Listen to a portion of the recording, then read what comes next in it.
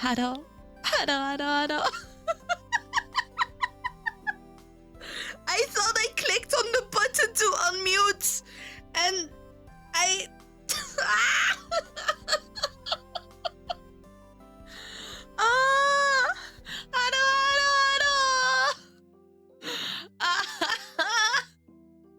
I hope cancel first. Muchoko cancel second, and Erskos cancel third. Oh my god. well, that happened. That just happened. Oh, hi guys. I would say it's been a day, but no, it's kind of. Sometimes I can still hear her voice. I know, right? Off to a great start. I know. I was opening like the bot. At least I tried to open the bot, and wait. Let me grab the other as well. And for some reason, it had disappeared. Like I couldn't open it. PC decided no. And I don't know why. I still don't know why. Restart thankfully fixed it. And then I got reminded of, oh yeah, do you want your Windows 11 update now? Please have your Windows 11 update now. And I actually forgot that it's supposed to be end of life like next month already, right? Wasn't this... I don't know if I'm ready for this. I am not ready. They prolonged? Really? Really? Oh my god. Wait. Oh. Until when? Wait, I need to look it up for a moment. Prolong Windows, support Windows 10. Extended security updates. Someone at work. Oh. Wait, let me give that. There is an article here. Oh, consumer information. Okay, so there seems to be for home use as well. Maybe. No, I don't want Windows 8. Honestly, I would like to go back to Windows 7. But no. Okay, so for consumer updates, no. Wait, that's even earlier. I thought it was like the end of October, but after 14, like October 14, Windows doesn't offer free software updates. Yeah, enterprise only, it seems. Fine. I don't want to move to Windows 11. A paid program from Microsoft that allows users to receive critical security updates. I see. Sad. Sad. Oh boy. Why is it? Well, I guess you could do it if you want to. But yeah, if you... I don't want to pay for that. Thank you for Snicky. Man, I don't want to pay for that, okay? Oh, you're gonna feed yourself, your mom, and this. Okay, eat smakelijk. Enjoy your dinner. Well, wait. Well, if your PC cannot be upgraded, you can buy a new one. What? Oh boy. Yeah, no. Actually, do I need... I just realized that I probably need to update to Windows 11 before that. Because I'm going on a holiday with my mom at like the 9th of October and getting back on the 14th. Was it 14th? Yeah, it was the 14th. Which means that as soon as I come back, there's no more security update. Well, I guess I could do it afterwards, right? I don't have to do it before. I can just wait until I get back and hope that streams are okay. after I updated. I right.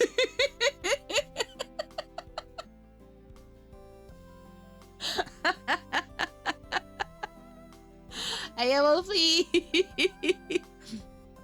Hola, ¿cómo estás? Hello, hello. I do not speak Spanish. Please speak English in chat. You just check more stuff. There's a consumer version that's 30 USD, but it's only 1 extra year.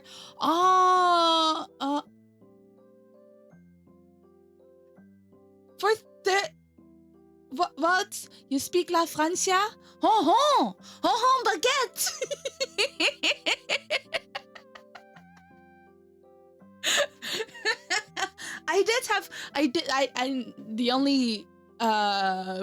The only moment that I spoke Spanish was because I learned stuff while I was on holiday in Spain.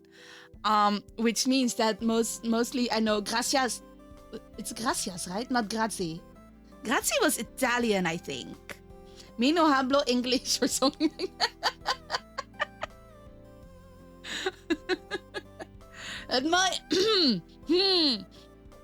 I got no help for you there. Yeah, I learned Italian. I learned Spanish because of restaurants, and then you just mostly you greet people, you thank people. Those are the basic ones I know. Anything else than that, actually, not really. I did learn French in high school, and I learned French through Pokemon because I had French Pokemon games. And after I stopped playing the French Pokemon games, I didn't know any French anymore. So I kind of filled my French classes. You like chocolates, the bakery French Street? Wait, there's a... What do you mean, the bakery French Street? Like, do they have... I can't remember. Like, do they have specific chocolate bakery? My brain... I gotta remind you. My memory is terrible. I have been on holiday to France quite a few times, but no, that's okay. I mean, if you get the name of it, it does help because my brain is not always working. You learned the curse words. I'm good enough with that. Yeah, exactly. I know one word in Arabic, or maybe it's two. But they're curse words. Put the Windows 10 end of life extended.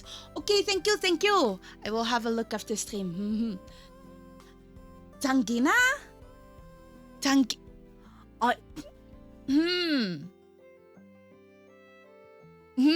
I going to be made words? Wait, no. My brain is not braining. I actually woke up like, what was it, 3 hours ago? From a nap. Oh, that's Tagalog. Tagalog was Indian, right? Oh, eclairs. I do like eating eclairs. They're like filled with proper cream. It's great. Tagalog is not... Was that done... Oh, Southeast Asia. That's what it was. Okay. I remember because of a fanfiction, actually, kind of. Indian is very much different from India. Oh, I think maybe more like, I know a bit of Bahasa. A little bit of Bahasa. What did you write? I don't know. But what did I say? I don't know either. Sometimes I question whatever comes out of my brain, if it is typing-wise or speaking-wise. So, no worries there. You like croissants with bacon and... Yeah, those are also nice. I'm used to like having my croissants just with butter. Actually, because Wait, no. So here, I don't know if they do that outside of the Netherlands. They probably do. But we have ham cheese croissants. And so ham cheese is so good inside a croissant. They're so good inside croissants. Tagalog is native to part of... Oh, I see. Wait, what's a Portuguese croissant though? I don't think I've had those before. We used to put like strawberry jam on like my croissants. Like I did. Or butter, like when you just not microwaved it. I don't microwave my croissants, just so you know.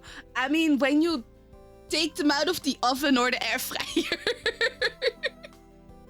And then you spread like your butter on there and it melts into your croissant. And it's just so good. It is so tasty. Fresh croissants with butter. Ah! You got told it's not normal food, so I think it was made like sweet treat. Wait, let me look that.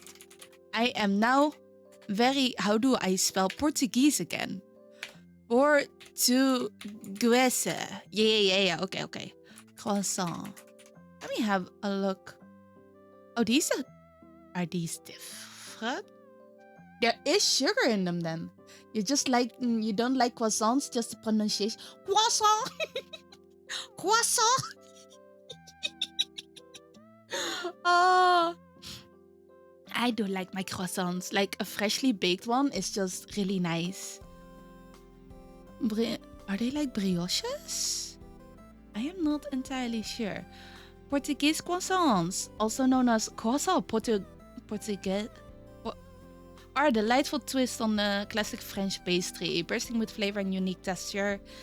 Blah blah blah blah blah blah. Do you love them? The French ones and Italian cornettos? Croissant. The holiday drink with it every morning. We spell it. Man, you know, your spelling isn't that bad. I mean, Salo is worse. It's croissant, but made in Portugal. Yeah, it does seem like it. Oh, they also go by the name of croissant brioche, with a rich buttery brioche dough, rolled and shaped into the... Okay. After baking, they're soaked in sweet, sticky syrup that is sometimes infused with port wine. Oh. So those are... Oh. Okay. Oh. Wait, I kind of want to try these, but I don't think I've seen them for sale here. Like, technically, I could make my own. But that requires, like effort. And my oven is terrible, honestly. You like the character? It's very... I know, it's very cool, right? Thank you. Salo being slandered even when Are you disagreeing, though? Poor Salo, but... You meant to say tequila cook... Oh!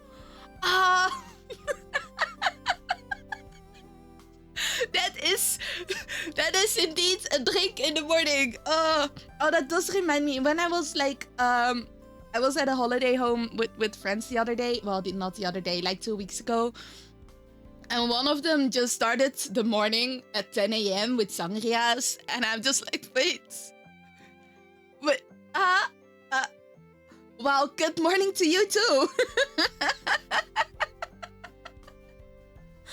You want to make it, but it needs effort for which I have not... I know, right? I know. I feel you there. The happy hour somewhere in... That is... Yes. I mean, if you want to drink... Think if your constitution can handle it. And then it's okay, right?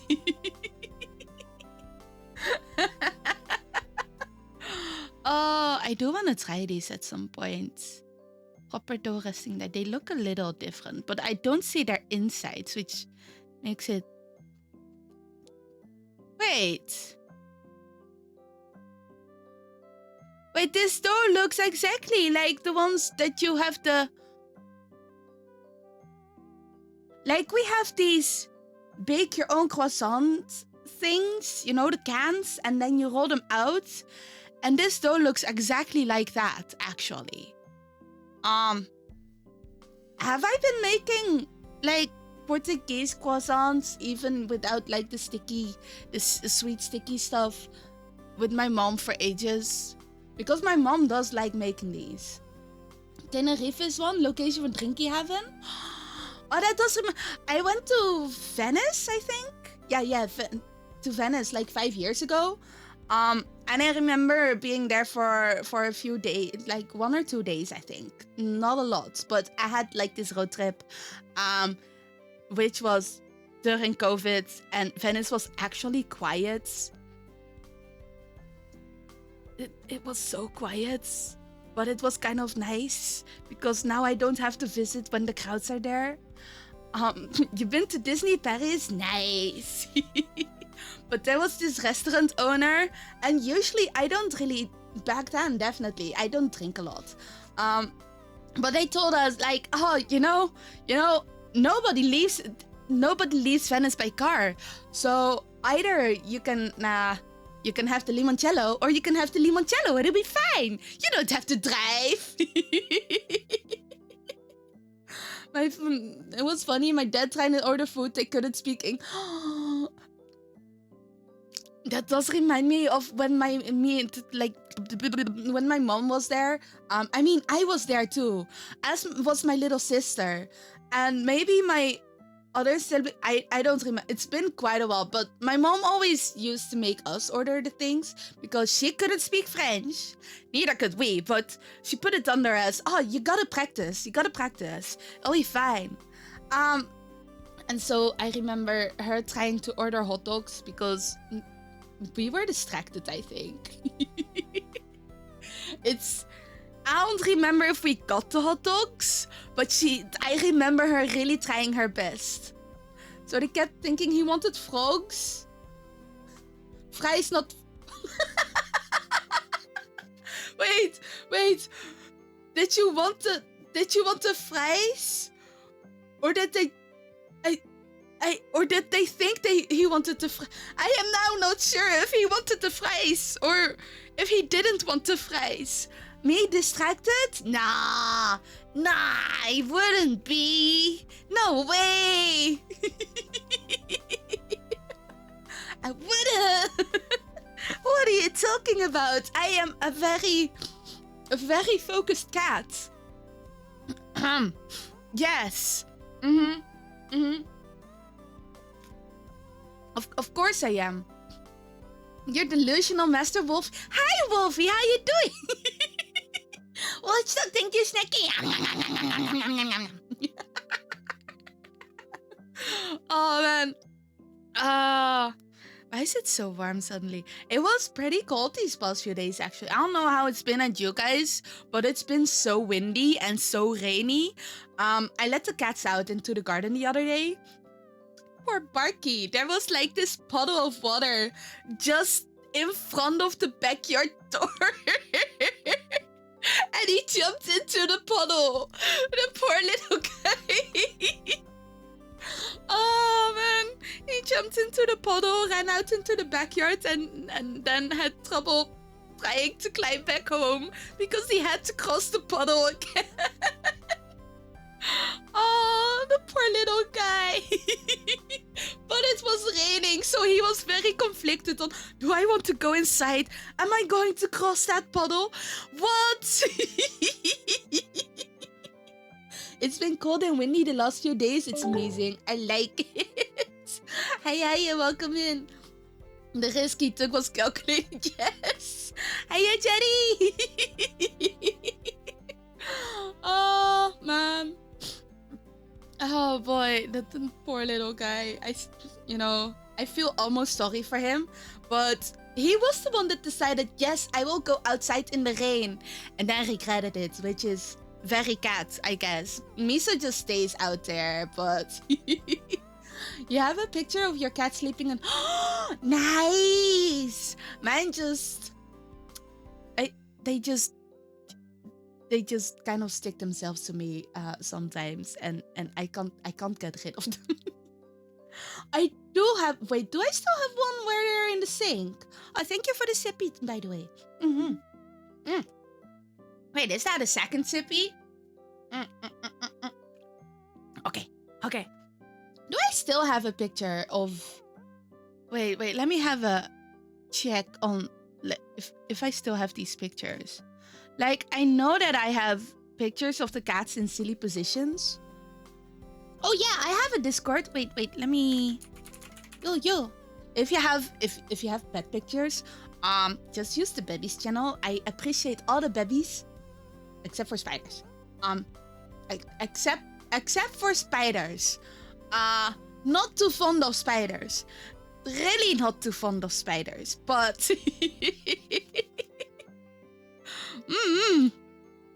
And I have pet pictures. Of course I have pet pictures. Oh, you're very welcome to share your art. But do I have organized pictures? Is the question. I don't think so. Because I am very bad at organization. I started organizing. Well, I would say organizing, but it's more like deleting duplicates of songs that I have already. But, it takes a while. And I haven't renamed stuff after I downloaded. So, you had to suppress my potential insensitive knee-jerk reaction to you saying second sippy? Huh? Wait, which knee? I am confused. What do you mean? Wait, am I confused or am I curious? Maybe both. Where are my cat pictures? Why have I sorted these things by mobile phone that I had and not by actual picture? So I do have... No, that's other pictures. No, that's cake. Hiya, Bernice. How you doing? I hope you're doing good. Oh my god. Have I ever met... I might have once mentioned... Maybe that these cats... I made sponge cake, pandan sponge cake once. And organized cat picture stream when... I don't think anytime soon, because while there is lots of cat pictures, it's also a lot of selfies and a lot of other people in the cat pictures. You're not doing well? I hope you get well soon, man. Get well soon, okay? Well, at least I hope you do. But man, there's so many. We are not having an organized cat picture stream. Oh boy, that's a too. I am not ready to dox anyone. Oh yeah, but that's... You know what? I will look at this later, after stream, because I have so many folders. Why do I have so many folders? Wait, my brain is not braining. When is my brain braining? Honestly, I don't know when my brain is braining. I wish it would be braining more. Okay, wait. I was gonna put on different song than this one, like different background music. Because if I'm reading fanfic, I like this one. But I kinda wanna go with something more atmospheric, I guess, if that's the word. Which it probably isn't.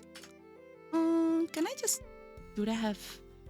What is Bossa Nova again? I have so many folders because the Electro Pixies decided you needed more of them. Or just to mess with... Yeah, that sounds like Pixie. That does sound like a Pixie. It's... How... No, that's only for coffee shop music. Does this work? Instrumental background? That's only an hour! I need something longer. Like, do we have a community? This might actually work. Okay. No, then... Okay. That's probably fine. I will put that here. Where is my VTube studio? There is my VTube studio. We are moving you to the other side. I have too many screens. Man, I was playing... I realized last night that I could get Uma Musume on the PC without actually changing my Steam store account. Just pretending that I'm going to change it. So I played 3 games on each monitor. Why am I multi-gaming? I am not sure.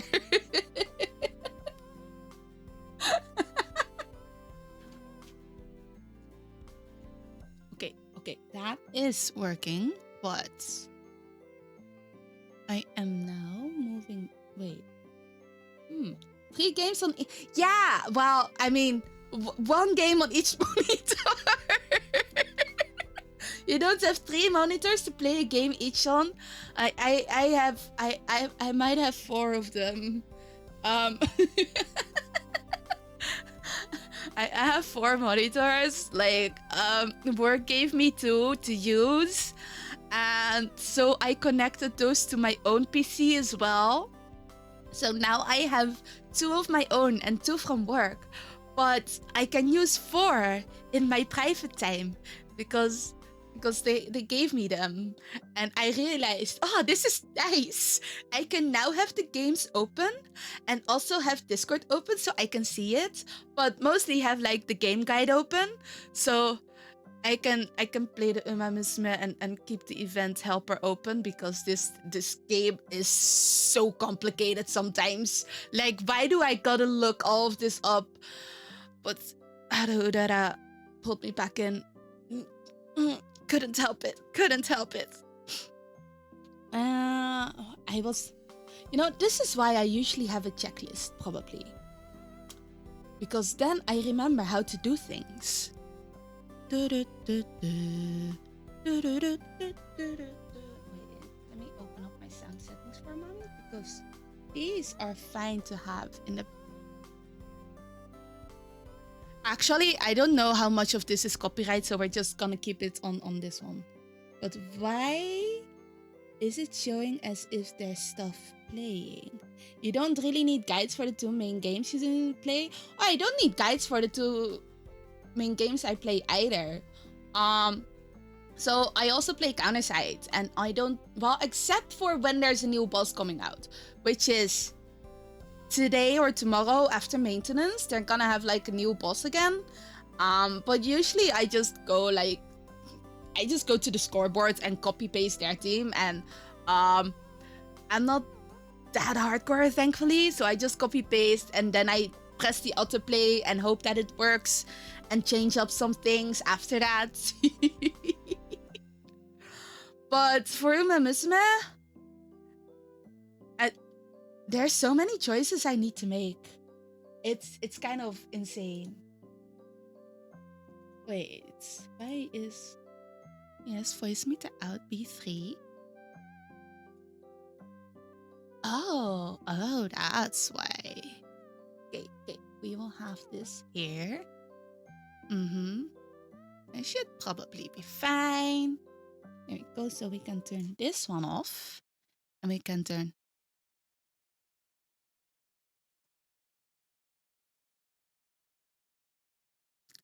that down. Okay, is it reacting properly? No, not yet. There we go. We changed the music. Does it sound okay? I hope it sounds okay, if volume's okay. Yes, there we go. Why is it so warm? It's been getting colder lately, so why is it still warm inside my room? Oh my god. There. Okay. Now I just gotta open up the fanfiction.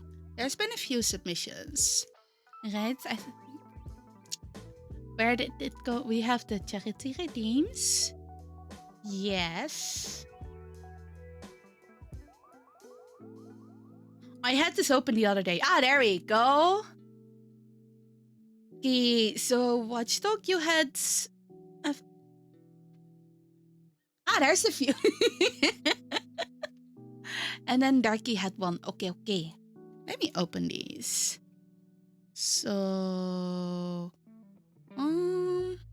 the 3.6k words isn't that much. Series of 4 one-shots. Let's do one of these first. And then we can move to Darkies. And after that, I can do the other ones. Do I know a lot about the Hoyoverse? A little, not a lot. Also, the new Genshin... Wait, why is it copy-pasting something different that I... because I didn't copy the link. I just copied the word. There's the new Genshin update that came out, and I kind of like Lauma. But I also know that there's the Goth Boy after that, so I kind of want to pull for Goth Boy. But also Deer Lady. Like Lauma, she can change into a deer. Used a lot of guides for Red Dead Redemption recently. Not searching the whole map for that. Yeah. Yeah. Oh man, I get you there. I get you there. Oh, have I been playing? No.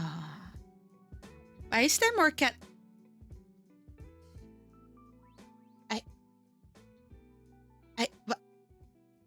This wasn't here. Wait, one moment. Let me mute this one for a moment. Because for some reason, it's completely covered in cat. Well, it wouldn't. It's not weird that the microphone is covered in cat hair. Because there's cats, you know? But it is weird if it's this much fluff. Because it wasn't like that before. No. Hey, cats, what are you doing to my microphone when I'm not here? There we go. Yosha! Should I just keep it on? Ninja cats? Yeah. Yeah.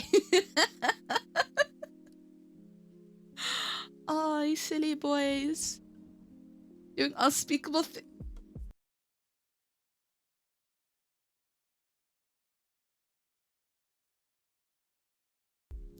Yeah.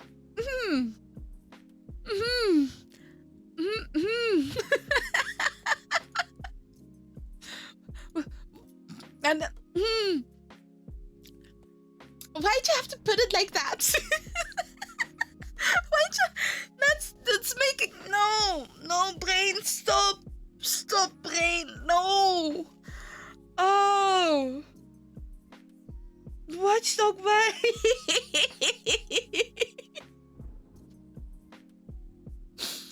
No, I don't want this. No. Watchdog, I hate you. Oh man. Oh boy. Now I gotta remove that from my mind first.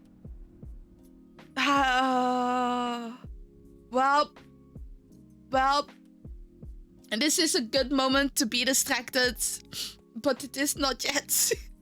I am not yet. Oh, wait. Also, does anyone... Like, back in the day, I always read on fanfiction.net, but when... I just realized when I was making, like, the cover... What's it? I would say it's cover art, but it's not exactly cover art. You know, the thumbnail thing? Fanfiction.net is not up anymore. I mean, it's been a while since I've actually been on there. But how am I supposed to get updated on the fanfictions that were still like... I had the updates still in my email. Because I was gonna go back to those later. You know? At some point. But now I can't because the website's down. How am I supposed to read them now? Wait, when was the last time I actually... Fanfiction.net. When was the last time that I got... an update? You have never used... It's still available? Huh. Oh. Wait, it now... For some reason, I couldn't open it on my PC. What the fuck? I can open it on my phone, but... I am so confused. So, I do see that the last time I got an update from fanfiction.net is 2022. Which... Oh man, I read a lot of Harry Potter crossovers back then. Yeah, putting that away. You've never used it? Is an exaggeration. You have an account. Oh, man. I lived my days on fanfiction.net in high school. I read so much. I read at school, even though they blocked like some sites because like some game sites because they thought, yeah, no, the school computers are supposed to be used for schoolwork only. But well, you know, they never questioned me because I was just quiet and subdued, you know. I didn't cause problems. You're an AO3 lad through and through. Well, back then, AO3 didn't exist. Like, we had fanfiction.net and we had Quizilla. Was there anything else? I think I mostly read on fanfiction.net. I mean, I did start out on Quizilla. I know, and I just turned older. It's fine. It's fine. So if the memory loss, it'll grow by age, okay? It might be happening more and more as soon as you turn older. Bye memory, bye brain cells. It was nice knowing you. But yeah, what was it? I think one of the first ones I read. No. My first, not the first. Wait, why would I call it first touch? My first encounter. One of the first encounters I think with Quizilla was through an Inuyasha fanfiction. Because Quizilla was for some reason a good option if you wanted like self-insert stuff. You could pretend that you chose an option that went to a different story, which probably wasn't, because I don't think people were that insane. But, you know, quiz websites were great for putting in choose your own route fanfiction. You haven't read much fanfiction, but the ones you read enjoyed. The one you liked the most, that little tool for background music? What?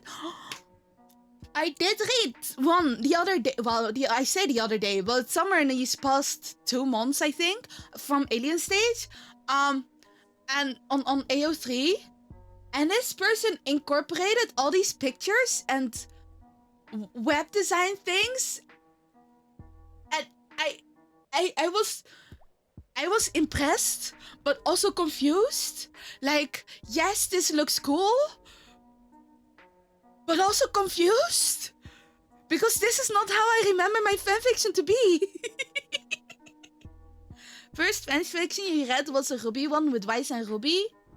I think the first one I read was a Pokemon one? Was it? Or Hamtaro? A long time ago, when I just started high school. Was it no, I don't think it was Hamtaro. I think it was Pokemon on GeoCities. And that's why I can't find it again, because it was on GeoCities, and GeoCities has been down for a long time. You can use work skins and add all sort of a fancy and style. It just wows my mind. Like, what is this new generation of fanfiction? Huh? Where the AO3 interface was recreated.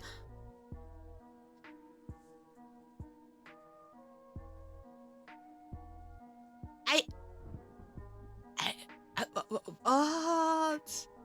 Was a mini music player playing background music from the visual novel on Oh! Click next to...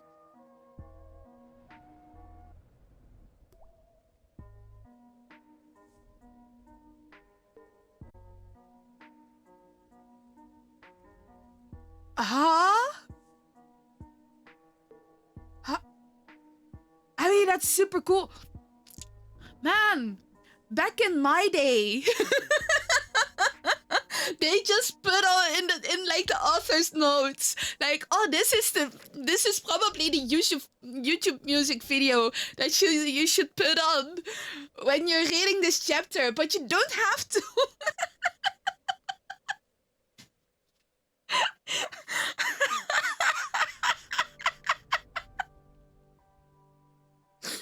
Oh man. I remember the first time I encountered a picture in AO3. I was like, why is this taking up so much space on my cell phone? But hey, this is cool, I guess. Where have my old stuff links gone? Oh boy. Man, it really feels like I have gotten old now.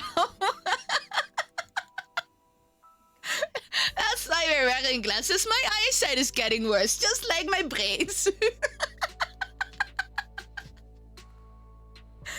Oh, I remember, I feel like, wait, have I ever, I don't know if I ever mentioned this, but the way I got more into like the anime community back then, I didn't know what anime and manga was, but I was really into Hamtaro.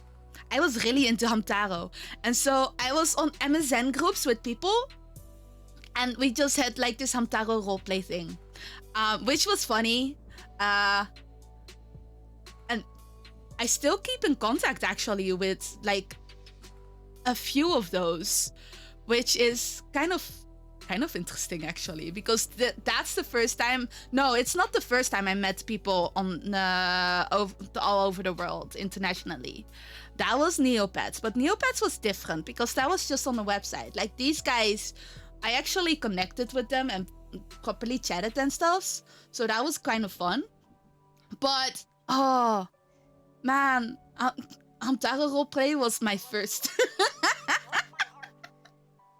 Was my first touch with this whole anime manga stuff, and then a friend introduced me to a little more, and then I started picking up Japanese words like every proper weep using baka and ohayo.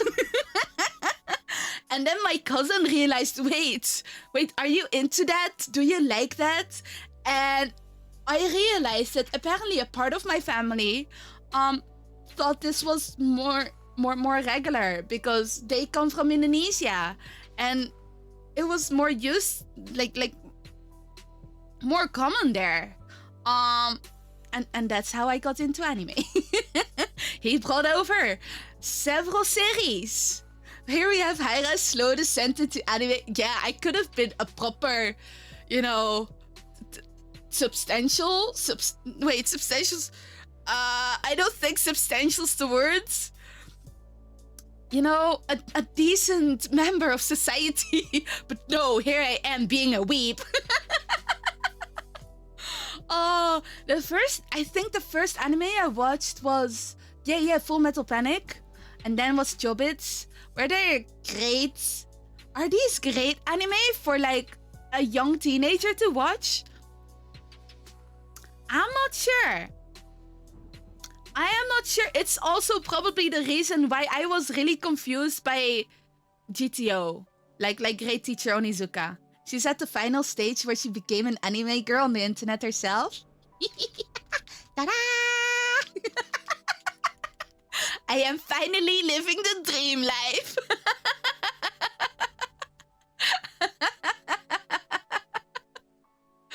Oh man, if I knew that this would be happening, like all those years ago, I probably would have been so excited back then because, man, living the life as an anime character on the internet. Oh boy. It was a good, nice descent. Hey Pete, how you doing? We know what comes after that? Death? Well, Oh, the isekai. Oh! Wait, no, that's only for loners, right? Isekai trope only hits the ones that are not anime characters on the internet, right? I read a new webtoon the other day. What was it? Well, no, actually, I read more. From Pancake Eater to Pancake. What? Wait. Actually, that's not. I don't want to become the pancake. I just want to eat the pancake. Are you I mean, I don't think you're trying to make me hungry, but now I want to eat pancake. I've been planning on making pancakes actually, but I don't have eggs and I haven't gone out to the store to buy eggs. I thought, these eggs need to be eaten. There's still a whole box of eggs, so I gotta make pancakes because for some reason I decided, yes, I am going to buy this much milk, which is like 2 whole cartons, even though there was half a carton left. So I have 2 liters of milk now. But I need to start making those pancakes. I gotta buy some eggs tomorrow. Like there's the market tomorrow with which the cheese seller also sells farm eggs. That's what my brain was trying to say. But it is not properly braining. Trying to make you hungry is a bit unnecessarily when it's more often than not a side of... I know. Last time I made pancakes, you used strawberry milk because I don't usually use milk. And I don't want to open up a 1 liter package for doing yeah, I get you though. Like, what do I usually do with milk? I don't know. Oh, I had chompaghetti, I think, that added a little milk, and that was really nice. Actually, that was so good. Wait, what? I say chompaghetti, but I don't know. I don't think you guys know what it is. Oh, chapaghetti. That's what it was. A 1 liter milk package is single.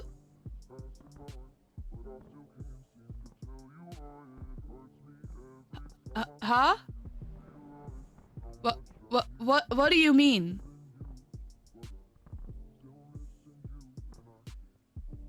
What do you mean? Wait, no, it's not chapaghetti.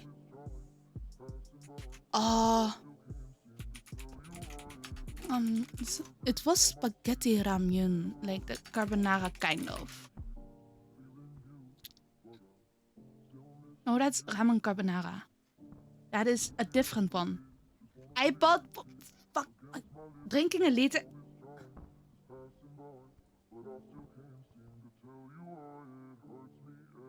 You know, Pete, maybe I should send you my milk. Because I don't consume a liter of milk in setting. I used to have to drink like milk 3 times a day. And I kind of dislike the flavor of milk. Imagine being a cat and not drinking milk. Easy at me! Yeah! Like, why would I don't mind milk. But, you know, I don't exactly need it either. So it's not the chapaghetti. Was it chompaghetti after all? I am confused. I bought it at the Jumbo. Please let me know all my noodles. Yes, where's my noodles? But it was like a ramyun with a little bit of spaghetti-like things. I am not sure, but with ramen noodles, it was actually really good. I really enjoyed that one. Yeah, Eastern Kitchen. The fuck is this? Hello, where are my noodles? I am searching for noodles. Thank you. No, that's also different noodles, but these are the noodles. I've been trying out noodles from like, not exactly the local supermarket, but more like the ones that is very big, but also a little further away. And I saw a few that I thought, oh wait, these brands actually look pretty decent. They're so good. You want noodles now? I know, right? I know, right? I had a bit of noodles earlier, but it said it was 2 portions, but it was barely 1 portion. Like, how? What? I do not understand. How do you call this 2 portion and then it shrinks down and it's even less than 1 portion? What do you mean this is 2 portions? Are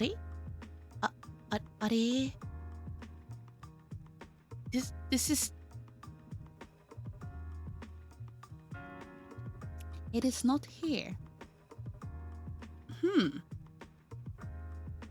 Sounds like a scam to me. I know, right? Like, I like my jajang... Wait, was it jajangmyeon? No. Mushroom... Jajangmyeon?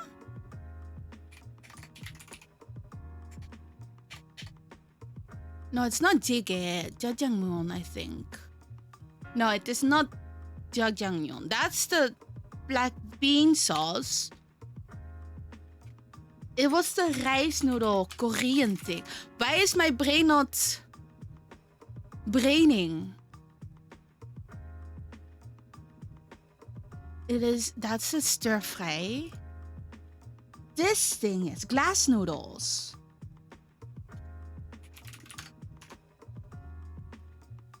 Japchae! That's what it was. I love japchae. It's so good. It's so tasty, but oh my god, why is that was not 2 portions? That's like half a portion. I should have taken a picture of it, of like the beginning and the end. It said on the package, yeah, this is 2 portions, and I opened it up and I thought, man, this is already barely 1 portion. What do you mean? And then I microwaved it like they told me to. And suddenly it's like 1 side dish. It's not even barely 1 portion. It's just like a side dish portion. How are people supposed to feed themselves with this? I should have eaten more actually in the meantime, probably. But yeah, drinking a liter in 1 set. Like, I use 500 mils for a big stack of pancakes. What do you mean you drink a whole liter? Huh? I cannot. Also, I don't think my stomach would be able to handle that. I don't think my stomach would be able to handle that. That is a whole lot of milk. It's insane.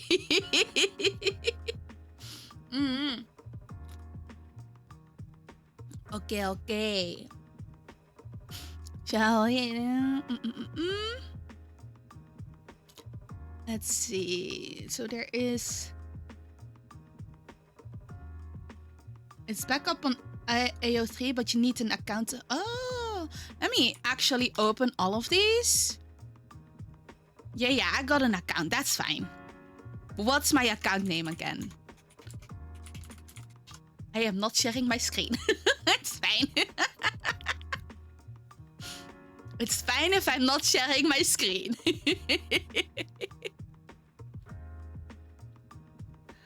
Okay. That is 1, 2. Let me just open all of these up, actually. Oh, that's why it's a oh, I see. Series of 4 one-shots, so that's different. All different fanfics. And then we have that one.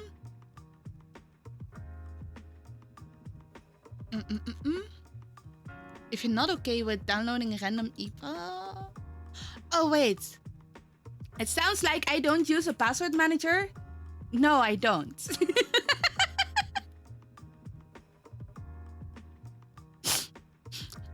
I indeed don't.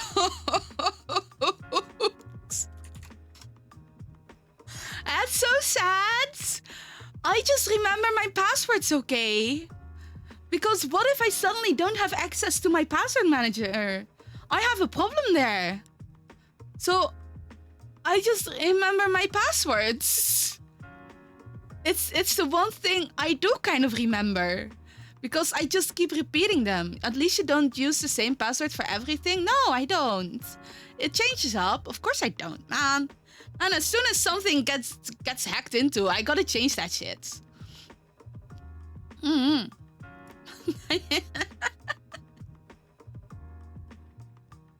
Totally didn't loot. I forgot about reading these. How many of the ones that you posted, Watch Dogs, are all angst?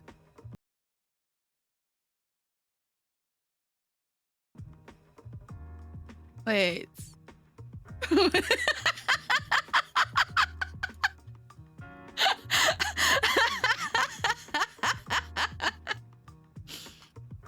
Oh man, the other positive side of me logging in is the fact that I now have the website in dark mode. Yay!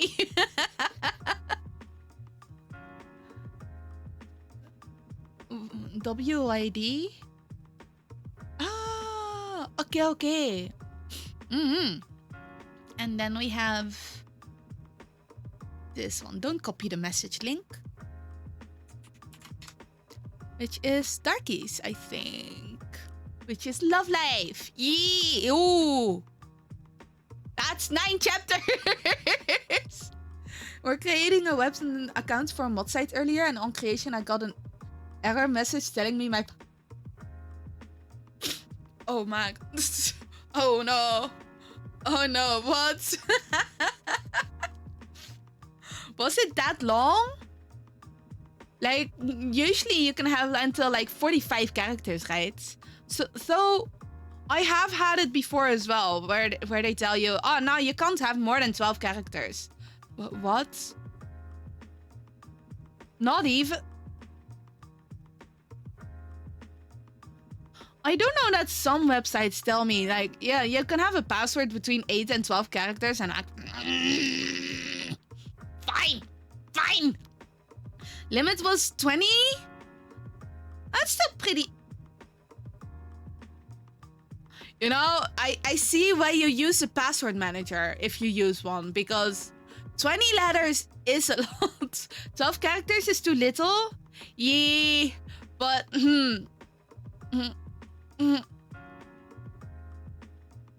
Okay, my brain does not remember. Most of...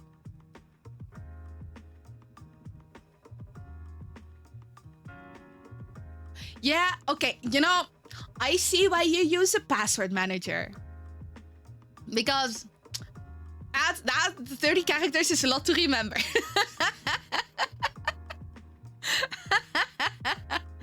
The XKCD philosophy. I think I remember you explaining that at some point before.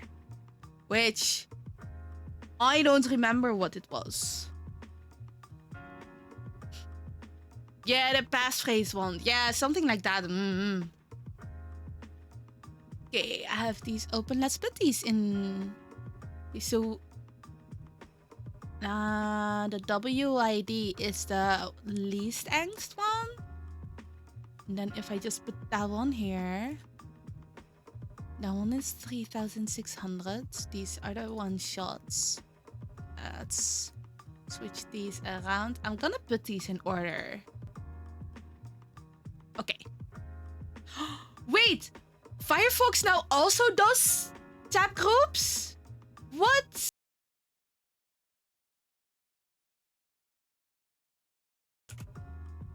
Oh my! Oh my! Yay! Nice! Oh, this is very nice. I like. How do I do this again? Yes, new group. This is going... Are you playing? Please don't play the music.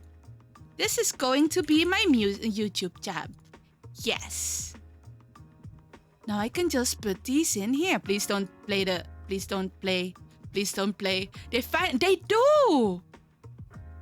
I mean, I am creating them right now. I know, right? It's about time. Chrome had them for ages. Oh, there's a few more here. Okay. Oh man, Chrome has had them for ages. I can't believe that Firefox is only doing them now.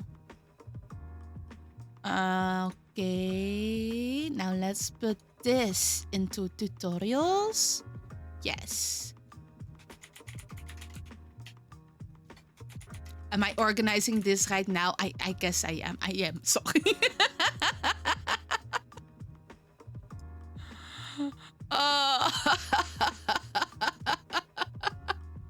Hey Iris, how you doing? Still yapping? Yeah. I'm preparing. I am preparing for my readings. Wait, let me rename this. Yeah, we make it purple. No, we don't make it purple. We make it blue. No, we make it...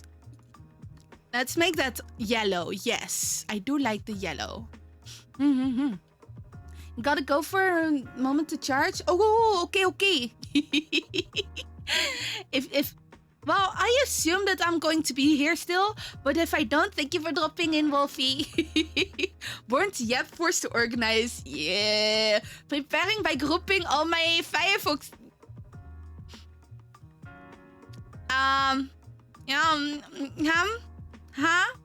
Well, maybe. It's fine. Oh, this is purple. Yes, this we make this one purple. Yes, put that one there. This is also for that. Then we can have these in my social, my SNS tab. Yes. Okay. Put these also in. Put that one in. Whoa! Well, I can see practically all my tabs. That's a Herculean task, though. Oh, it's pretty easy. Firefox only has... Firefox has 1, 2, 3, 4, 5, 6, 7, 8, 9, 10, 11, 12, 13, 14, 15, 16, 17, 18, 19, 20. 1, 2, 3, 4, 5, 26 only. See? That's barely any, and 5 of those are the fanfiction. So that's barely anything. Huh? You're already scared? No, not 26 groups. It has 5 groups now, but only 26 tabs. Yeah, those are rookie numbers. But also, this is Firefox. I am not opening Chrome. Okay, so DuckDuckGo doesn't have... How many tabs do I have on here? I think only 1. Maybe 2. Oh, 3. 3. I only have 3 on these. On DuckDuckGo only has 3. Which one? Opera I haven't opened in quite a while, so honestly, I don't know. Brave I opened, but I don't know either because I think I only used that like twice. But Chrome...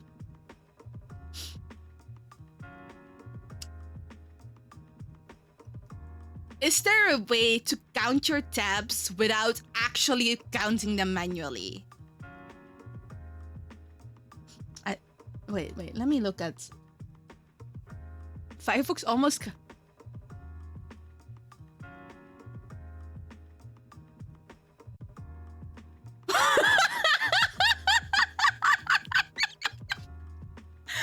Oh man, okay, you know, I am not reaching Pete level. Whoa! I am not reaching Pete level. Oh boy, that's a lot. Perform an exorcism. Wait, how do I count all the tabs? Bookmark? No, tab groups.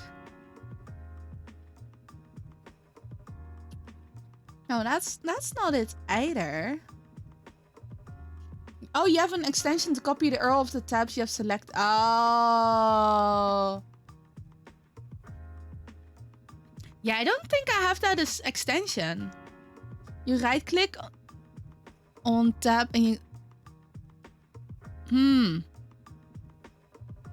Wait, I can now add a tab to reading list? What? What is this?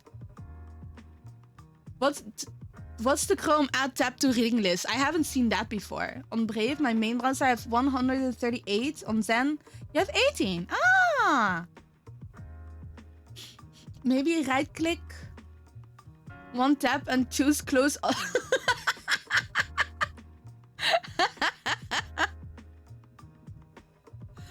Okay, wait. Okay, I opened Chrome. Let me see how many I have, okay? 1, 2, 3. There are 6 here. 7, 8, 9, 10, 11, 12, 13, 14, 15, 16, 17, 18, 19, 20, 21, 22, 23, 4, 5, 6, 7, 8, 9, 30. 1, 2, 3, 34. 5, 6, 7, 8, 39. 40. 1, 2, 3, 4, 5, 6, 7, 8, 9, 10, 50. 1, 2, 3, 4, 5, 6, 7, 8, 9, 60. 1, 2, 3, 4, 5, 6, 7, 8, 9, 70. 1, 2, 3, 74. 5, 6, 7, 8, 79. 80. 1, 2, 3, 4, 5, 6, 7, 8, 9, 90. 1, 2, 3, 4, 5, 6, 7, 8, 9. 100. 1, 2, 3, 4, 5, 6, 7, 8. 108. 9, 110. 1, 2, 3, 4, 5, 6, 7, 8. 120. 1, 2, 3, 4, 5, 6, 7, 8. 9. 130.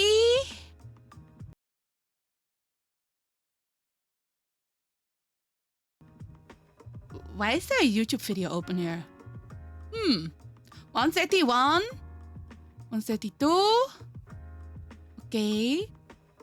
3, 4, 5, 6, 7, 8.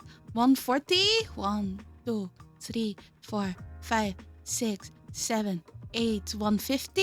1, 2, 3, 4, 5, 6, 7, 8, 9. Have I been skipping the number 9 a few times?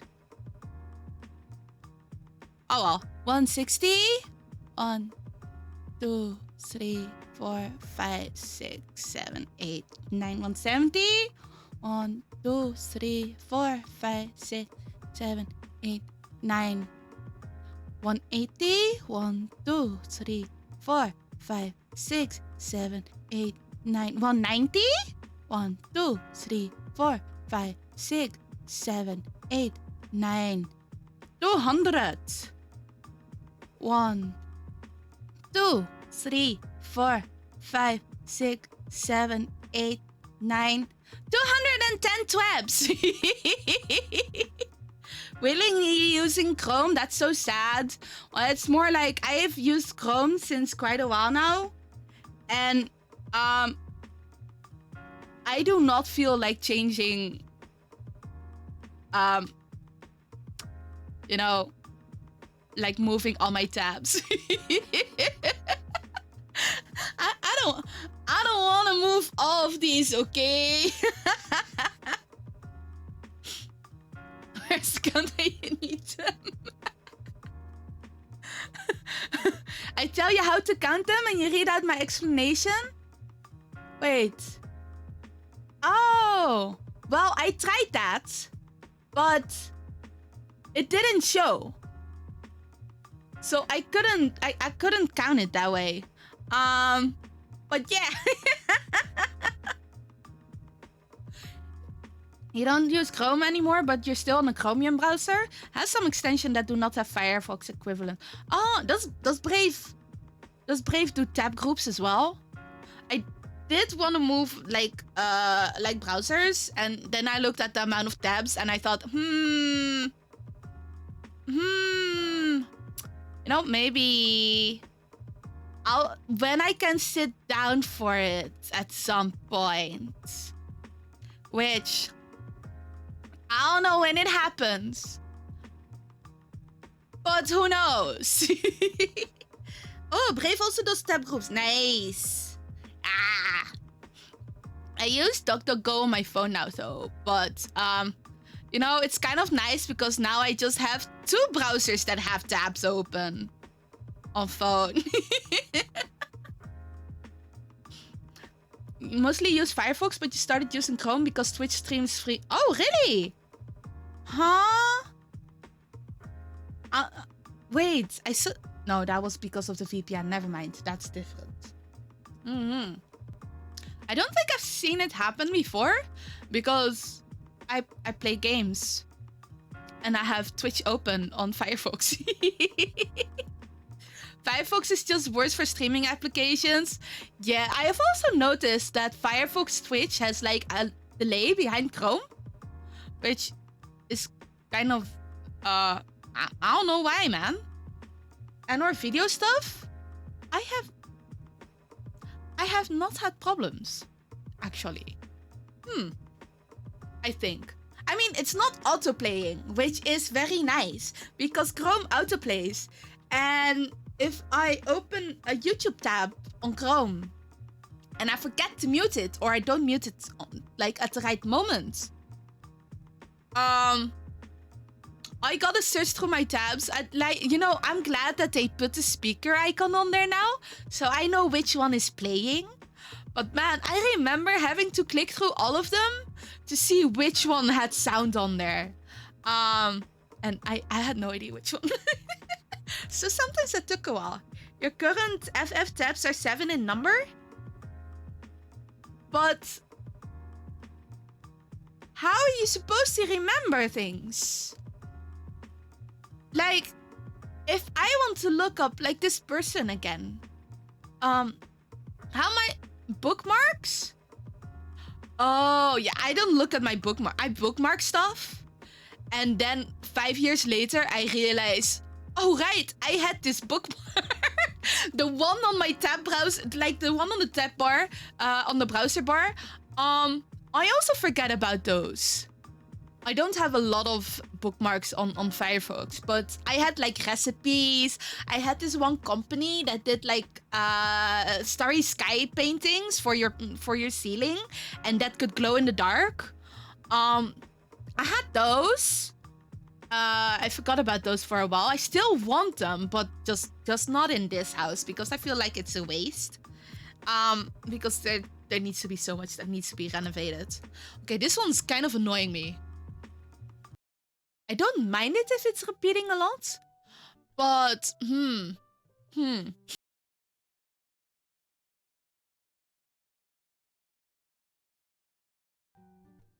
There you go.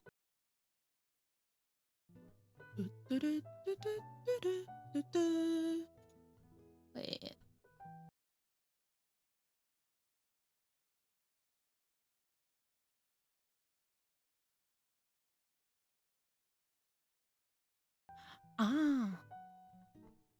I was distracted for a moment by my music. What was I talking about? Oh, right, my bookmarks. I also, like, back in the day, I bookmarked a lot of websites that sold cosplay that I might want to do. I think some of those are, like, from 10 years ago now. And then a few years later, I realized, oh shit, they're not selling them anymore. I forgot about it. I used to have a whole map with, oh yes, characters I might want to cosplay. And then I forgot about that because it wasn't in my... So it's very much the out of sight is out of mind. If I don't have the tabs open, it's not there. I forget. Because if the tab's open, I can just click on it, realize, oh, I have this and this and this open. And then I remember what I wanted to use it for.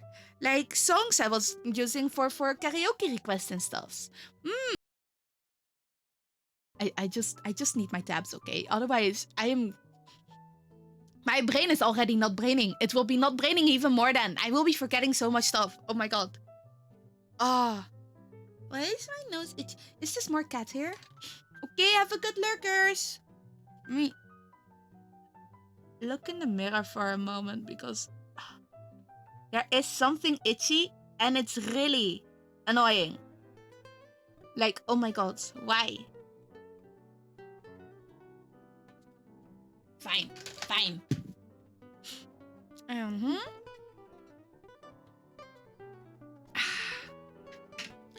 There you go. Okay, wait, let me turn music. I need to turn this down for me as well, actually. Keep that on a manageable level. Turn down my headset a little. There we go. Mm-hmm. Man, I gotta say, I am not used to reading streams. Do I just focus on fanfic now? Is this how it's going to happen? Do I focus? Do I not get distracted? I don't know. Okay. Wait. So the first one, let me post these. Thank you for that pet. Right, we skip the summary, right? I gotta try not to get distracted. Like, that's a hard one, okay?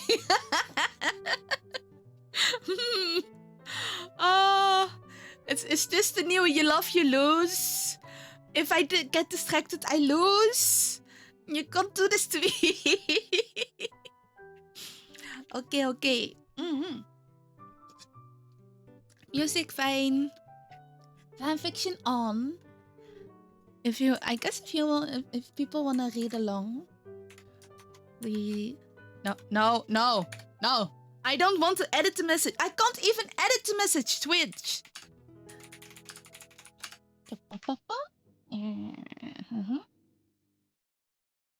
Right, and let me pin that. Ta-da!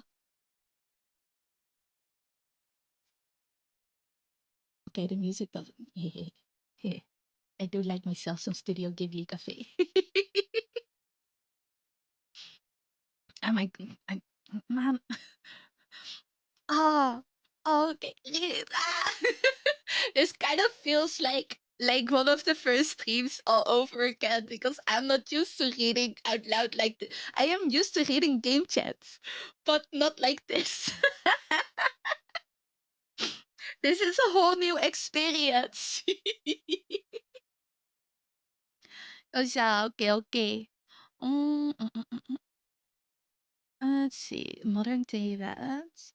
Hello, Salo. How you doing? Thank you for the snacky.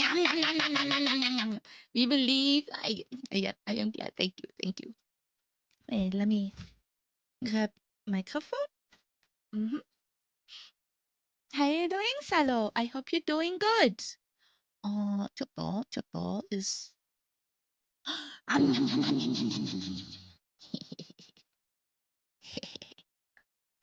Okay. Wow. Well, thank you, Snacky. 292 snackies. That's so many snackies. All these snackies are for me. All these snackies for me.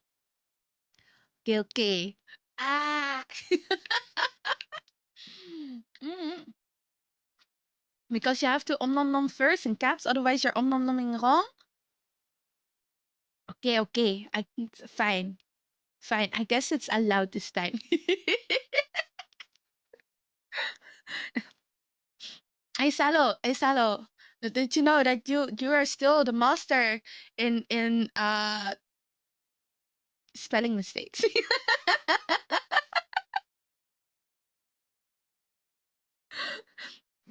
A true master.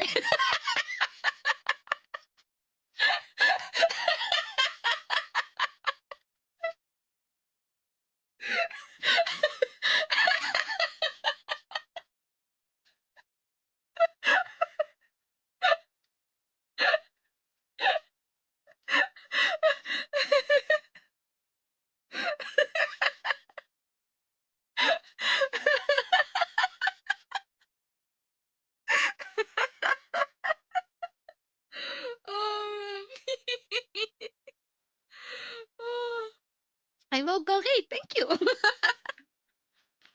Mm.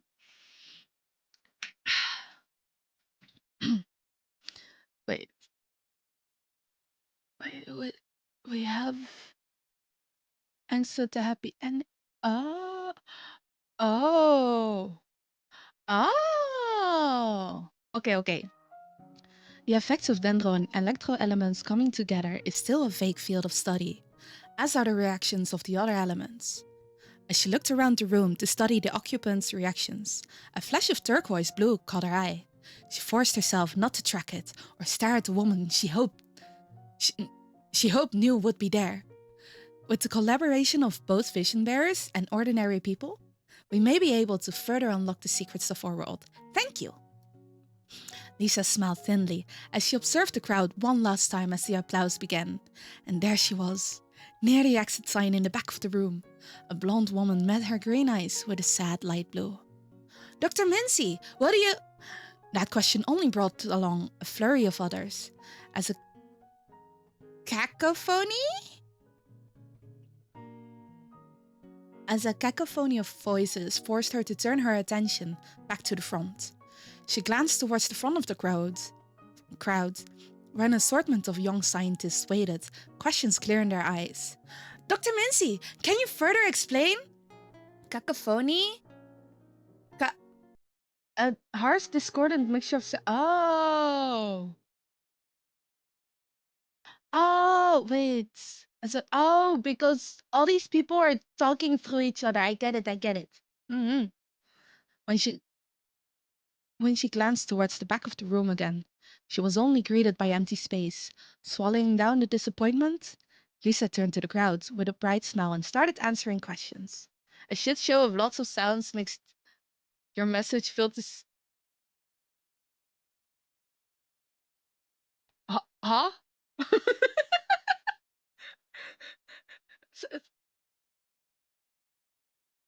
Salo! What?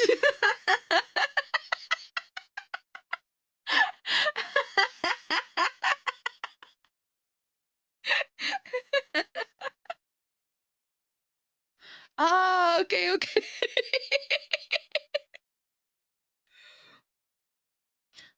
She absent-mindedly scrolled through her personal messages on her bed, responding to her friends congratulating her on her first lecture and thanking them for their words. As she swiped up, she came across her old messages with her. That last one, from over 2 years ago. Jean, I know you don't want to speak to me, but if you want to call, the offer is always there. Her eyes traced over the message she had long ago memorized. She'd left it unread, but now her thumb wavered over the phone symbol. But would Jean even want to be called? She had to be busy, with her constantly having to take shifts at the hospital. A doctor of her caliber was always in high...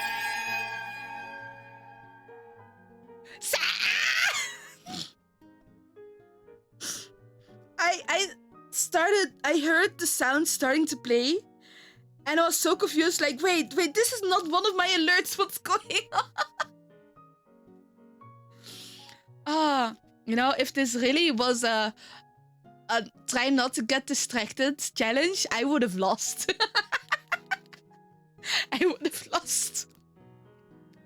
But would Jean even want to be called? She had to be busy, with her constantly having to take shifts at the hospital.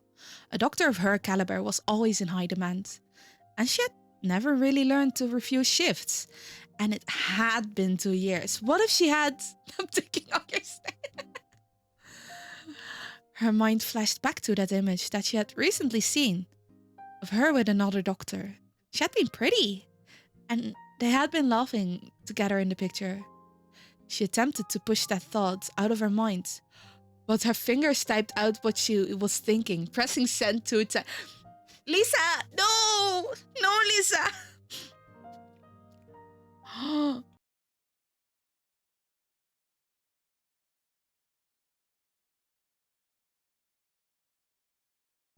Lisa, are you with somebody? Should I even care?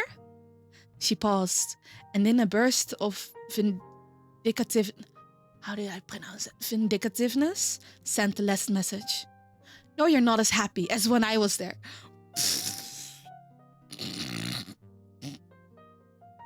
Oh my god.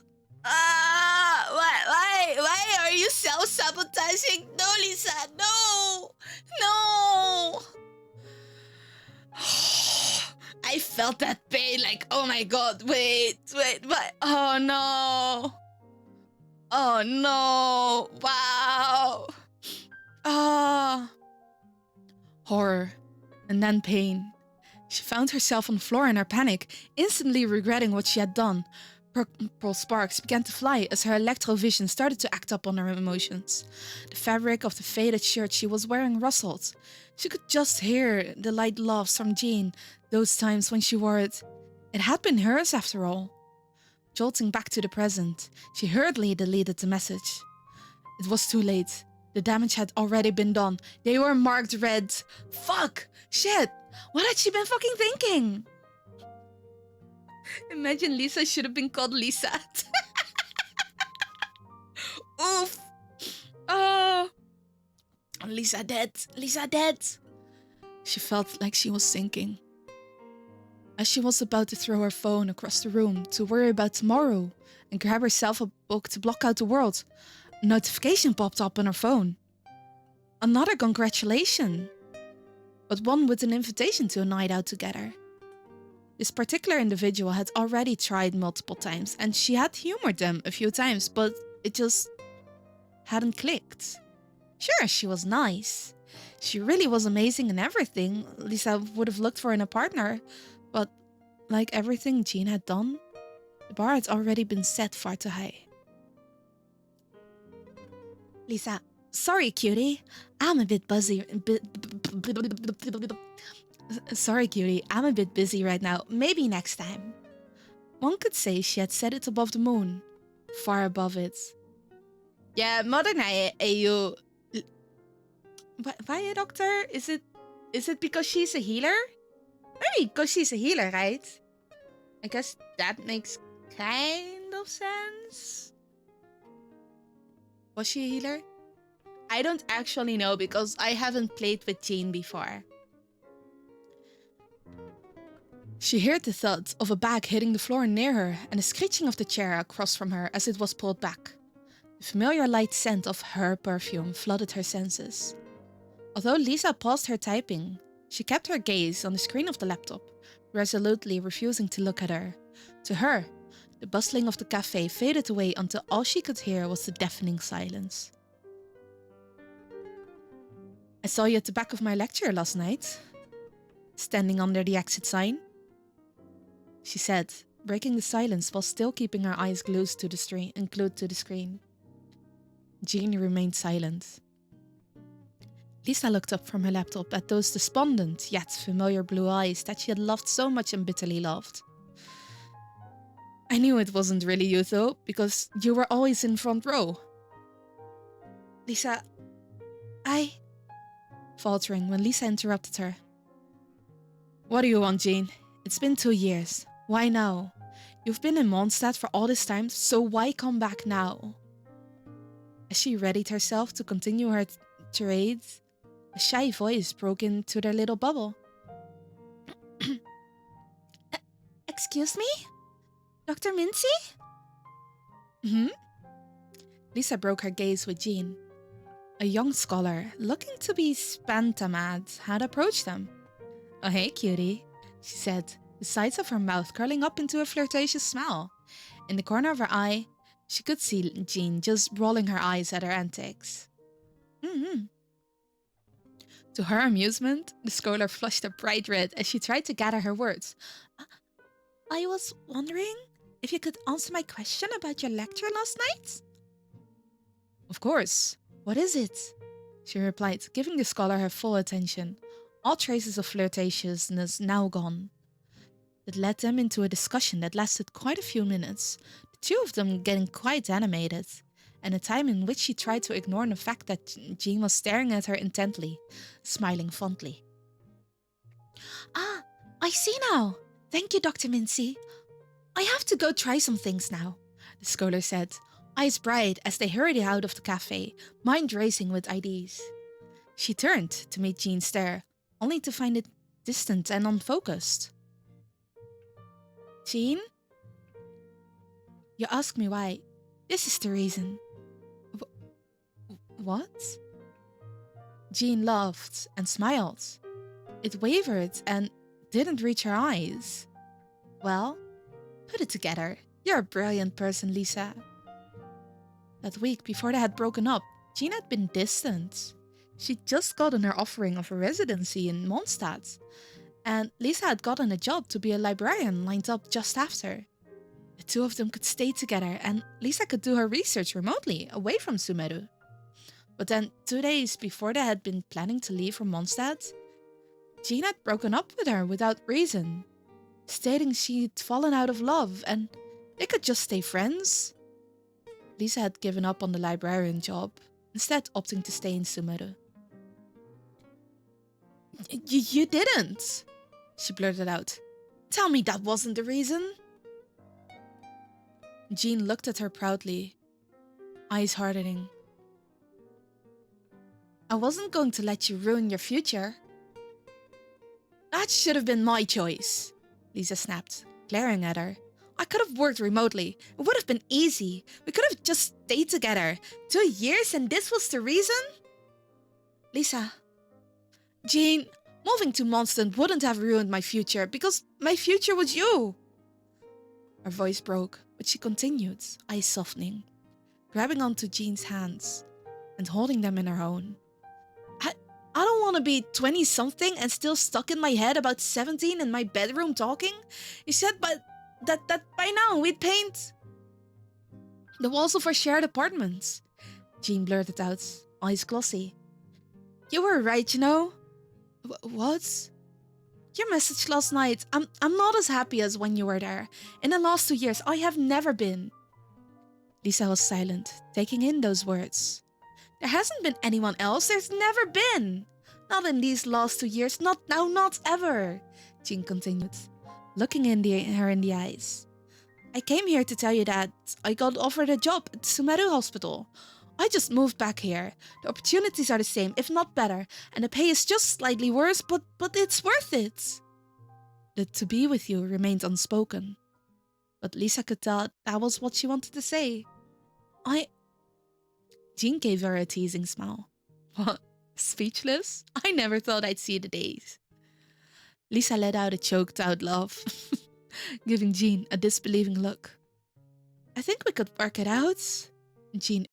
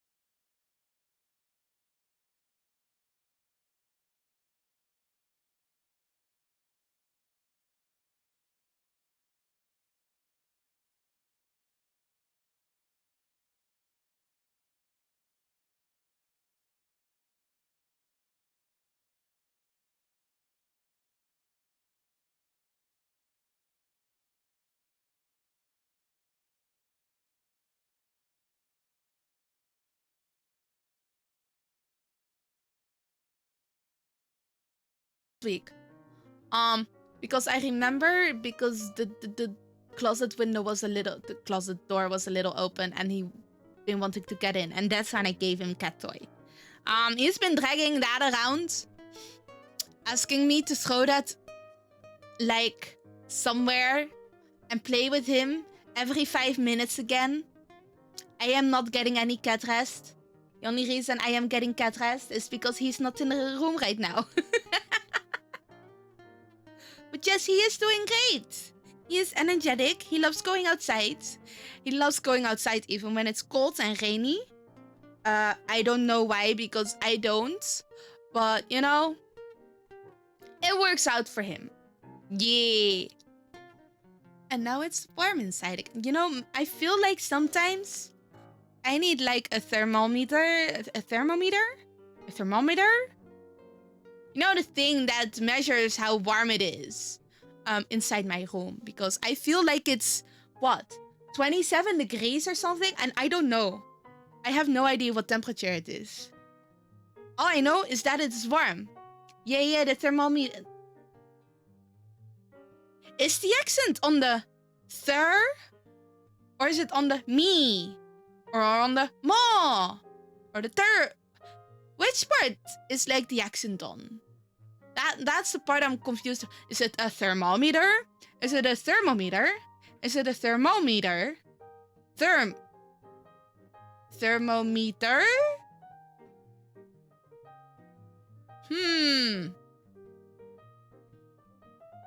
I know the words. That word. Yeah. But I feel like it depends on the region. Really? Oh, well, that explains why I'm confused. Because I think Americans would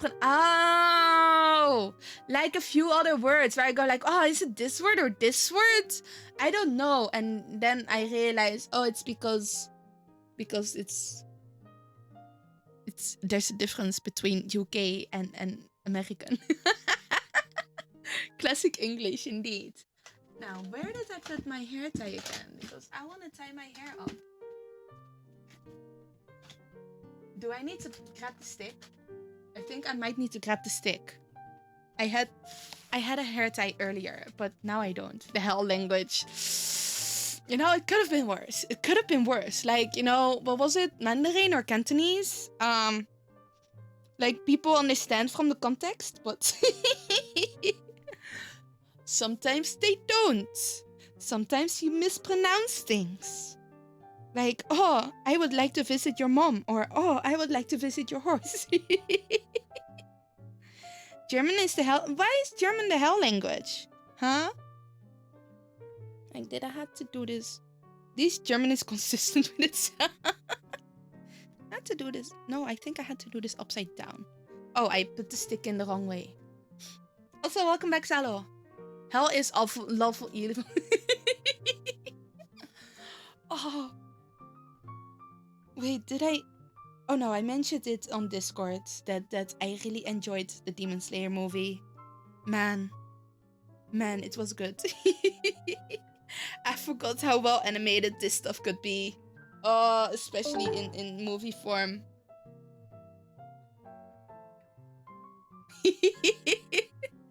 Hi, welcome and thank you for the follow. I was confused for a moment, like, wait, why, huh? It's so okay. It's fine, I don't need new job applications. No worries, I am not worried. English words are always a gamble because English is the kind of language murdering through other languages in a dark alley and then going through the... Yep. Why is everyone running?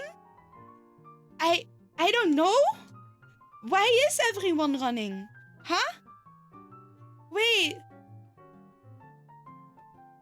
I tried dinner. We provide dental insurance.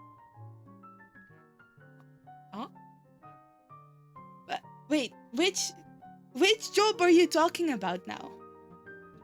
I tried dinner. Dinner was mega spicy. Why was it mega spicy? Huh? Salo, what have you done? I forgot how to...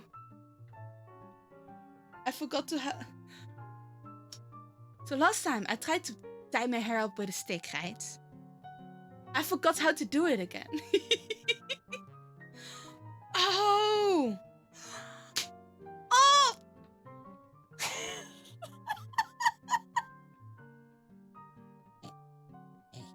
I didn't get it! People are scared of jobs because... Wait. Oh, wait. I mean, jobs are scary. Job applications.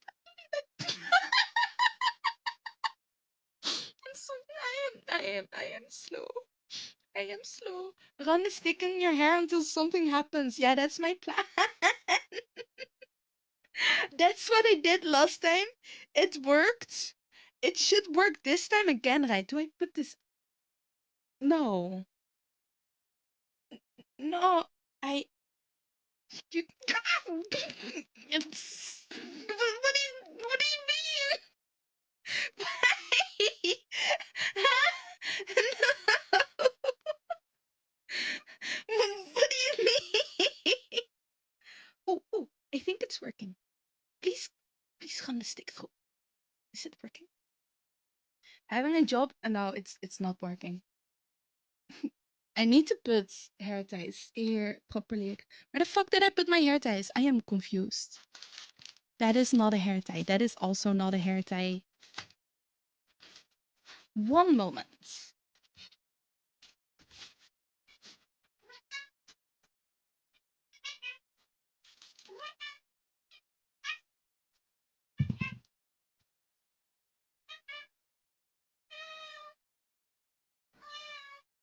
So do you want to come in or out?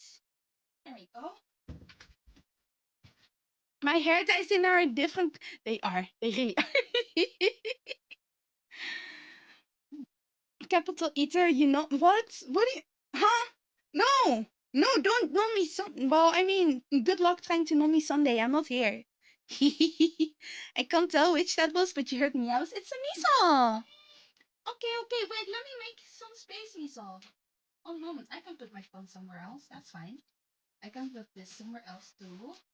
And this one. Now you can come up. Misa! Come on, boy. Good boy. There we go.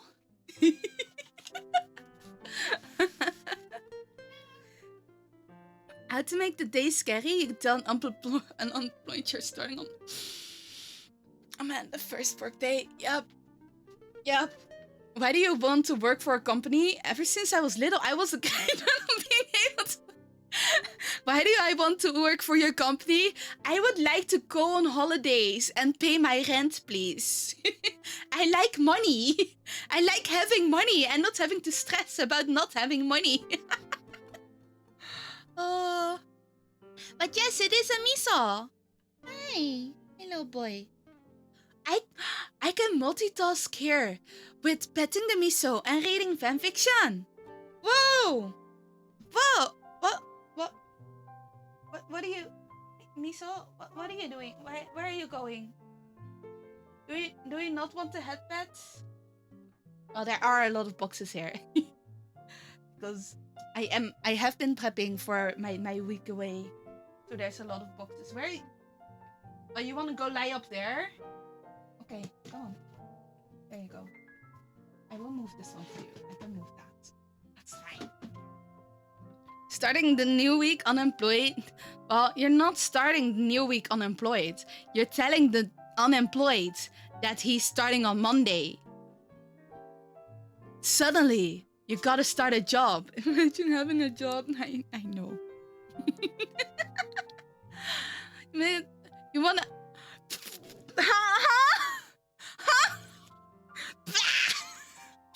Don't tattoo the what?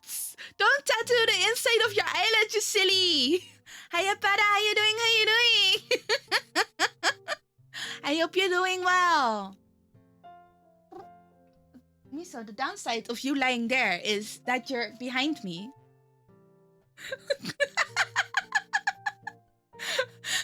Take care of yourself.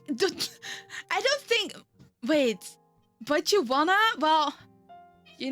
Miso. Hello, do you need a microphone, Miso?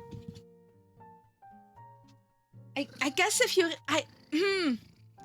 if you really wanna, you could, but I don't know if it's okay health-wise. You gotta take care of yourself, of your own health, okay? Da, da, da, da, da, da.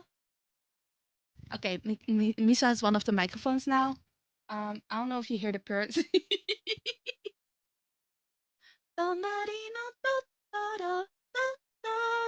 You eat the miso? No, like you don't. Huh? Huh? The eyelids are super stretchy, so that tattoo's actually a full.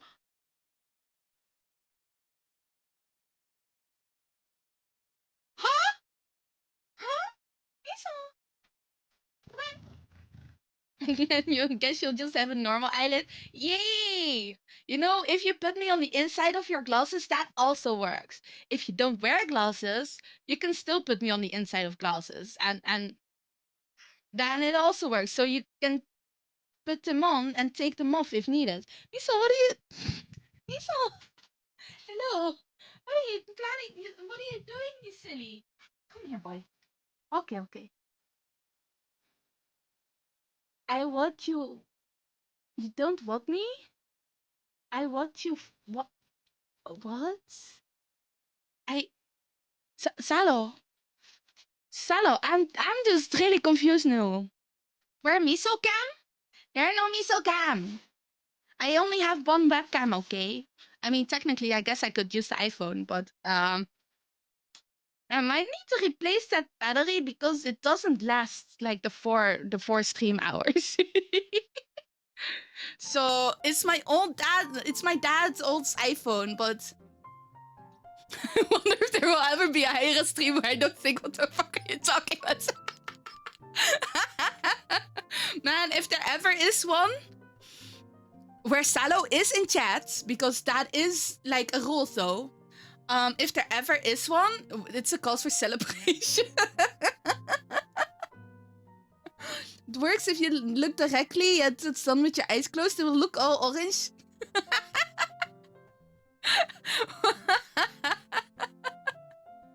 This is common bullshit. What is commie bullshit? Is that like a shortening for like communism?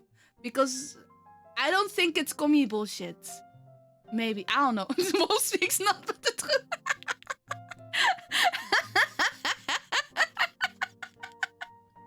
Oh.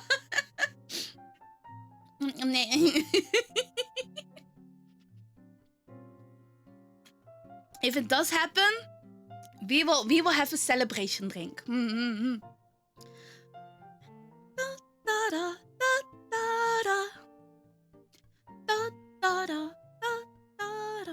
I don't think the timing matches up with the background music, but you know. It's fine. Hi. Oh, Misa's such a cutie. Okay. Shall we move on to next fanfic? I have a few more. Some of these are a little longer. It's 9:30. We have time. It'll be fine. Let me unpin this message. There have been multiple streams when Hyra quotes. Is it a good quote though?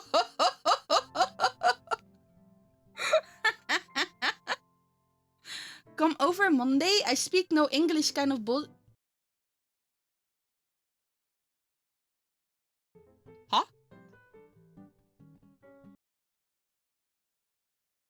Confused. What do you mean? What do you mean?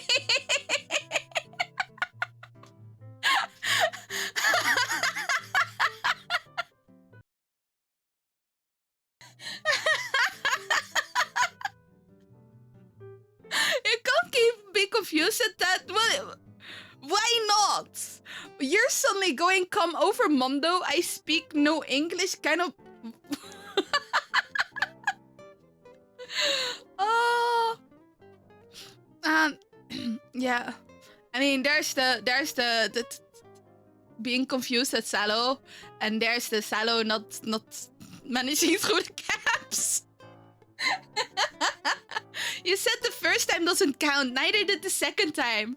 But you've been doing it a few more times already. You wanna leave, Miso? Fine. Okay. Bye, Miso. No, I'm not coming with you. No, Miso. I am staying here. I will throw your toy. Okay.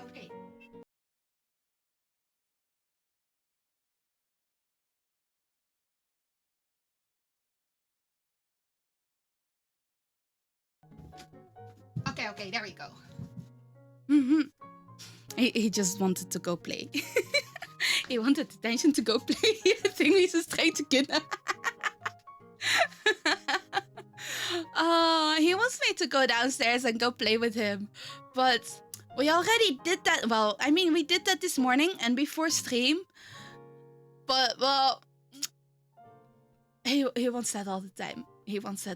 Which is why I don't give him the play button.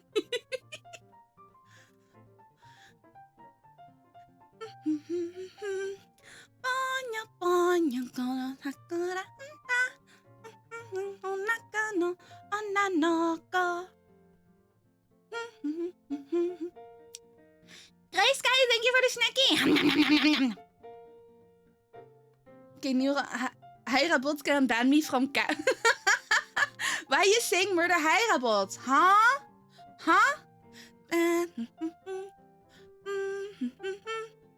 Oh shit, the hina samecha o ano koko kaeru no ni wa bata bata juju ano ko ga daisuki Kakaka no ponyo kono sako no ko ahoi umi nara yaate kita. Hey Kariko, how you doing? Thank you for the snickies. And I had that. Onanoko. I bet Salo calls Heirabot a clanker. You wouldn't, Salo. If you're doing that, you're getting a downgrade.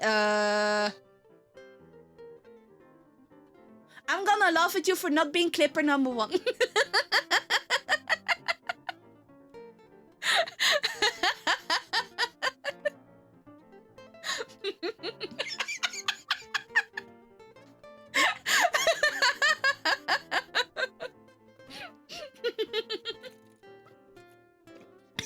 Fuck off, Greta.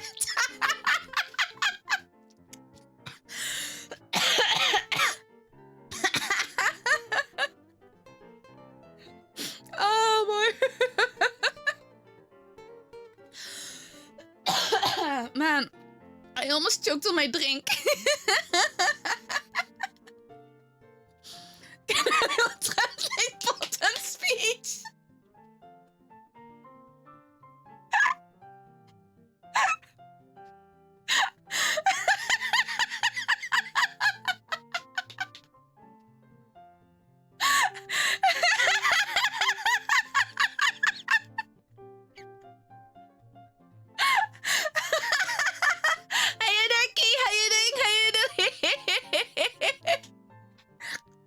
You roll hair? But Salo, you are not a streamer.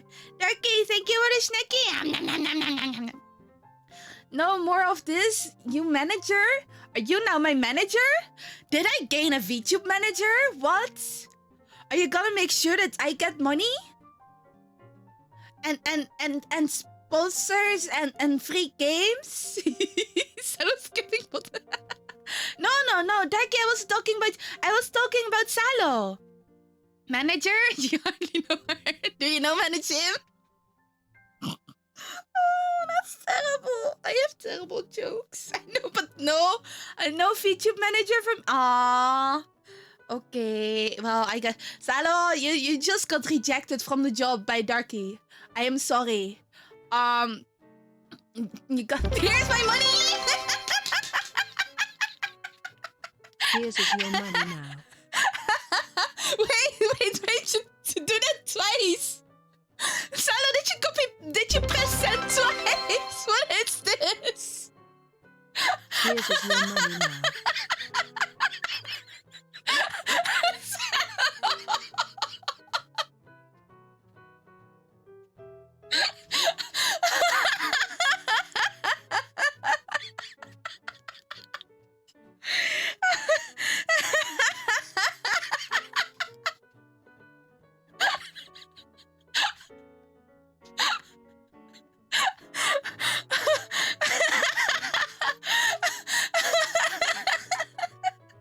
Thank you for the pity. My cheeks hurt.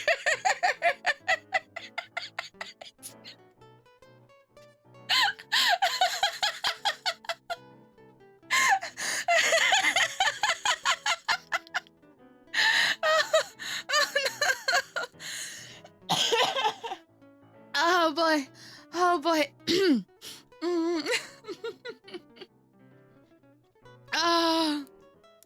Remember to Oh. breathe, Hyra. I will do my best. I will do my best. Wait, let me also massage my face for a moment because my cheeks hurt.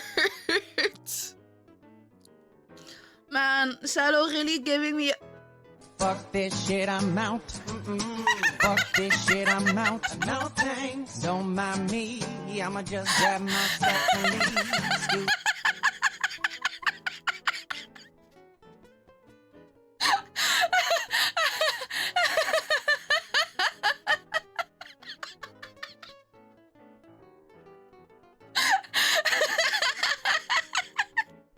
Oh boy.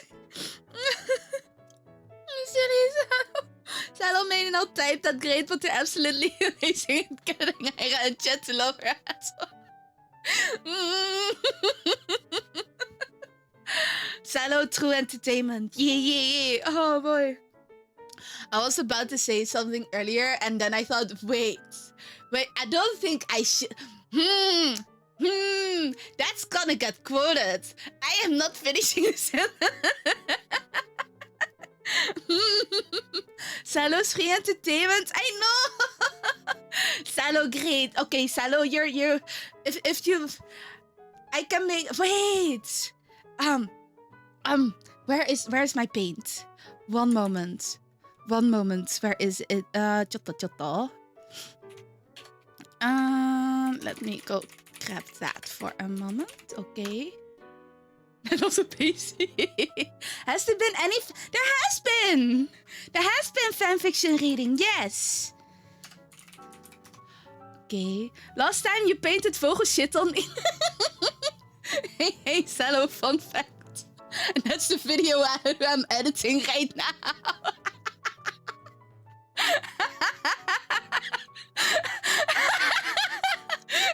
Thank you, Wolf. Oh. Okay. This is probably fine. Let me save this picture. Yes.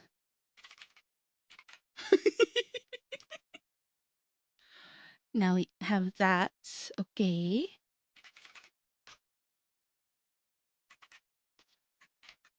Open this. I think this is probably fine. Mm-hmm. Oh, that's how do I do this? Ah, there we go. You know, this is fine. YouTube, Twitch, TikTok, no, the light not allowed. I mean, I did realize that the music's still below that, so I'm trying to edit music a bit so it doesn't get banned in countries, or at least not viewable in countries. Now let me grab paint for a moment.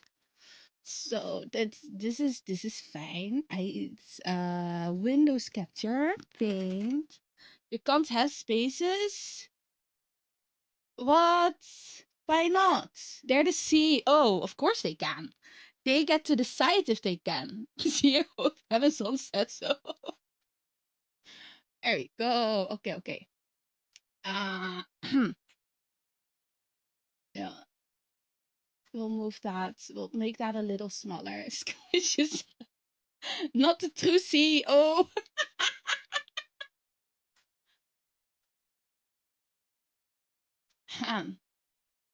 Do I have my tablet still? I think I do. Is it connected? Honestly, I don't know if it is. Yeah, that's connected. Yeah. Okay, Salo, you are green in chat, so I guess you can be green here. Ugh. Oh, that's not the brush. There we go. I need this a little smaller. I hate this tablet. I hate this tablet.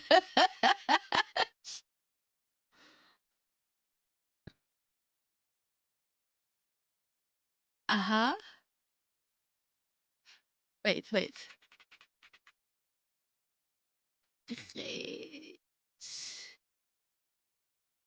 Enter. Say.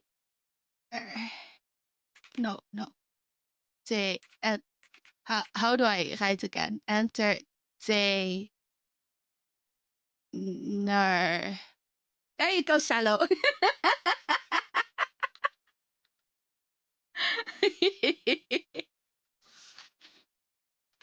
So, right, I'll save this one and I'll post it in the Discord for you, okay? Please send you. I will. I don't know if it's gonna show my safe spaces. Oh, this is fine. Okay. I'll post it in the Discord for you. Where has Discord gone? It is somewhere over here. Ooh, okay. Please tell me that was fake transparency. This is Paint. It doesn't save as transparency, right? I didn't open Clip Studio, so if it was Clip Studio, it would have probably been fine. Anyway, this is now saved indeed as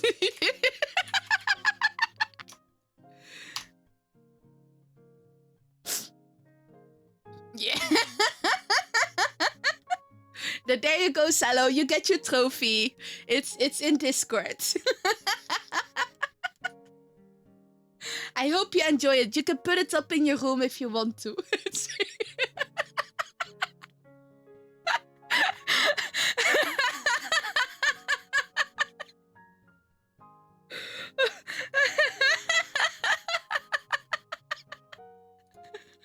Oh boy.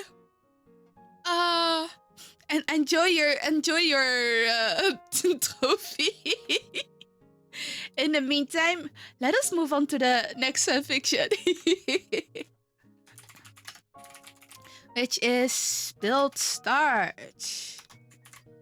Right, there we go. Pinning that in case anyone wants to read along.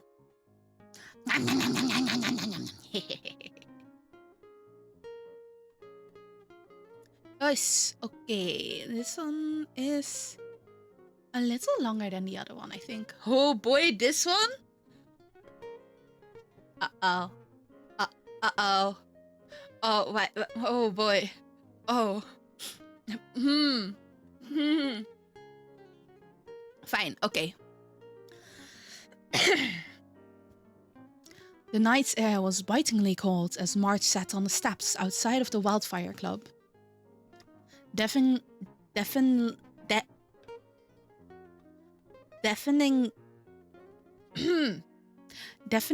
loud music played within, the bass shaking the surroundings like a mild earthquake, which was certainly not helping March's general discomfort.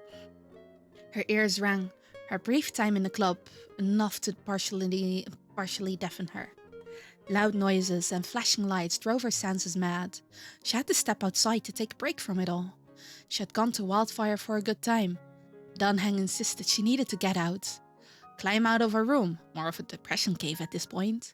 Meet new people, have fun, forget about the breakup, the pain, Forget about Stell. You're gonna fall asleep? Okay. If you fall asleep, sweet dreams, Grey Sky. Who even has played Honkai? I know that Vogel has played Honkai. I have played a bit. And then opened up for dailies for a while because Honkai has autoplay and like the turn-based, which makes it easier to autoplay. But I haven't really read most of the story actually.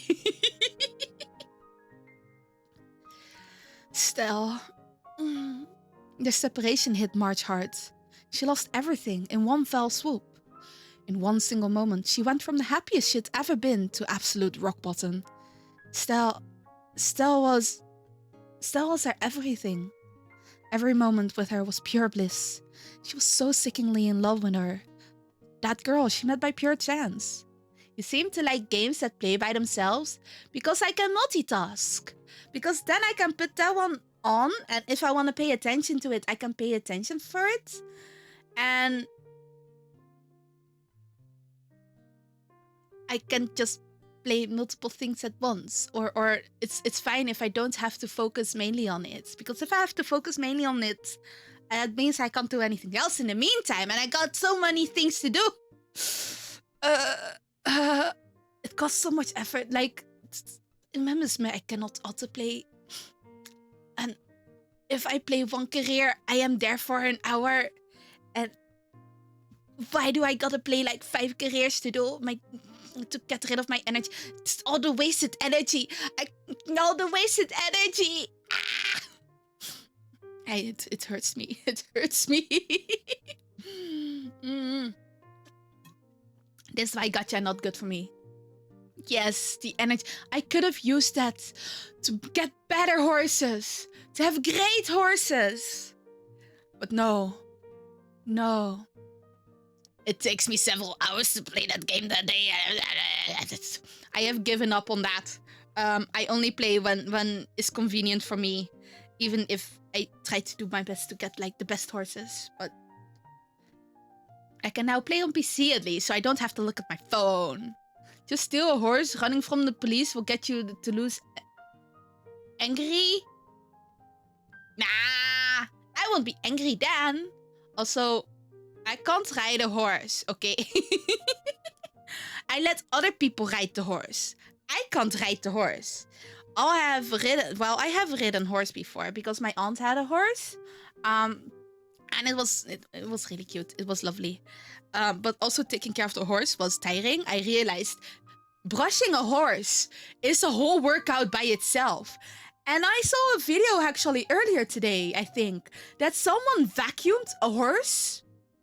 You sit on it and go bounce until you fall off. No, that's a bull. Okay? You're not supposed to go bounce until you fall off from the horse. Okay? I mean, I don't think you're supposed to do it on the bull either, but you know, that's what happens to people when they sit on bulls.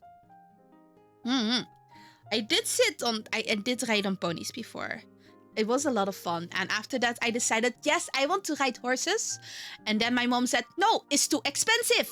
You can go ask your aunt if you can ride, if you can take care of her horse, and otherwise it's too expensive.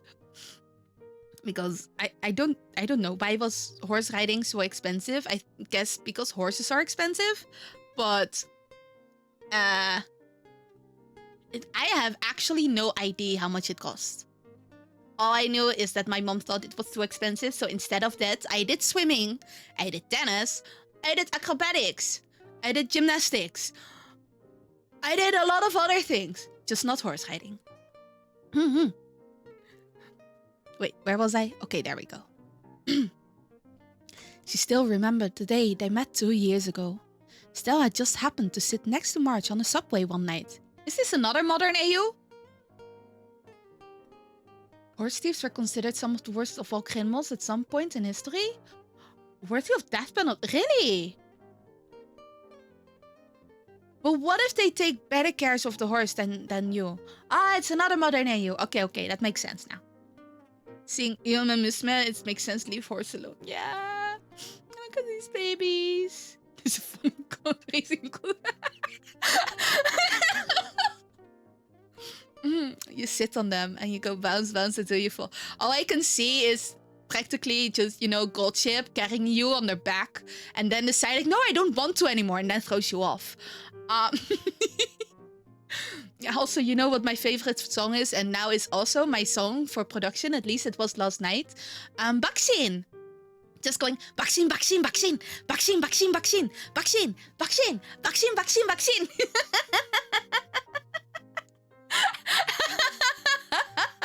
Thank you, Grey Sky, for the cello quote. I guess this also works. Oh, but Cello, you like your quotes, don't you? Oh, but now you can also be part of the quote collection. Would you not want to be part of the quote collection? I think it's a great honor to be part of the quote collection. You got your own trophy, and you're now also part of the quote collection. Forever part! We won't be apart. We'll be together forever, right? Right?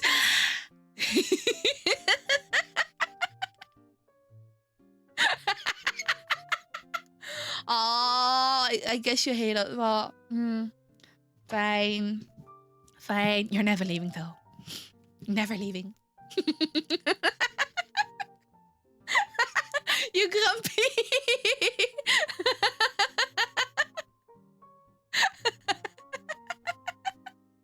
Some still love. You're gonna go look at your trophy in the corner, okay? Enjoy your trophy in the corner. You can put it in all the corners.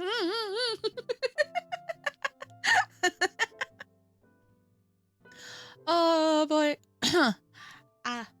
Okay, wait. Let me get another sippy. Oops, that's my microphone. Let me put this one a bit more to the side. Okay. All right. Stella just happened to sit next to March on the subway one night. Stella struck up a conversation out of boredom, March figured. Turns out she had gotten on the wrong train. Complete accident. An accident that had brought the two together for the first time. An accident that March used to think was the best thing to ever happen to her. The two talked on the train briefly, exchanging random bits and pieces about each other's lives as they waited for March's stop. Stella could have gotten off earlier, hopped on a train that would take her the right way, but she insisted on staying until March got off. "You're kinda interesting," she had said, which even at the time made March blush a little. The chemistry was there from the moment March laid eyes on her. Stella's beauty drew her in instantly. Her outfit was stunning that night. Even if it was just a black jacket with a loose-fitting t-shirt, March still thought it was captivating. Stella's messy grey hair was cute. It somehow reminded March of a raccoon. Despite how weird that sounds, that was a cute and good thing in March's eyes. And God, her eyes, her eyes! March could look into those golden yellow eyes forever. They drew her in with each passing moment of eye contact. Stella was so easy to talk to as well. They hit it off immediately on that train ride. When March's stop had come, Stella insisted that they meet up again later. They exchanged numbers and the rest was history. March had always thought that night to be the best night of her life. Nowadays, March wished Stella had got on the right train instead. You should put it in a locked cabinet lest you... Oh no! Oh no! Oh no! Salo, are you about to lose your trophy? Still works some memes into the AO. Yay! Quote wording is a little ambiguous for those who know. Is it a quote by Salo, or is Salo the one that's being sat on?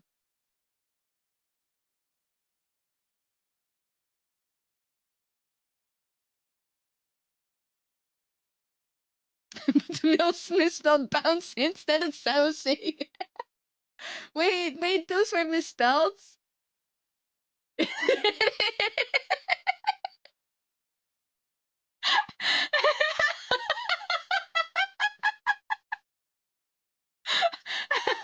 Don't sit on you? Nah, I wouldn't.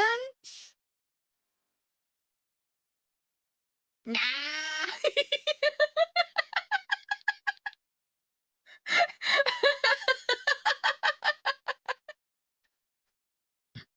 March tried to push the thought of Stell from her mind. relax, she thought. I'm not here to think about her. Even so, how could March not think of her? Her love was too deep, and the wound of their separation was all too fresh, even 3 months after the fact. Distracting herself with drinks and partying wouldn't work. It wasn't even her scene anyway. March knew Dunhang was just trying to help by inviting her out here, but the uncomfortable environment of the loud and chaotic club just made March's despair worse. She wished nothing more than to just go home. That was a lie, actually. What she truly wished for was for Stell to come back. For all this pain and suffering to just have been a terrible dream. A nightmare that she'd soon wake up from. Just a momentary lapse in sleep, where Stell would be there to soothe her back into more peaceful dreams. I didn't notice the spelling either. I'm small cat, what's the harm in her sitting on you? Yeah, what's the harm? Hang on, why not? I'ma sit on... Cello, don't sit on me. Are you trying to flatten me? The fuck? I don't want people sitting on me, okay? And we are most definitely not collectively sitting on Hyra. No. No. I disallow this. I do not allow... Disallow? I do not allow. Yeah, cat, I can't believe it. What is this animal abuse? Huh? We're not animal abusers. We are animal carers. We love them. We love cats. We give them head pets. We give them snacks. We do not sit on the cat. Okay? I don't mind being used as pillow, but not as... Well, I guess I have had people.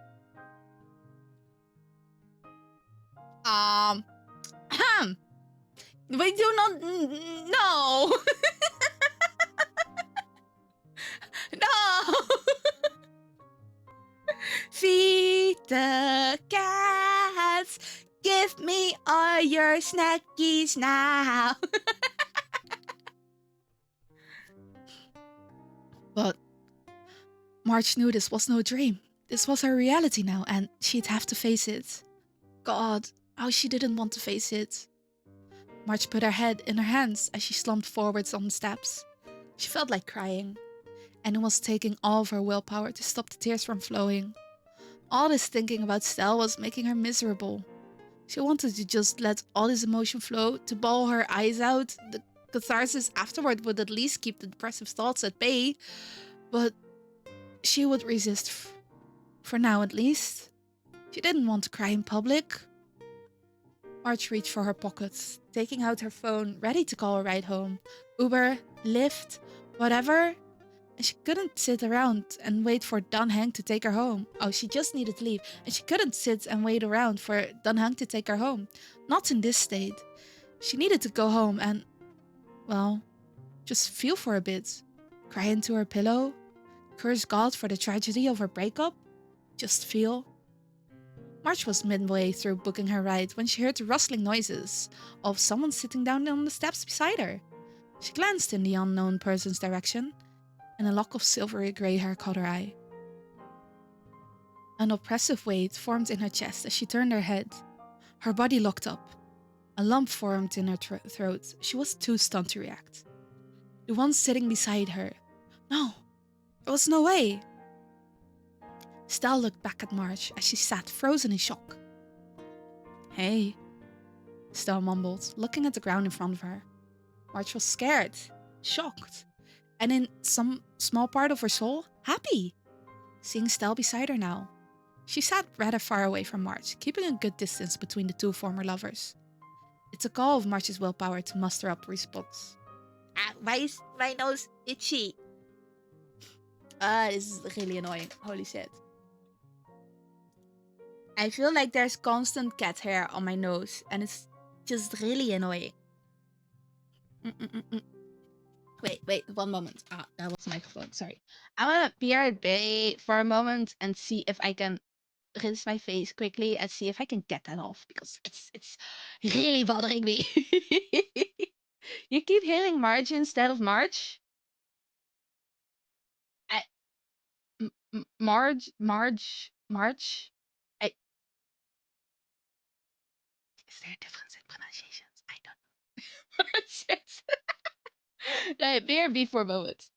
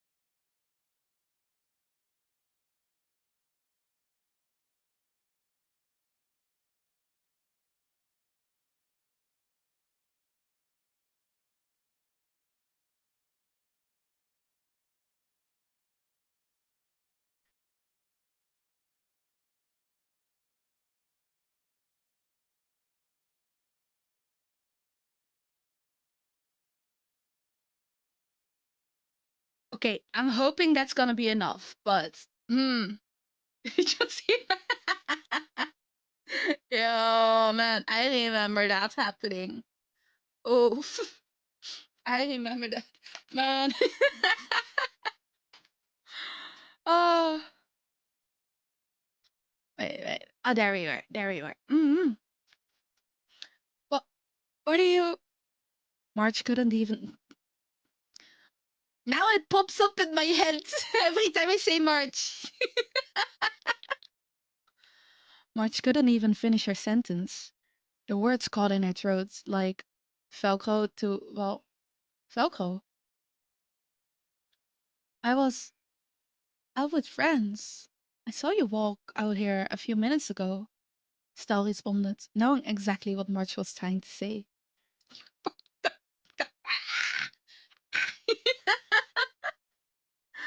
Oh man.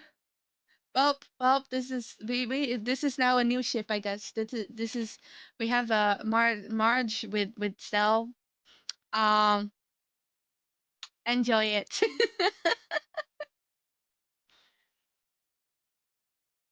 Why? Hmm? Stel tilted her head.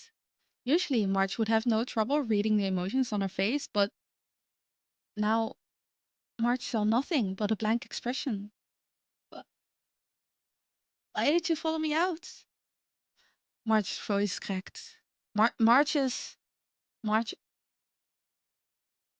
Marge's voice cracked, as if she was on the verge of tears. She was. Creating new fanfiction. Creating new ship. There we go. There we go. I I don't know. Instinct, I guess. Just instinct, huh? Marge was regaining a bit of her sense. The adrenaline rush from the sight of Stell fading.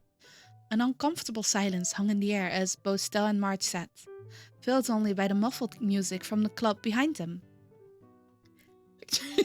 Marge annoyed it so much.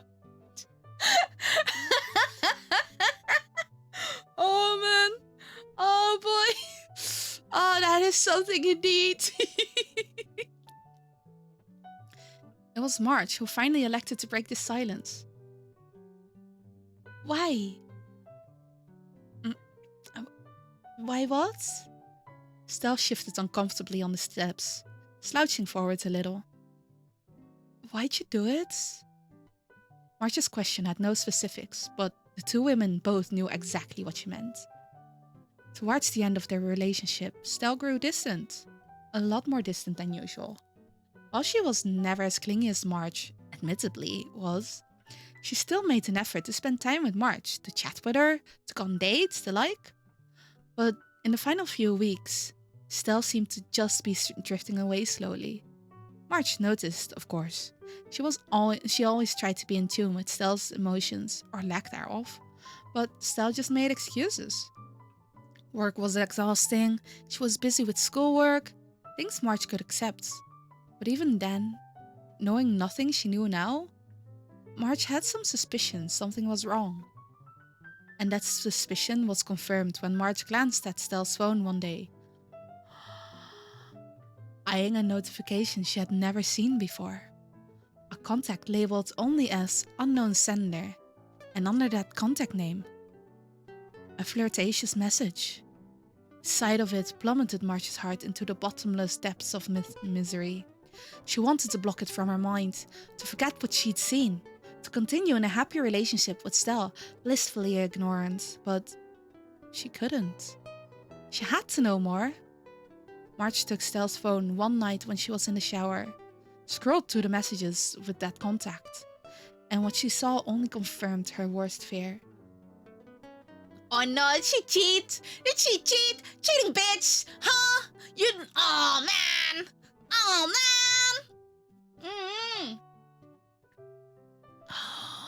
She did. Why'd you sleep with her? Marge's voice was cracking even more. She was on the verge of tears. She'd never asked this. Even as she confronted Stell on the night of her discovery. She was too, afraid was the best way to describe what she felt. Afraid of knowing that Stell had grown tired of her, had found someone better. Stell inhaled sharply, not expecting such a hard-hitting question. More silence, this time broken by Marge's sniffling as she desperately tried not to cry. Stell, on the other hand, had just sat there, unmoved.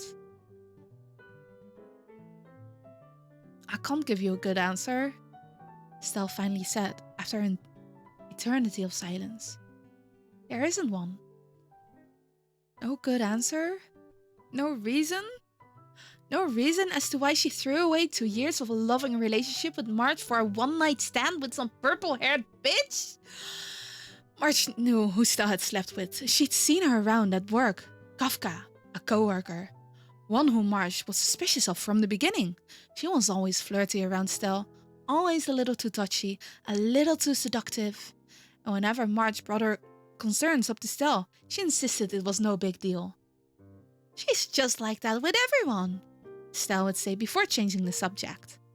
Marge wouldn't press the issue, but nowadays she wished she did. If your partner is concerned, then don't wave it away like that.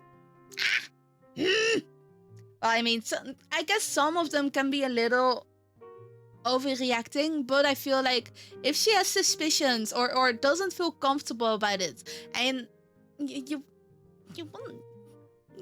don't just leave it like that. Don't just change the conversation. It feels weird, I guess. I haven't.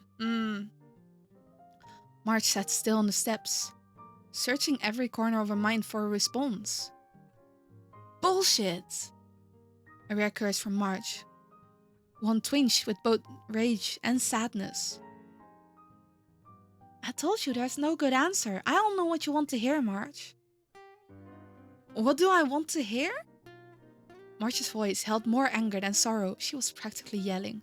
What I want to hear is, why the fuck you just decided I wasn't worth it anymore? Marge sat up straight, the fire of hatred overtaking her. Was I not good enough? Could I not satisfy you like she could, huh? Were you bored? Curious? Angry with me? What I want to hear is why? Why'd you do this? Why'd you throw away what we had saved, what we had away? Why? Why? Marge broke down crying at her last words, unable to hold it all in anymore. She curled into a ball on the steps. From her hunched over position, she could see Stell reach a hand towards her, to comfort her maybe, but she pulled back, cognizant that maybe that wasn't the best idea. Stell seemed taken aback at Marge's sudden outburst. You? No! Marge stood up, tears streaming down her face. You know what? I don't think I really want to hear it. I don't want any excuses from you. You said you have no good reason? Fine, fine. Don't say anything. Just leave me alone.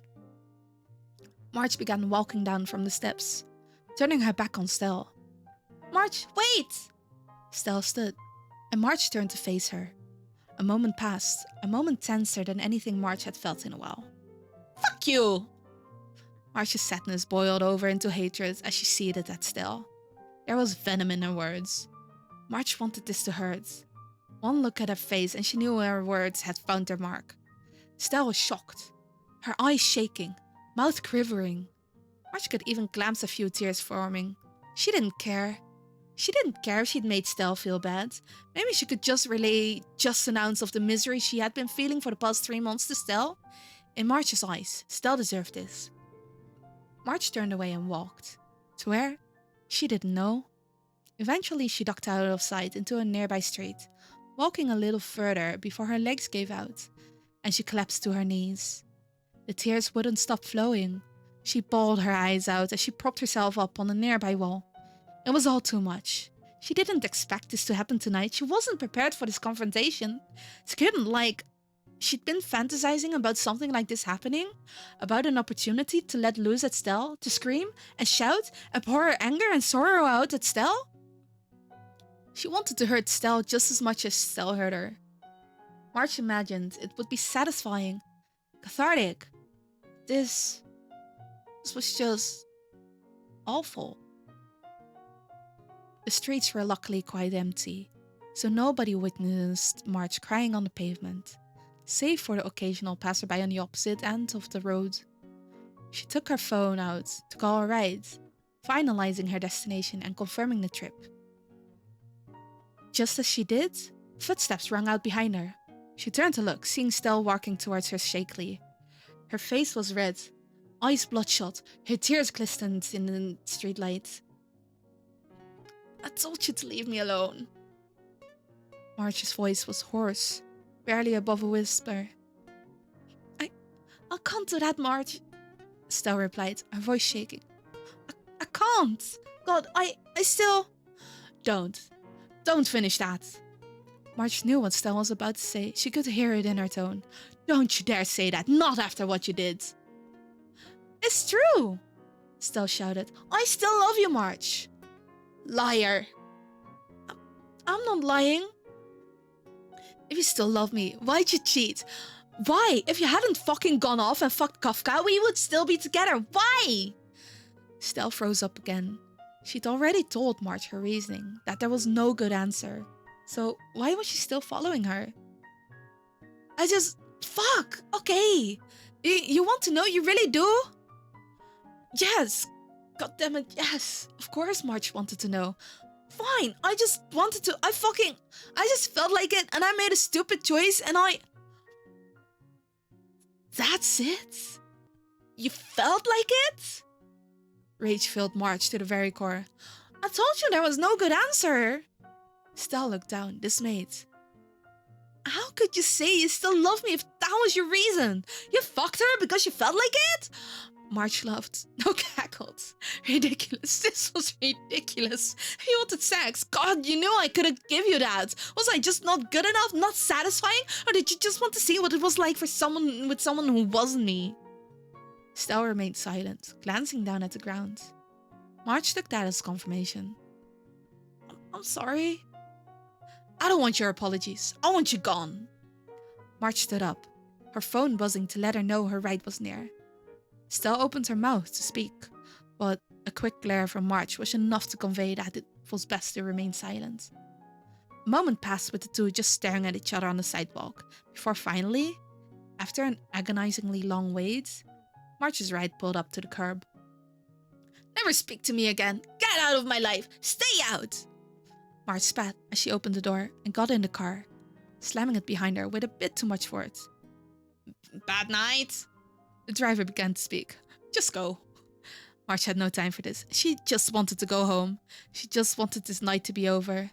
The driver nodded and pulled away from the curb, leaving Stell standing on the side of the road, rapidly disappearing from sight as the car drove away. March sobbed quietly, her emotions still running wild, still angry, still miserable. She hoped this night would give her closure. She hoped now she could move on. It would take time. So much time.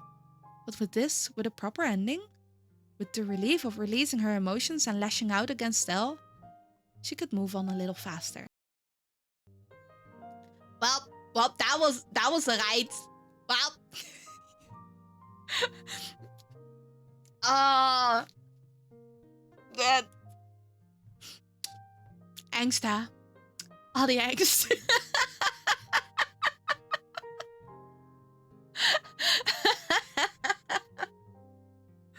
Oops.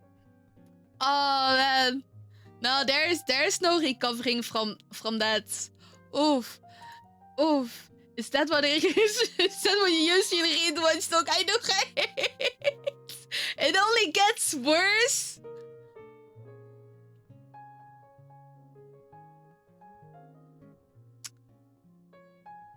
Why? What Watchdog? Why did you go for the egg stack? Why did you look up on the egg? I mean, I don't mind, but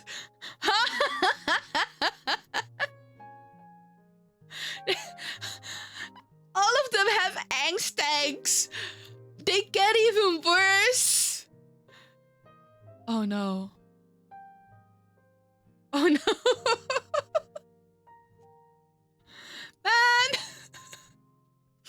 Oh. Well, you know, angst is a good. It's nice every once in a while. You know, I don't think most of what. Oh, as heavy as this. It's been a while since I read.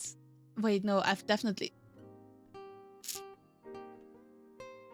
I think most of what I have read lately are like the smut ones, but back in the day, I think I mostly did comedy though. Not a lot of angst. Do I skip over it? I'm not sure. I think it's back then. I don't know why I didn't read a lot of angst. Probably because it just... It doesn't always... You gotta be in a mood for them. Just like a lot of other things, I just gotta be in the mood for it. But for one-shots are fine. Because they're done pretty quickly. Wait, let me... There we go.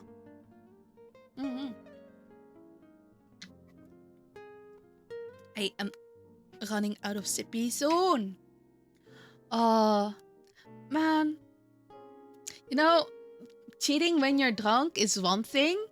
Cheating because you felt like it? Whew. Whew, whew. Depending on the fandom, it's either action romance or crack or fluff. Aww. Yeah. Oh man, I forgot the term crack. It's been a while. Wait, which one was this one? Okay, so next one is... Was this one Dark Case? It's a love life one. It's the one that...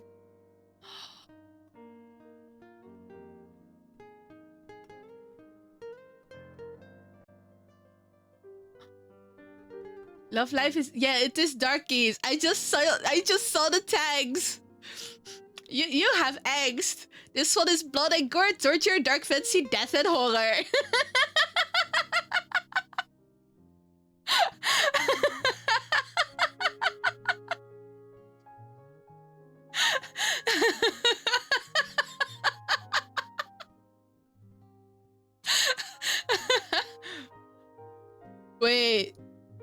Wait, that's so long for... Is this one chapter? Oh, no. Wait, let me pop this up chapter by chapter instead of... I usually do a whole fix on one page, so I don't have to reload when I'm like out in the wild. He didn't look at Darky's one until today.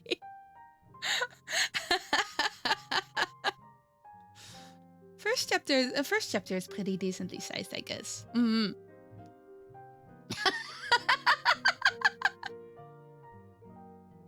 Well, huh? Why are you saying huh?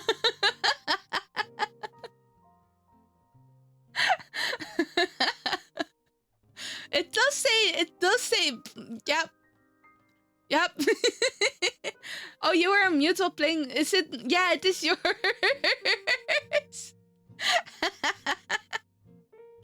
Wait, which song was this again?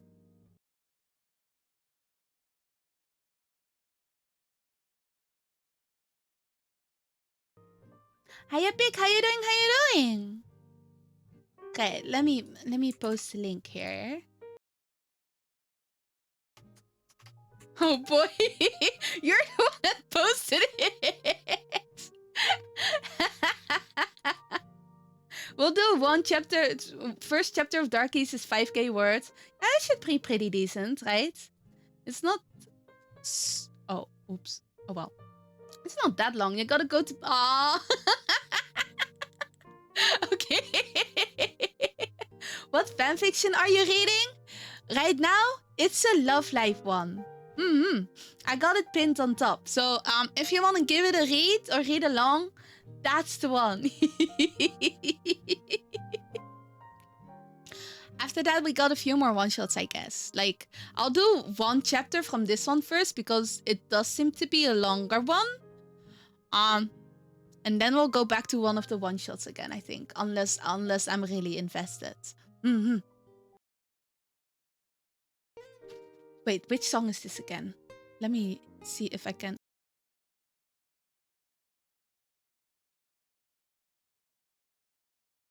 Okay, it is. Of course, it's one of them. Oh, Mirai no Bokura wa shitteru yo. It's been a while since. It has secrets that comes with it. If you know how to get them. Huh? Well, what do you mean secret?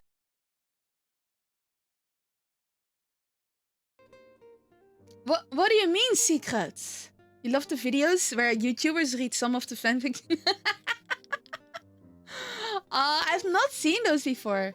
Oh, chapter 2 onwards. The tags on this one make me think I'm going to vote. Like ones where they get shipped with.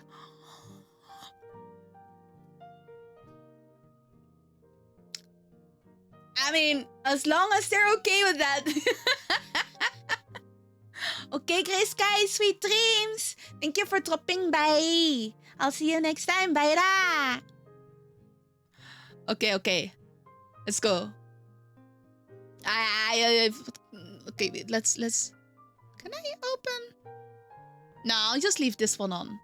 I don't remember the lyrics anymore. Sweat dripped down the 9 girls' faces as they sang out their final verse of the live show with all their might. Despite their aching muscles and raw voices, they couldn't hide their beaming smiles as they looked upon the crowd while striking their final poses. All they could see were the ranged light sticks moving about the arena, but their ears were filled with the shouts of passionate fans cheering for them. Foreshadowing fanfiction turning into fanfact? Huh? Wait, you mean the ships? Or the love life? It was always their favorite spots, looking at the sea of light sticks, happily dancing for them all. Nobody was left out there, as there was a fan for everybody, even if some gravitated more towards others. At the end of the day, everyone knew it took 9 members to be Aquas.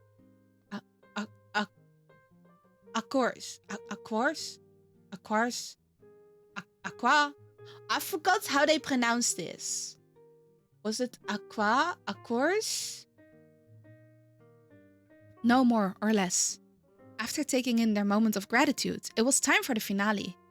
They knew the ending process like the back of their hand. They all gathered towards the head of the stage in their usual order, Yoshiko always being the last to stumble along. You always pronounce it as Aqua? Ah, I know that they pronounced it at one point in the anime, but it's been so long since I've seen that I do not remember. All 9 girls interlocked their shaking hands as they began stealing glances with one another, making sure each member was satisfied with the show they had just put on. The small group moment was over before they knew it, as all eyes were on their leader, awaiting her closing speech for the audience. With the deafening silence slowly taking over, the crowd was locked in suspense, holding their breath for what was to come next. Chika knew this was her moment. She puffed out her chest as she shouted, "Thank you all so much for coming! I hope you all loved the show as much as we did. I can't thank you all of you enough for coming out to see us. So this will be one of our last shows as 9 members. I hope you all will continue to support us as we will keep trying our best for all of you." The speech was never long, since the orange-haired girl already knew everyone was running on the tail end of their adrenaline rush. She didn't want to exhaust the group even more before they could make it home. Besides, she knew to save the biggest speech for when it was all of their final time as a group.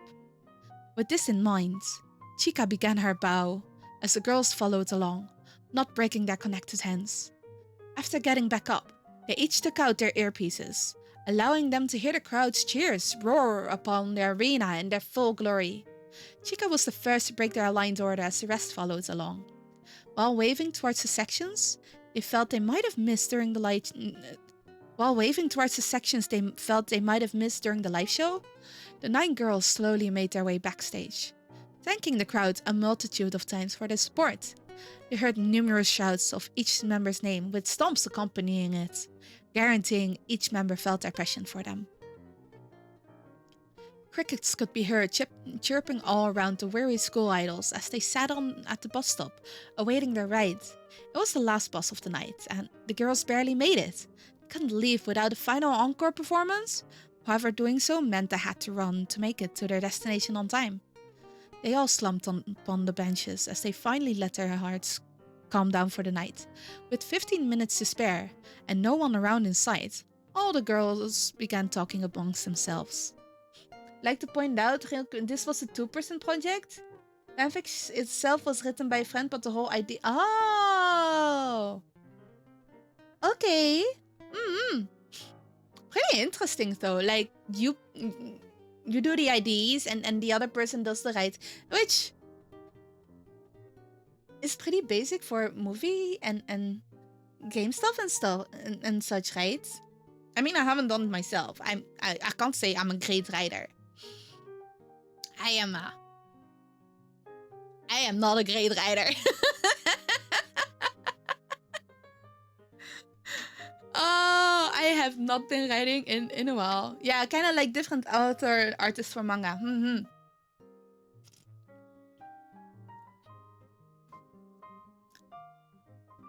Let's see. Chica sat herself between Yo and Rico in order to be closest to her best friends.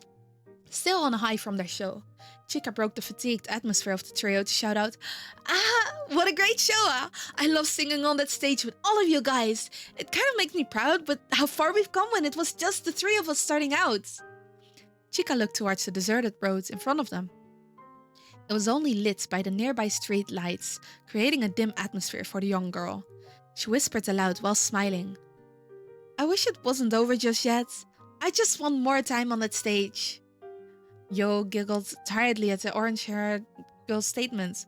I gotta say, reading Yo confuses me sometimes because it is indeed written as you. So my brain gotta quickly change up like the pronunciation. Yeah, this is the first time I think I've seen it written out like that, because usually I see the pictures alongside. As her best friend, she knew that Chica was passionate about their art they created together as 9, but it was far too late at night to be having such sentimental conversations. She poked Chica's cheeks, keeping her fingers in place before saying aloud, Even if we did a 6-hour-long live show, it probably still wouldn't be enough time for you, am I right, Chica-chan? With Rico on the other side listening into the two's banter, she giggled from the young sailor's accurate statement. She knew as well as about how Chica could get when thinking about how much farther they could go as a group, always wanting to push just a little more for everyone to truly shine. She repeated Yo's actions as she poked Chica's other cheek, holding her finger there as well as she added, I don't even think Kanan-chan could hold out that long, even with our intense training. With both Yo's and Rico's index fingers still at her cheeks, Chica pouted at them. They acted as if they were her parents, poking fun at her thoughts. Suddenly an idea popped into her head. With her voice muffled, she boasted out with confidence. How about we test that theory next time? The orange-haired girl raised her right arm up towards the star-filled sky. With determination spread across her face, she shouted out, Come on, girls! Let's do a 6-hour live show next time! A 6-hour live show? Man, Girl has dreams! Girl has dreams! Before Rico or Yo could even respond back, their heads were guided towards a loud shushing noise coming from Dia as a sleeping Ruby laid upon her shoulder. Chica backed down from her high stance, but not before a yawn began to sneak out. She removed her raised hand from the night sky to her yawning mouth as she let out a loud cry. Both Rico and Yo laughed at Chica's dying energy as they proceeded to give her a side hug, encompassing the small Mikan into a friend sandwich. Yo looked upon the tired Chica before telling her, "We'll see about that, Chica-chan. I do 8-hour karaoke streams." Yeah, but there's a difference between like 8-hour karaoke streams and 6-hour live shows, okay? Like, at a live show, you usually also do like the whole dancing, the whole putting on a show like that. I do, well, not all of the time, okay? Sometimes I just not, or I just sit down. So this 6-hour live shows are different, I feel. Probably. But me, there's also a lot of yapping. Yeah, man, filling 6 hours, especially if you gotta do like with your own songs, filling 6 hours with your own songs. Can Aqua even do that? I don't know if they have enough. They gotta write more songs, possibly. But yeah, karaoke streams are different, I think. Probably. There's less dancing involved. I am not remembering any choreography, okay? Everything I do, at least movement wise, is just not inspiration. Not impulse. Spontaneous, I think. Improvisation. Yeah, all my movements are improvisations. I don't remember choreography. I don't think I would be a great idol. Remembering choreography? I don't know, man. Why am I respectfully imagining that? Are you sure? Yes. Cockchair meme, except instead of other dude, it's the perfect guy said. I saw a reel the other day. What was it? It wasn't a cock chair. It was like a cock reception desk. Um, that was, hmm, I have seen now a, a lot of things on the. Wait, wait. Hey, let's get back to fanfic. Yay!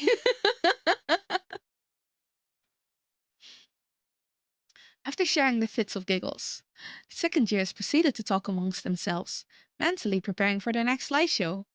They began their checklist of discussing the costumes, music, and lyrics for the next event with one another. To the right of them, in their own worlds, were the pairing of Kanan and Mari. They each were cuddled by one another, as they usually were.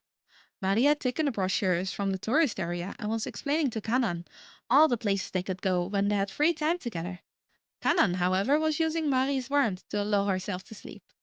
Despite Kanan having more energy, she easily got tired at night since she was so programmed to wake up at the crack of dawn to help around her diving shop. Thank you, Para. Thank you.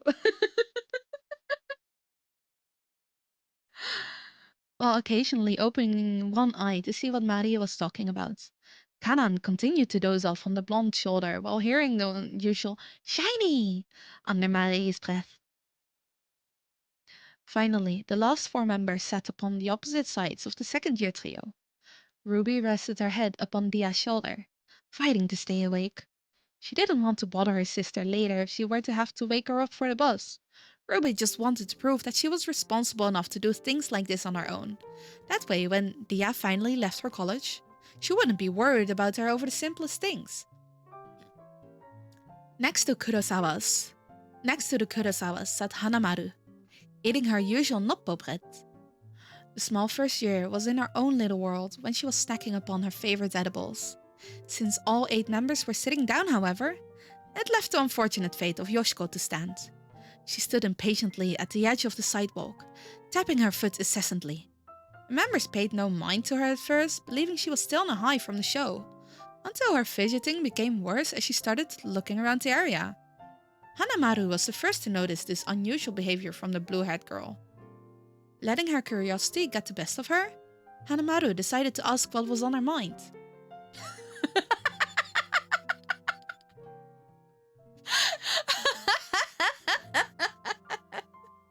Are you sure it would send a message? Oh, Twitch. It's fine. Para, why so sus? Why so sus? What are you waiting for, Yoshiko-chan? Fallen Angel didn't say anything, but rather kept looking around, as if someone were watching the girls. Not satisfied with the silence and the mysteriousness radiating from Yoshiko, Hanamaru decided to inquire further, believing it would snap her out of her current mood. Yoshiko-chan, why don't you spread your wings and fly home instead of waiting for the bus here to arrive like the rest of us, Tsura? Yoshiko quickly snapped out of her anxious stance to turn around to face Hanamaru. With her eyebrows furrowed and face red in anger, she screeched back at her. I would be leaving behind my loyal little demons if I did that. Also, it's Yohane! Upon hearing the shouts, all the girls turned to the source of the noise. They knew Yoshiko would get riled up by these types of things, but it was so quiet around them, they half expected her to tone it down just a bit. Dia, being displeased by the loud yelling coming from Yoshiko, responded in an agitated, hushed voice. Yoshiko-san, could you please be a little more quieter? Ruby is tired and wants to sleep. Yoshiko, still being vexed from Hanamaru's taunting, began to yell out, It's Yoha! However, her sentence was cut off upon making eye contact with the angry older Kurosawa. Looking down at the ground, Yoshiko let out a calmer tone. Whatever. You girls don't listen to me anyway. Ruby lifted her head up from Dia's shoulder upon hearing Yoshiko's defeated tone. She hated to hear when her friends weren't happy, even if they technically deserved their scolding. Rubbing her emerald eyes, Ruby yawned out in her tired voice. Oh no, it's fine. I shouldn't be asleep yet anyway. I'll just wait till we're on the bus. It'll be your long ride home anyway.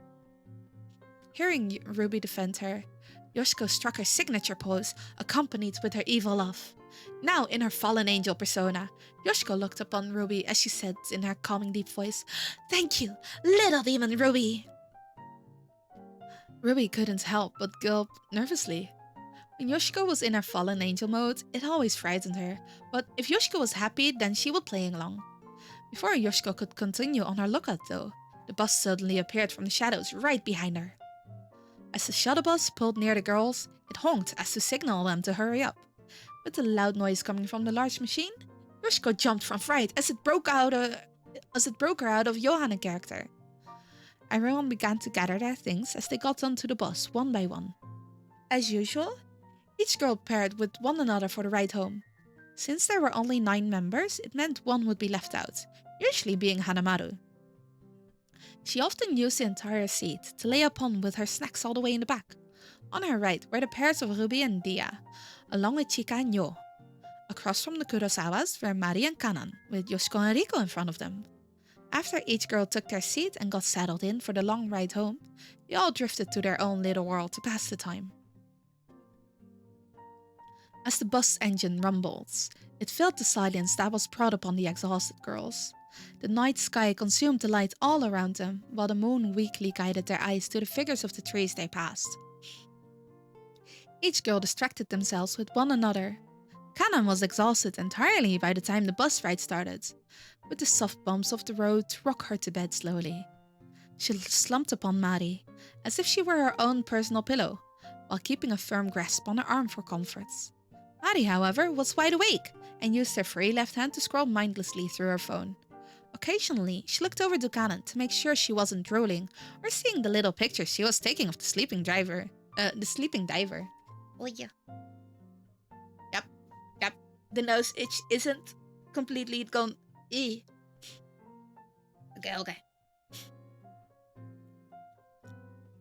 Soft snores could be heard from the 2 best friends of Chika and Yo, as by now they were fast asleep like Kanan. Both girls leaned on one another while holding hands for comfort. It was a little habit that had never left them even as they got older. They always found their way back to each other as they held tight, with the occasional shift in movement when the bus would hit the large bump on the road. The girls laid in peace, awaiting their final stop home. Secret Start Chapter 3 onwards? Ah, okay. We might not get to them then. Hanamaru, behind them all, enjoyed her free space as she lay down. Crunches could be heard as she was munching on her numerous snacks he had brought for the long trip. She was always wide awake during the ride home, as she never could sleep without being in the comfort of her own room. Yoshiko and Riko sat by one another. However, Riko was far too distracted by the glistening moonlight to converse with the young girl. Taking this free time, Yoshiko decided to quickly reach into her bag to retrieve a hidden item. Let me have a sippy. I might need to refill that soon. Wow. With the object in her grasp, Yoshiko stepped away while Riko was distracted. She moved quickly, using the darkness of the bus to aid her as she made her way to the final pair of the bus. On the bus, Dia and Ruby. Dia, being just like Riko, looked out the window in an attempt to keep herself awake, while Ruby had long let sleep consume her. You can take a quick look at them later? Yeah, I'm gonna look at them. If I don't get to them, I'm gonna look at them later. I'll let you know when I've taken a look, okay? Yoshiko kept herself low, knowing that if she were to be caught now, she'd receive far too many questions with not enough answers. After a quick look around the bus, Yoshiko hid what she had taken from her bag behind her back. Within her hand was a small red box wrapped in a pink string with a bow to top it off. Despite nobody seeing her, Yoshiko was blushing upon thinking of what she was doing. Being nice wasn't in the demon handbook, but she knew her consequences if she were not to do this. Whispering out, Yoshiko attempted to grab the sister's attention. Dia-san! Psst! Are you awake? Dia, being aggravated from the lack of sleep, snapped her head towards the sound. She was met with a Yoshiko bouncing back and forth on her feet, as if wanting this interaction to end. Yes, Yoshiko-san, what do you need? Yoshiko took the chance to hurriedly pull the gift from her bag, presenting it to the older girl as if it were for her. I got Ruby a gift? Well, a late birthday gift, but still a gift. I told you I would. Dia took a look at her presented hands as she grabbed a hold of the gift. A part of her wanted to tell the fallen angel what she truly thought. It really took Yoshiko nearly 7 months to finally pull together something so simple and small as a present for Ruby, and she wasn't even going to give it herself? Rather than causing a scene though, Dia let her annoyance radiate from her as she gave a slight nod towards Yoshiko, allowing her to leave and sneak her way back to an oblivious Riko. The older Kurosawa glanced upon the sleeping Ruby. She didn't want Ruby to think she was giving her another gift nor disturb her slumber. Placing the gift on her lap gently, Dia continued her gaze out the bus window. After Yoshiko returned to her seat, the silence still lingered between the members. Finally becoming bored with her phone, Mari looked over to see some of the girls were still awake. She broke the silence with her loud voice booming through the bus. Girls! Why did we travel by bus? I could have just taken you all for a ride again like last time. Dia immediately turned her body towards the loud girl, having zero patience so late at night, as she responded to her in a cold tone. Mari-san, did you forget you nearly killed us last time? I don't know what you were thinking driving like a madman, but it was highly irresponsible. I still have nightmares. Mari just looked at Dia with the biggest smile, knowing it would only set the girl off more, as she responded back with, but it was fun, right? Dia turned her head away from Mari, already knowing the conversation wouldn't do anything but wake up the other girls if she were to start lecturing her on proper driving etiquette. The other members who were awake went back to their own little world, except Ruby. The red-haired girl had awoken from a yelling Dia, but instead of complaining, she saw a small present on her lap. She took a hold of it, looking at its bright colors. However, being too tired to even open it, Ruby instead held a firm grip on the present as she let sleep take over her yet again. Nothing could be heard from the Aqua members for the rest of the night, as one by one, they all fell victim to their exhausted bodies.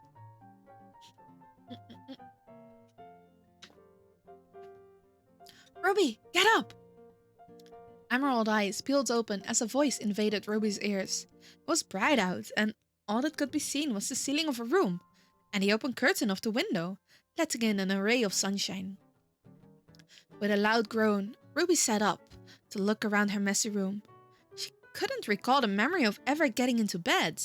Actually, she barely could remember anything past sitting down on the bus. Taking a look at the clock beside her bedside, Ruby noticed her alarm didn't go off at all. Throwing the covers off by herself, the young girl began to get ready for her day in a hurry. Dia sat in the living room as she drank her morning tea.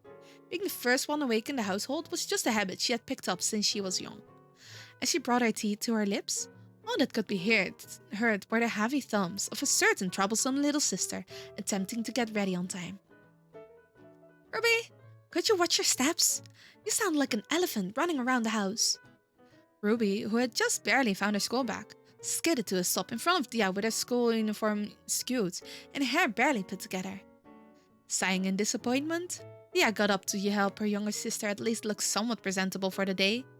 As the taller girl gracefully strode towards her, Ruby just looked down, knowing Dia was going to scold her. It seemed she could never make her happy nowadays.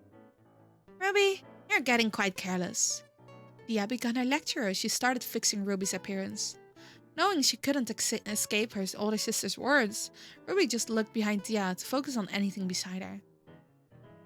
First, you fall asleep on the bus after one of her usual performances. Then you didn't even get up when it was time to get off the bus. You know I had to carry you and our bags home? Of course with Kanan-san's help. But we shouldn't have needed any help in general. We're the Kurosawas. We can't rely on anyone but ourselves. You need to learn that. You're going to be on your own one day and I can't help you forever. As Dia's lecture went on, Ruby continued to look all around the room beside her sister. The moment she made eye contact, she knew Dia would see right through her and realized she wasn't paying attention to each word. As her eyes wandered, Ruby noticed something on the table.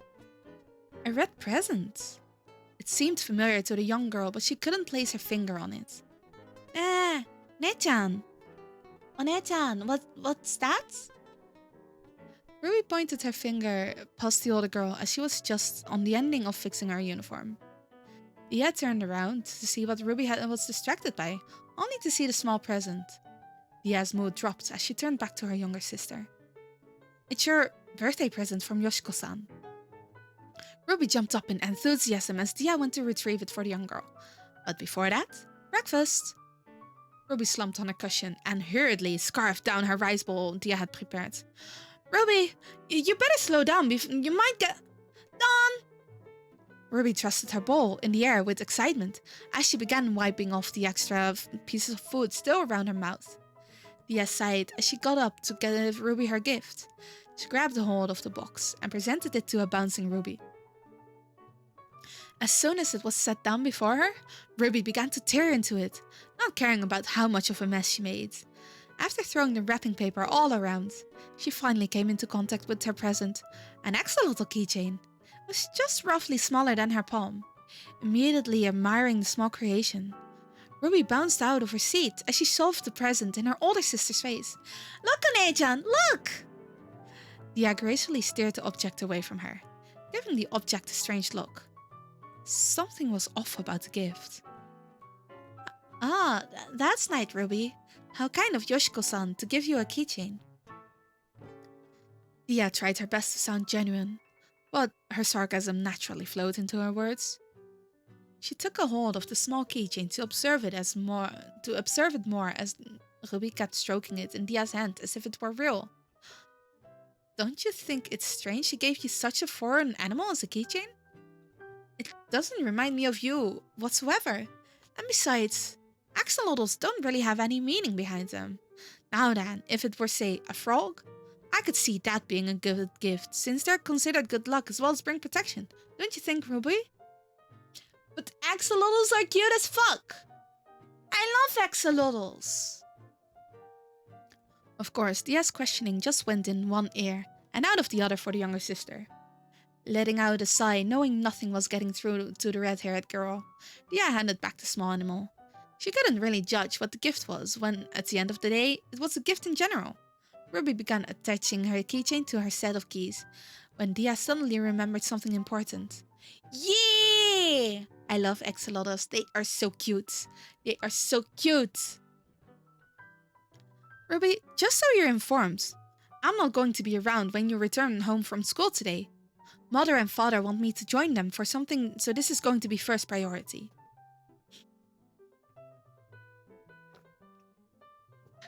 I have run out of sippies. Ruby stopped playing with her keychain as soon as the words left Dia's lips. She looked back at her sister in woe. She knew Dia was getting ready for college as well as beginning her first trades as the leader of the Kurosawa business, but it seemed unfair to overwork herself each day, especially when she had just a few more shows with Aqua left. That gonna work? Right when we had a performance yesterday? Why not just tell them you're tired so we can hang out like old times? Ruby tried using her reasoning with Dia, but she was not having it. Ruby, don't complain about things you cannot fix. Of course I want to rest, but I just can't, okay? Thank you, Bada. Ruby sighed out in disappointment before giving up. Dia never reasoned with her. It was her way or the highway. Ruby continued to finish her tea in silence, while waiting for her time to go to school. While the seniors all got to leave early before the school year ended, Ruby, as well as the other underclassmen, all had to attend their final weeks of school preparing for the next year. Getting up, Dia began making her way towards the door as she called back to Ruby. Ruby, the bus is here. Make sure you don't leave anything like last time, okay? Ruby got up, taking her bag along with her keys, sporting her brand new keychain. She ran up to Dia, giving her a hug as they always did when they parted ways. I won't, Onechan. I'll see you when I get home. Dia let out a sigh as she smiled at her younger sister. Dia may be getting older and less patient with her sister's childish things, but she was glad that no matter how much she changed, Ruby never would. She hugged her younger sister back, filling Ruby's heart with joy as she stepped back before saying, Have a great day at school. Focus and study hard. Ruby began her jog to catch the bus as she shouted out behind her, I will, Onechan! Love you! Dia simply waved back towards her as she watched her go into the bus. As Ruby finally got on, she still waved towards her big sister as long as she was inside. After making their turn on the street corner, Dia headed back into the house, but not before whispering out, Love you too, Ruby. Good morning, Bless! It's almost 4 a.m. Oh no! Oh no! I hope you get sleep soon! I hope you get to sleep! I'm gonna take a quick pee break actually and to refill my drink because I ran out, and with this much talking, I am going to need more. I am going to need more drinks. You have to work at 7. Oh no. Oh no, Bless. I hope you get to sleep soon. Oh no. Let me put some of my honey blocks in here first. And then I can add water to that, and then I can go pee. It should be enough honey, right? Okay. Right. One moment while I pee. While I pee or pee. Okay. PRP.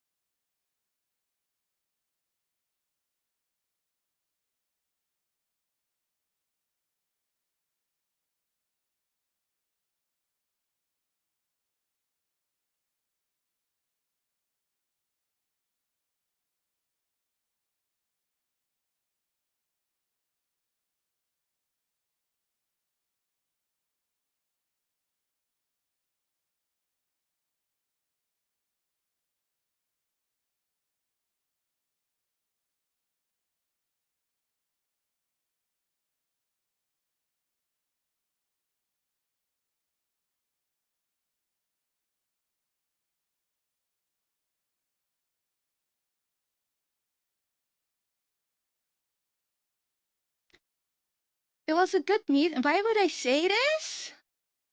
Man, the thing I first actually think about. Wait, I got a block of honey in my mouth as well. I think the one I was talking about is like the meat stick, the meat on a stick, which they sell at Renaissance fairs. I think I have a picture. Where's my phone? I made a picture because I was showing off the meat stick to a different friend. Um, because I haven't bought one in years actually, and this year I decided I'm going to buy one. It was expensive as fuck. It was good, but not worth like the 4 coins that I was supposed to pay that I paid for it, which is like 12 euros. But you know, I guess it's a Renaissance fair. A skewer? Yeah! We just got them vleesstock. Because that's how they sell them, so we just call them meat sticks. Where is the meat on stick? Okay, wait.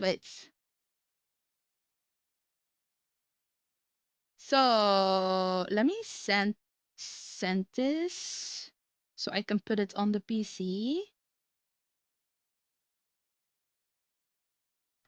Where is it? There we go. So it is a skewer. That is interesting. Last chance to extend your streak. Why is my streak about to break on Sudoku? The fuck? No! I played Sudoku yesterday! What do you mean? I played it... What do you mean I'm breaking my streak? Huh? Huh? Let me grab that picture.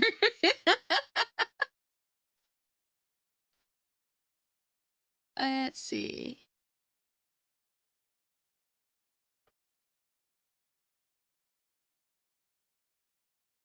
Yeah. Stupid Sudoku. I did not. I'm not breaking my streak. There's a new. Have a good lurk, Saddle. Wait, let me save this. No, not in the alert folder. Mm-hmm.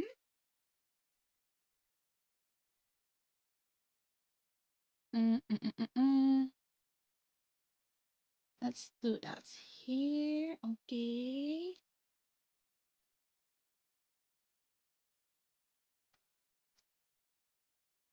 Might need to size that down. Let's size that down a little. Is this good? Honestly, I don't know. I do not know. Right, let me okay. Yes. There we go. It's meat stick. It's just a stick of meat. Mm-hmm. We see you touching the FBI. Wow, Salo, why are you dodging the FBI? Huh? What's going on here? Huh?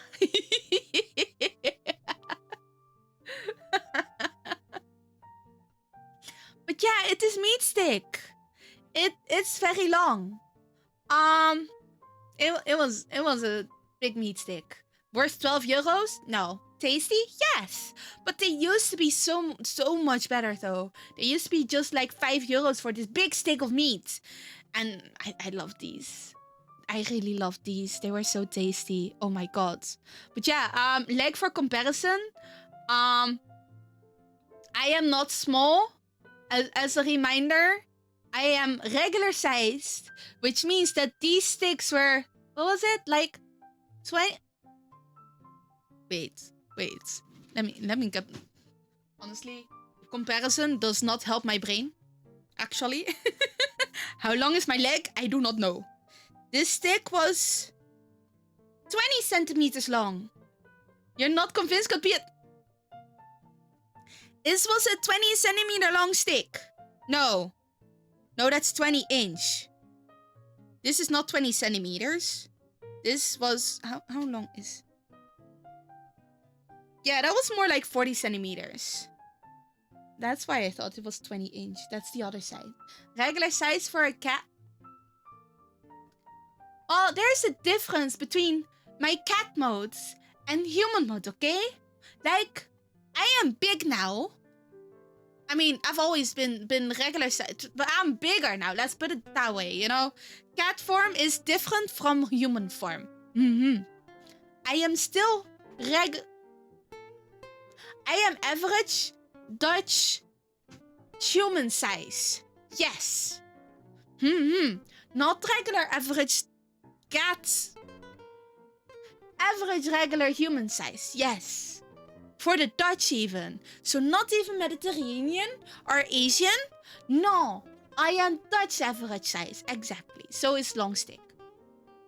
Also, I guess 10 centimeters of that was like sticks, extra sticks. So, but yeah, I had a friend who also hadn't had the meat stick in quite a while.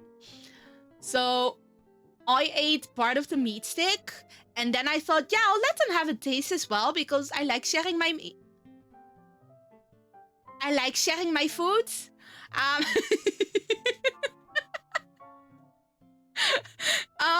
But they were apparently in part of the crowds, and there was a concert currently going on, and they split the crowd in elves and orcs, and elves had to dance gracefully and orcs had to stomp around at moments when they played certain music. Anyway, I could not go in crowds with stick because it was pointy stick. Do I have the other image as well? I think I do. It was pointy. It was big pointy stick. Yeah, I don't think I need to show that. And I could probably use it as a weapon if I want to. So I don't think I should have gone into that crowd, and I didn't because I was smart. But it was a good meat stick. I am not buying it again because that's expensive as fuck. I am not paying 12 euros for this little amount of meat. If I'm paying that much, I want a decent meal. I want a pretty decent meal. You know, it's still a Ren fair, so it's still gonna be expensive. But I want at least a pretty decent meal. Yeah. Okay, let me put away my meat stick. Alright, go. But it was nice. But I hadn't had the meat stick in years, I think, because I used to have them at a different Ren fair, and I haven't gone to that Ren fair in 12, 13? No. About 10 years, I think. Because I wasn't liking that one as much, and the one I go to right now, didn't have the meat sticks for quite a while. Pada, thank you for snacking.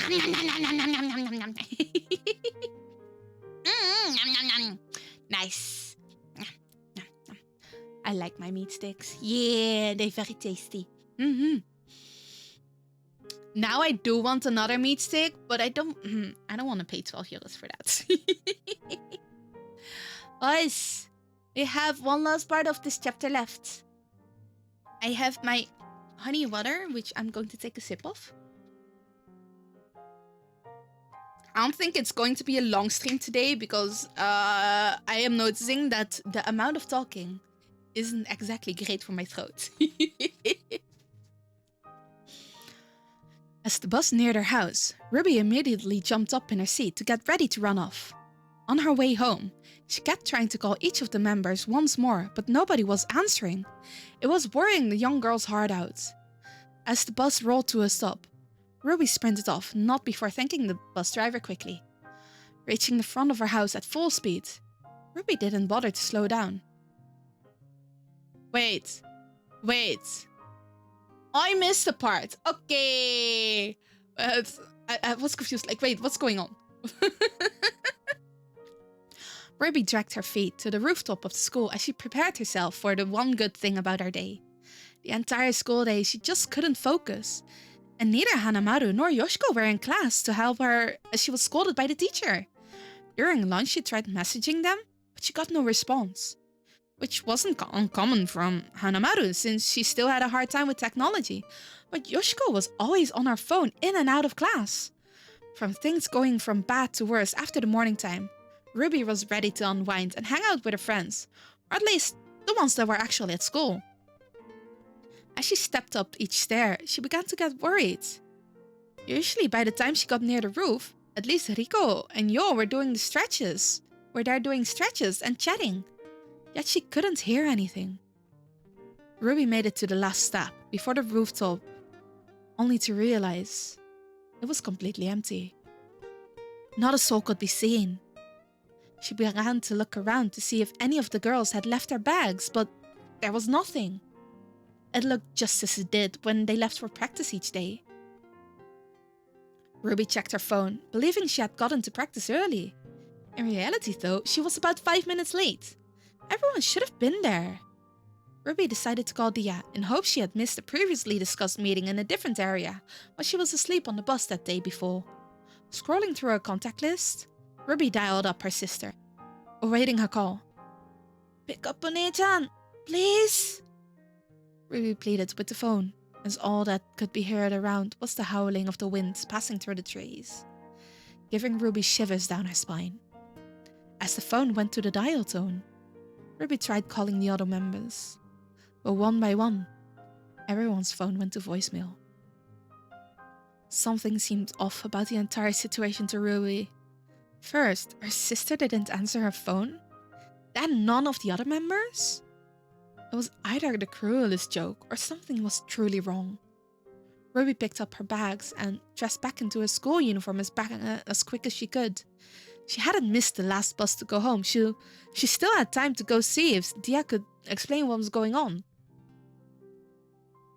Wait. As the bus neared her house, Ruby immediately jumped up in her seat to get ready to run off. On her way home, she kept trying to call each of the members once more, but nobody was answering. It was wearing the young girl's heart out. As the bus rolled to a stop, Ruby sprinted off, not before thanking the bus driver quickly. Reaching the front of her house at full speed, Ruby didn't bother to slow down. There was something off about this entire situation. She could feel it. As soon as she barged in the house, Ruby called out, "One-chan, where are you?" Getting nothing in response, the young girl began walking forwards. Usually a house servant would greet her at the door, but no one was home today. Ruby began making her way towards Dia's room, as she was usually there in her free time, practicing her Yamato Goto. Nothing ever stopped her sister from working. As she pulled the sliding door, Ruby called out for her sister yet again. "One-chan, are you home?" Her ears were met with silence. She peeked in and saw nobody. It looked as if Dia hadn't even been in the room all day. Ruby wandered the space a bit to see if there was any form of life, but everything looked as it usually did. Not even Ruby's bad luck of always getting caught sneaking around Dia's room came into play as no one was near. Nothing was adding up. It seemed that everyone had disappeared off the face of the earth. As Ruby walked out of the empty room, she took a quick look back. She hoped something could give her a clue, but alas, everything was as perfect as Dia herself. Ruby sighed as tears brimmed her eyes. She just wanted to see everyone again.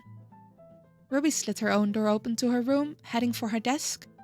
She just couldn't wrap her head around what was going on. Everyone wasn't answering their phones and her sister was missing. It was as if everyone disappeared without a trace. Making her way towards the closet, Ruby decided to grab another set of clothes. If no one was going to answer her, she was going to find out why herself. As she went to open the door, a hooded black figure jumped out, startling the girl backwards. Chipping over her own feet, Ruby landed on her bottom before quickly looking up towards the person. They stepped forward slowly, building their anticipation, as Ruby tried to scoot away. She only had so much space before her back hit the wall though. Struck with fear, Ruby's tears fell down her face as she lifted her hands up to make the person stop. The figure reached out and tossed her hands out of the way though, as it did nothing to stop them. Ruby tried to see the person better, so she could identify her attacker, But she soon saw a blonde object headed her way instead. The young girl closed her eyes before her world went dark. With her motionless body hitting the floor, Ruby was left with no clue as to what was awaiting her future, nor the pain of everything that would soon follow.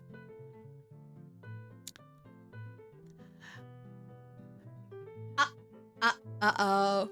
Uh-oh. Yeah. Why?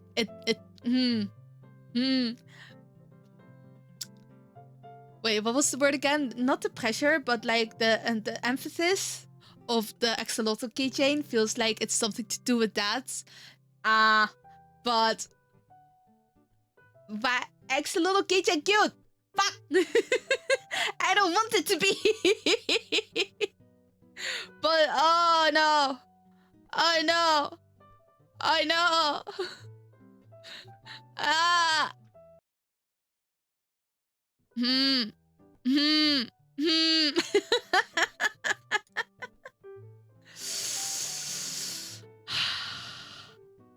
Man, there's 9 chapters. I'm not gonna fit. No. Wait.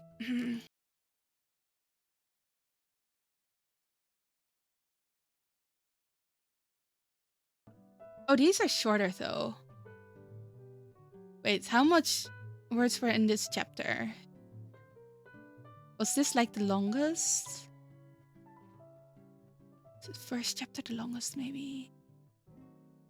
45k is okay, right? It's not a wow. Wait.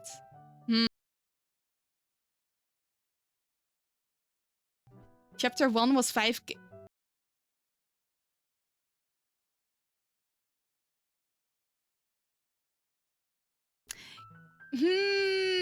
Okay, I will continue to read that later. Oh man. Wait, does any of... Wait, but now...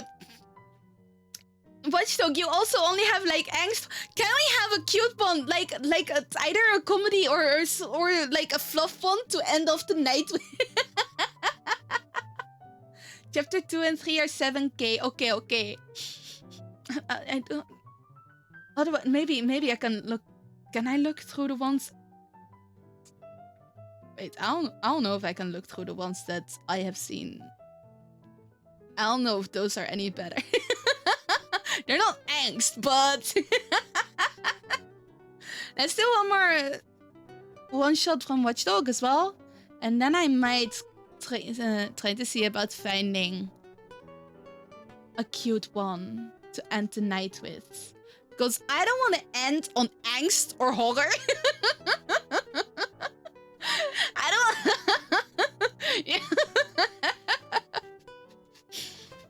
Okay. Wait, Watchdog, we pick one shot. Do you want the Honkai one, Fleeting? Or the Ruby one? You wanted to see me play the games? Which games? There's games?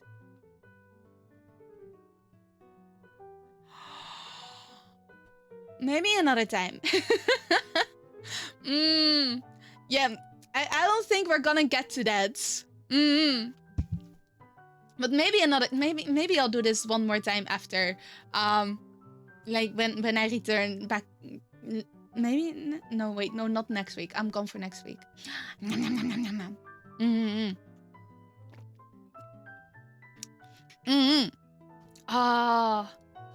There's games? What the fuck? Is this Homestuck all over again? The fuck?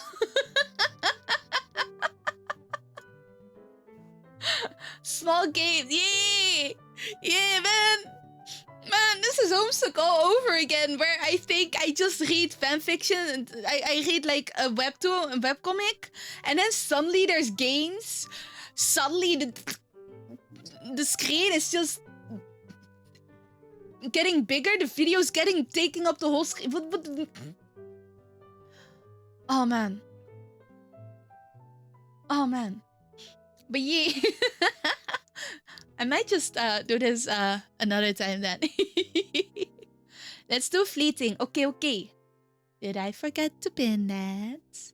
I don't know. I hid it for myself. I don't know. But if I pin this one, it'll replace the other, right? There we go. Okay. ちょっと. There we go. One more one shot from this one and then one cute one. I'm going to find one if I might just go find one after. Because I don't want to end on it. Okay. There we go. So this one is also Honkai. Back then, when the biggest thing Silverwolf had to worry about was her daily quests and gacha games and what snacks she needed to buy for her weekly gaming all-nighter, Hanakoni was a paradise. A land apart from the universe, a place of access and joy. A place where whatever troubles plagued you in real life didn't matter, almost like a game. But that was when Firefly was still with her, when she was still remembered. Silverwolf thought it looked a lot duller now. She sat on a metal railing, overlooking all of Golden Hour, Firefly's secret base.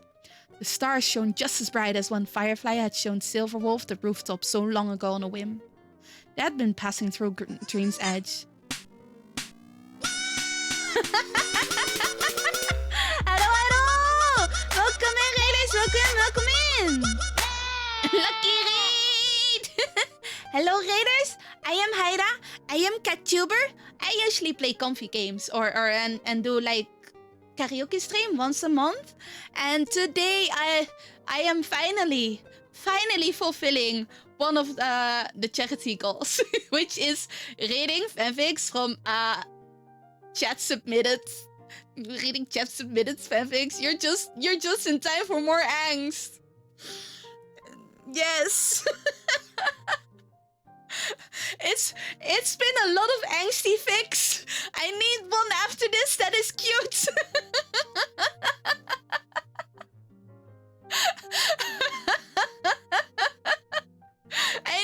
I need myself some comfort after this.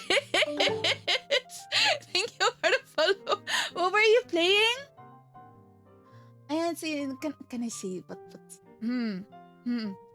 a self-proclaimed stupid streamer? What do you mean? Welcome in, thank you for the follow! Oh, but I hope you were enjoying what you were playing, okay? Wait, no, well, yes, okay. But... also, if you need to raid and run, I understand, because streams can sometimes be a little tiring. Or get yourself a drink, take a bathroom break, take a snack break, or take a food break in general. It is getting it's getting a little later in European time. I don't know which time zone you're in, so... But yeah, we're reading fanfiction. It's angst night, apparently. I need wholesome after this. Thank you for the stretch. Oh, man. Oh, boy. I realized that if I am shrimping, I am getting beneath webcam range. And the model doesn't track as well. Only I often forget that I get beneath webcam range. So the stretch is a good way for me to unshrimp and also try and get rid of back problems. Yeah, it's late. Oh, you're Dutchy. Nice. Playing for the Minecraft for the third time ever. Are you enjoying it? This year. Wait, was it this year? Yeah, this year is the first time I was playing Minecraft too. Like, it's been a long time. Well, not the first time. I played it like 10 years ago. And then I realized, no, this is scary. This is scaring me. I am spooked easily. So having monsters around and the spiders spooks me very quickly, as some others might have noticed. Just a little, just a little. Spook monsters coming up. Minecraft mod where monsters are.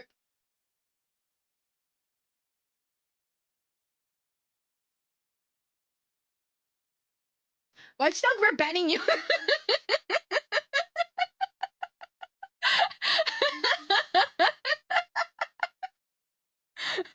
No, no, no. It's also modded, but your friends are there. Nice. The first time I played was with Ursical, who's currently streaming, but I think it's Vampire the Masquerade. That was my first time. So my first time was with a friend. Now I've mostly been playing on my own, but it is modded. So spiders are now spider pigs. So I don't actually freak out too much. I don't freak out too much. And other than that, I guess it was mostly quality of life. I have now added the inventory inventory sorter. I haven't tested it yet because it's been a while since I've actually played. But yeah, I changed the spiders into Ragnera from Monmusse. You know, but in Minecraft, it might not actually do well. I thought I remember when I asked friend like, oh, can I go play Baldur's Gate? Do you think I would be okay with the spiders in there? And they went, there's a mod probably for the regular, but also there is and you can avoid like most of the spiders. But there's the Dreider at some point. And then they send me a picture of said Dreider to see if I was okay with it. And I realized, no, I am not okay. I just realized I got used to Ragnera upper body.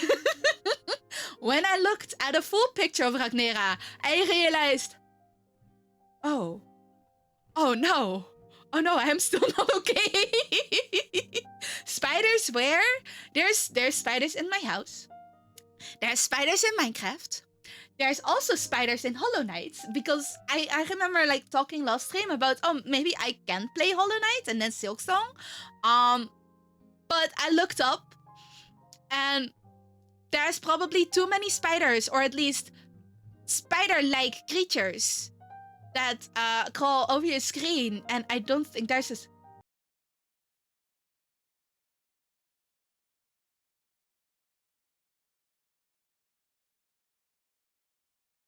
Wait, I gotta check that just in case, because if it is true, I might need to call in help with the vacuum. Okay, it's not there. But I mean, they run. There was one on my wall like a few days ago. Spiders are cute though. 8 fluffy legs, 8 shiny eyes. I am glad you enjoy your spiders. Would you like mine? If you want mine, you can have them. Yeah. You got a spider in the corner of your room, keeps mosquitoes away. If they're in the corner of my room and they stay there, it's fine. There was one on like one of the, what was it? Is it a gas pipe? I don't know. It's like one of the pipes in my room. There was one there. A few weeks ago, I think. And it was there at like 3 p.m. And I had to run off to the physiotherapist because I was running late, so I couldn't get rid of it. Yeah, the radiator pipe. Yeah. But like in the top of my room, because this one leads upstairs to the cattle thing. And I thought, oh yeah, if that's gonna be there still later, I'll ask someone to get rid of that after that, okay? I leave them be as long as they stay far away from me. And I forgot about it actually. And I think that was the evening where I did Pomodoro. Because I vaguely remember... Maybe there was another. I don't remember, actually. But I remember that it suddenly decided, I am going to run over your wall. And I screeched. And I forgot it was there. And I was not a happy catto. Ow. How do you know there isn't a spider on that radiator pipe right now? Because I can see it. There was one last time I streamed though. But that one decided, was it No. Wait, no, not last time.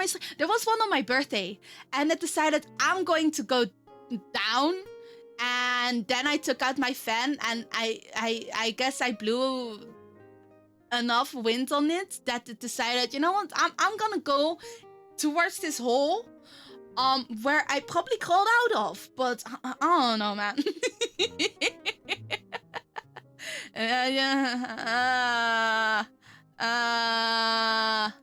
Man, if I could get rid of the phobia, I would, but I've been dealing this for a long time.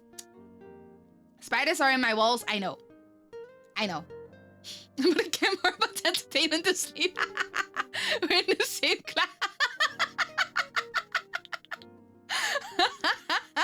I had terrible sleeping schedules when I went to school. So I ain't telling anyone off, but it is recommended to try and get your sleep before class. Because I don't know, did I end up well? Possibly. Did I do anything with what I studied? No, because there wasn't the job field was pretty shite. But otherwise, I might have not slept through class sometimes, you know? College is something for sure. Yeah, college is something, man. Waiting for Magical Girl Haida fanfic? I don't think it's there, but if you want to go write it, I guess you could. College is for training yourself on 3 hours of sleep to prepare you in the working world. Joke's on you. I have been doing that since high school, early high school. I didn't need training. I was used to it.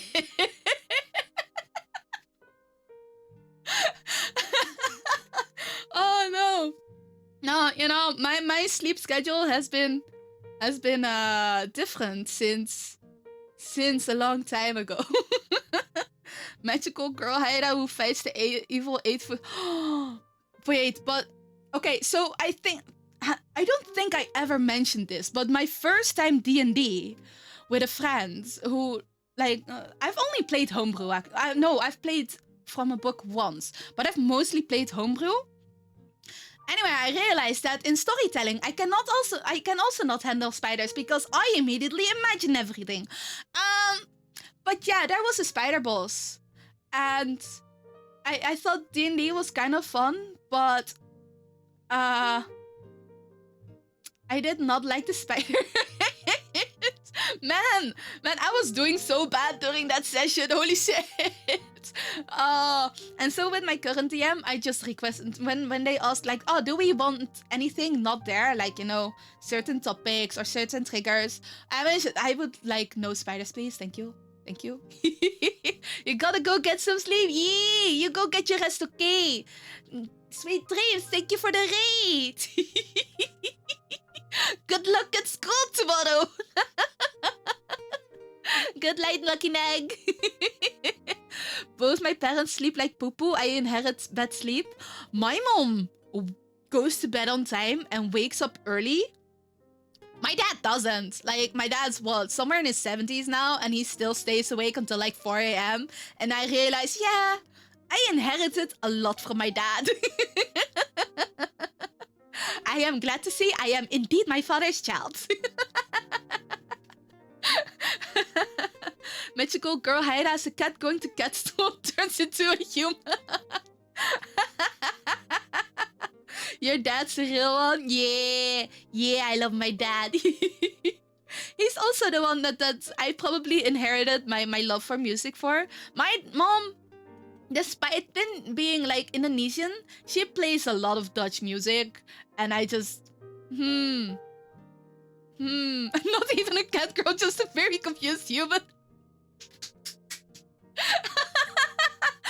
Where's my toe gone? How do I balance now? What is this? Why can't people rate my face, my ear expressions anymore?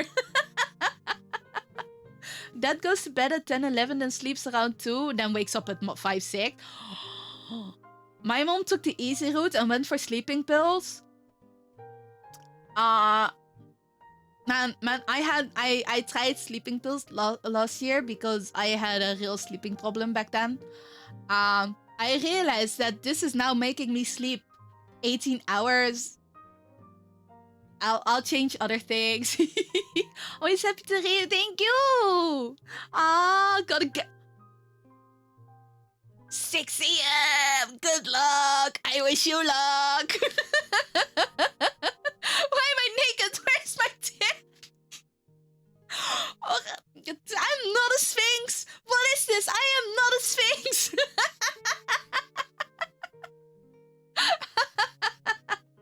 Bye, Neg. Oh boy. If you give me permission, I write it. Go ahead. I see we're gonna have another fanfiction stream after this. Go ahead. Probably can't take sleeping pills due to other meds. Oh yeah. I mean, I do now also have ADD meds, and I don't think I should combine those, probably. Because they might, maybe they counteract. I have no idea. I haven't taken my sleeping meds in a while. Actually, when I realized that if I take them, I am so tired the following next days, and it's not really working very well. So I have been trying to change my rhythm, or at least, change other things a bit. It's kind of working, but also not always, and sometimes I mess up even more. But my manager knows of problems, and she gave me time to get stuff settled, so we're slowly working on that. Sleeping pills don't mix with blood thinners. Ooh, whoop. I am glad I am not taking them, but that's why the doctor also asks, are you taking any other meds? Just like grapefruit, apparently, I don't know exactly why grapefruit isn't allowed, but it's not allowed. Like my mom also had to take meds, and she wasn't allowed any grapefruit anymore, but she does love grapefruit. Grapefruit messes with how... Oh! I have joined like one medical research once, and they did also tell us, oh no, you're not allowed any grapefruit. So... But I forgot about it. Grapefruit messes with blood too. I don't like grapefruit anyway. It's too bitter. I had it on my plate the other day when I went out for birthday dinner. Grapefruit does something funky with metabolism. Huh? Does it slow it down or does it speed it up? Do I need grapefruit too? But no, I don't like grapefruit. It is too bitter. I had someone tell me, yeah, tonic is sweet. This wine is sweet, and I taste, and it's just all bitter. It is all bitter to me. I do not understand. What do you mean the grapefruit is sweet? The grapefruit is not sweet. Who cleared grapefruit? Yeah, exactly. What are you talking? Why are you eating that? It's just like chili. Why are you eating something that hurts you? I am so confused. Most psychopharmaca don't go with grapefruit. I think about 90% of medication doesn't go well with grapefruits. Because on a lot of things that I've seen, you're not supposed to have grapefruits. We had to induct patients on that when I were... Oh, okay. There's a thingy in grapefruit that stops an enzyme in your intestine that does the job of breaking down drugs, so you end up with more meds in your... Whoa. Grapefruit doesn't go well with 90%. Why do people drink grapefruit juice then? Why do people keep putting grapefruit in their drinks and grapefruit in their cocktails? What is this? Who has decided that grapefruit is a good idea? I do not understand. But some people enjoy suffering, I guess. So if they enjoy suffering, they can have all the grapefruit. You remember liking grapefruit juice? I remember liking buttermilk. I also got back from that. Because, I don't know, I don't remember what I didn't like from it anymore. But I remember that I used to like it as a child because my mom bought it for me and my sister because we were the only two who liked it. And then I hadn't had it for a while. And I remember drinking it again a few years after. And I instantly spat it out into the sink, thankfully. But that was a spontaneous, instantaneous... Was it? It's not a vomit. But you know, expulsion. Yes. I realized at that point, I don't like buttermilk anymore. You know, I am glad that And after that, I have never bought buttermilk again. As a person who enjoys suffering, you play War Thunder, grapefruit will not be accepted in the suffering community. Well, everyone chooses their own suffering, you know? Some people play War Thunder, some people enjoy grapefruit, some people enjoy spicy food, and some people play League of Legends. People just make wrong choices all life round, okay?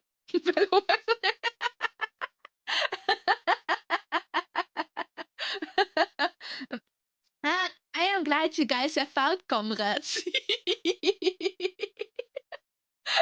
You're so cute. My condolences indeed.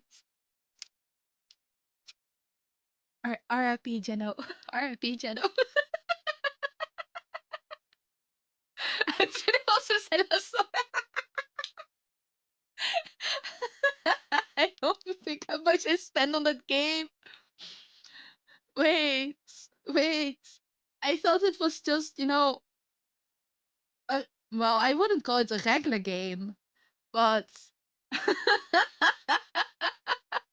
you're glad Forza and Pokemon took your focus away for now. They took. Oh, I didn't see the full trailer yet, but the Pokemon game with the where you are the Ditto. Yo, that looks so cute. Like holy shit, holy shit. Ah, I wanna be a Ditto. Oh man, I haven't bought a Pokemon game in ages, but I would say the last Pokemon game I played was actually Cobblemon. Um, that's how I got more addicted to Minecraft, I guess, because I was playing Cobblemon with friends. War Thunder is technically a free-to-play game, except it actually costs your soul. Oh, is it a gacha too? Are we gambling away our soul? Is that how this works? Oh, it's not a gacha. It's not even a gacha? Does it have a battle pass? It's free but full to the brim with opportunities to pay real money. They would charge you to breathe if they. Oh, holy shit. And people. There's the battle. I see. There's the battle pass. Man, you've lost. Uh oh. Uh oh. Uh oh. I have spent a lot of money back in the day on Love Live when the rates weren't even good. I don't know why I did that. Why did I make myself suffer? Oh, millions in in-game codes. Oh, okay. Battle Mass isn't that prominent? I reinstalled Battle.net like last week and played a few games of Overwatch and then realized, what am I even doing? What am I doing? I am uninstalling this again after today. Progress is slow and slows down to a crawl the further you're in. Really? Oh man. Obviously you can speed it up with money. I see. It kind of I remember playing like what was it? The kind of not exactly Clash of Clans, but kind of like Clash of Clans. Those games where you can put up shields and stuffs, and people spend money on getting better and beating up other players, and I didn't want to. Oh man, I need to stop spending money on games. I realized that now that I have Uma Musume on PC, I am apparently able to now actually buy the packs. While I was playing on mobile, I had to stay free to play. But now I can use my Steam wallet, which isn't good. I can stay free to play. It's fine. I can stay free to play. I've stayed free to play with other games as well. It's just it's a little harder though. It's a little harder. It's harder when there's not actually like a line between being able to pay and not wanting to pay. Welcome in. Thank you for the follow, Gino. Stay strong. I can stay strong. It's okay. I can just look at the horses that I have. And if only there was like, you know, man, the pity is also kind of shite. It does help that there isn't actually like a decent pity. Like I need to pull 200 times to exchange. No, fuck that shit. I'm not doing that. Holy shit. You wanna have a better time being free to play in a gacha than in Warzone? Uh-oh. Oh, no. I've managed to stay free to play on CZZ, I guess. But that also, it's also because I hadn't fully put all my time in there. I hadn't stayed free to play on Genshin. But I think on Genshin, I only bought like the Welkins. Yeah, I bought a few of the Welkin and then the monthly card thing twice, I think. And then I thought, no, I don't want any.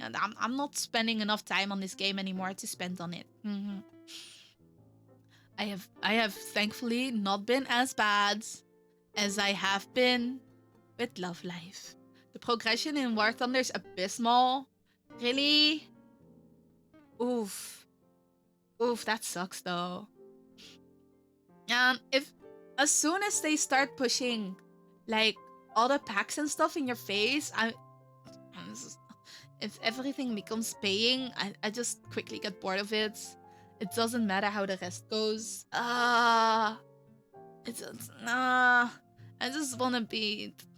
I don't want it in my face all the time, especially if you don't have premium time. It's so goddamn slow. Oh man. Wait, at what point? Like, what release are they now? Like at 9 or? I should try one. Please don't the Snail Force.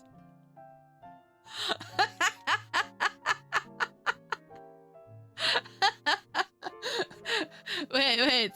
I don't think I know I looked it up at some point. Oh, 14? Damn. Realistic military vehicles, online combat. Maybe this would be fun, but I'm not entirely sure. And knowing what I know now, yeah, I don't think I'll be.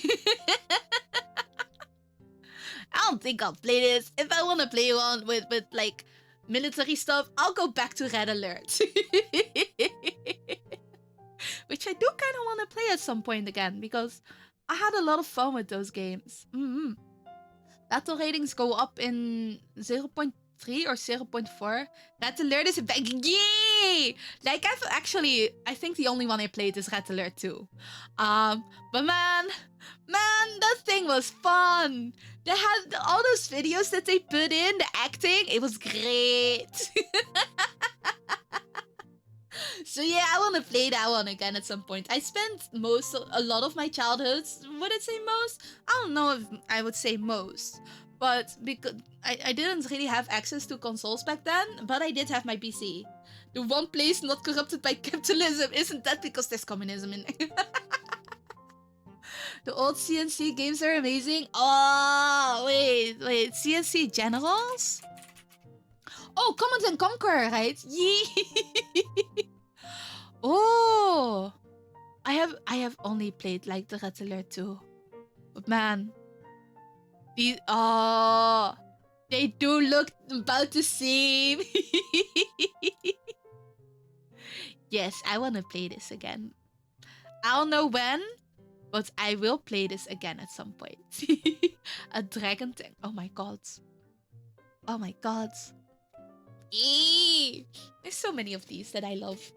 I haven't played Knights and Merchants in a while as well. I still need to play Age of Empires. Will I get to them? I don't know. What's my favorite Pokemon? Celebi. I don't know why, actually. I just really like Celebi. The Tiberium games are great as well, at least if you stay away from the fourth one. That one sank the entire... What about Whooper? I love Whooper! Whooper also good! Snom I haven't seen a lot of. Because Snom is like from a later generation. My favorites are, I think, like second generation. Like the Johtos. Snom is cute. Wait. Okay, I can't be the only one who thinks this, right? Why does Snom's face look like someone is lying face down on the ground? And that the front of his face is like his butt. I can't be the only one who thinks this, right? Oh, he's a worm Pokemon. No, what a cutie. I thought he was a hedgehog, but okay. I am glad I am not. It's just... Yep.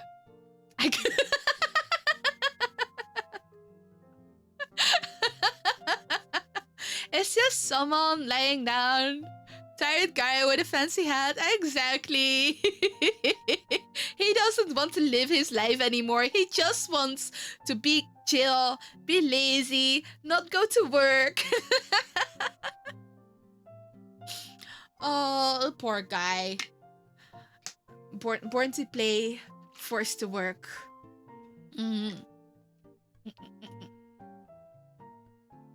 Okay, shall we get back to fanfic? I don't remember where I was. I think somewhere at this point. Okay. Let's see. Wait, should I just... I think I'll just start over. I've been distracted for so long that I might as well start over because it's just a short amount of text anyway at that point. I slipped. Fuck. Okay. Back then, when the biggest thing Silverwolf had to worry about was her daily quests in gacha games and what snacks she needed to buy for her weekly gaming all-nighter, Penacony was a paradise. A land apart from the universe. A place of access and joy. A place where whatever troubles plagued you in real life didn't matter. Almost like a game. But that was when Firefly was still with her. When she was still remembered. Silverwolf thought it looked a lot duller now. She sat on a metal railing overlooking all of Golden Hour, Firefly's secret base. The stone shone just as bright as when Firefly had shown Silverwolf the rooftop so long ago on a whim. They'd been passing through Dream's Edge, and Firefly thought Silverwolf deserved to see her favorite spot in the dream world. She remembered that day so vividly, the gentle breeze in the Memoria, the cacophony of pedestrians enjoying their time in the dream, the brilliant gentle glare of the sun cresting the horizon. Most of all, she remembered Firefly, her excitement, the simple joy she got by staring towards the edge of the dream world, the way the light made her look so ephemeral, as if she would fade away at the slightest touch. Silverwolf had dismissed that thought then. It reminded her too much of the entropy loss syndrome. She had time, she thought. Everyone thought they had so much more time. Time, as it turns out, is merciless in its march forward. Entropy loss syndrome, the artificial plague placed on Firefly by her creators. A failsafe should Glameth's greatest weapons fall into the less than desirable hands. How long had Silverwolf spent combing through archives, searching for anything she could find on the condition, on how to cure it? Glameth has purged their database before the Empire fell. Good infosec, but terrible for historians or for people seeking to cure the Iron Cavalry of their genetic plague. All those hours desperately combing through paper after paper, genome sequence after genome sequence. All hoped she'd be able to... All those hours, all for naught. All the... Wait. There you go. All those hours, all for naught. Entropy loss syndrome was incurable and always terminal. Silverwolf knew this before she began her search. She had hoped she'd be able to disprove it. The haunts only distracted her from the truth. Lan would be proud. Perhaps she'd be emanator of the Rainbow Arbiter someday. She'd spent so much time searching. Time, in retrospect, she wished she had spent with Firefly. With that radiant girl who time forgot. Silverwolf leaned back into the air over the edge of the rooftop, teetering over the street below. She breathed it in, taking in the serene atmosphere. Thinking about that time hurt. Aside from her research, it was the time Firefly's condition reached its apex, and she began to fade.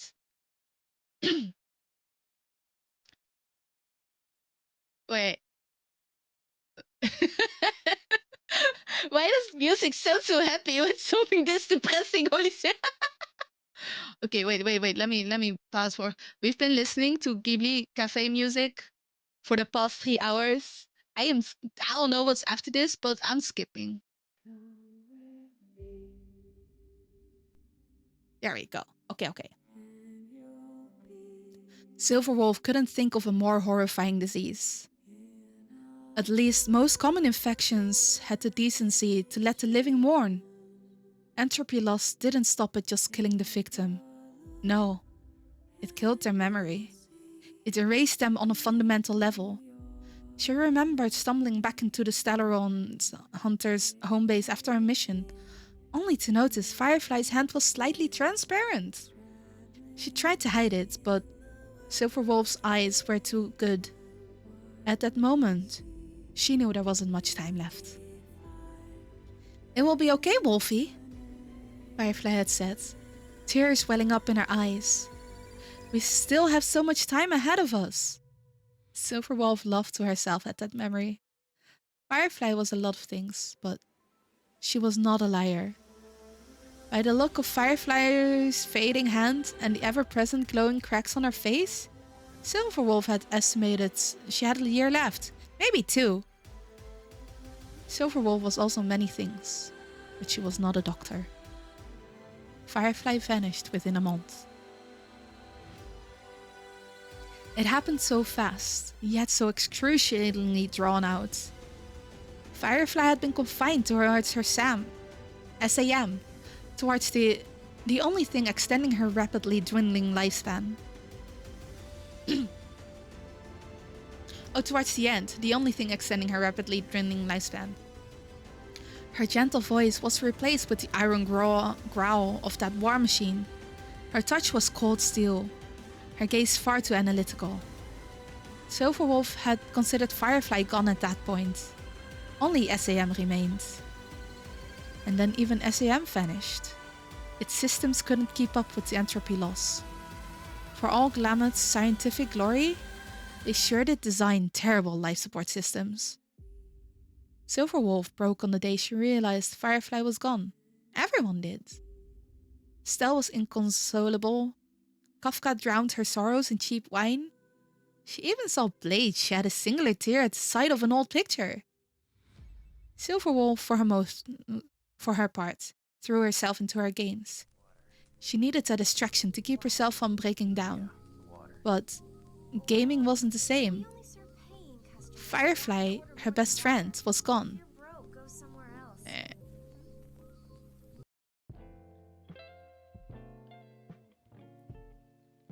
And retreating from the harsh reality into a virtual one didn't change. Entropy loss syndrome had taken her away. Forever. Firefly was dead. And then it came for her memory. Silverwolf took her phone out of her pocket. The lock screen was still a default grey. Same as it had been since the picture of her and Fireflies that once took its place had vanished. All her old pictures had disappeared seemingly overnight. They were the first to go. She expected this. The records she managed to salvage from Glamour's golden age all said physical description disappeared first. Then came memories. Stell, the girl Firefly once loved with all her heart, suddenly just forgot everything about her. Her favorite foods, her usual outfits, their relationship, their anniversary. She used to always remember. She would come to the very rooftop Silverwolf now sat on every month on the day she and Firefly started dating, and just stare into the distance. But she stopped showing up a few months ago. Silverwolf checked the date on her phone. Stell would have been here by now if she was coming, but the rooftop remained empty. She considered reminding Stell about the significance of the day, but whenever she spoke of Firefly around her, Stell had this odd look in her eye. Vacant. Like she was looking for something, struggling to remember. Then she would shrug and continue on with whatever she was doing, usually digging through trash.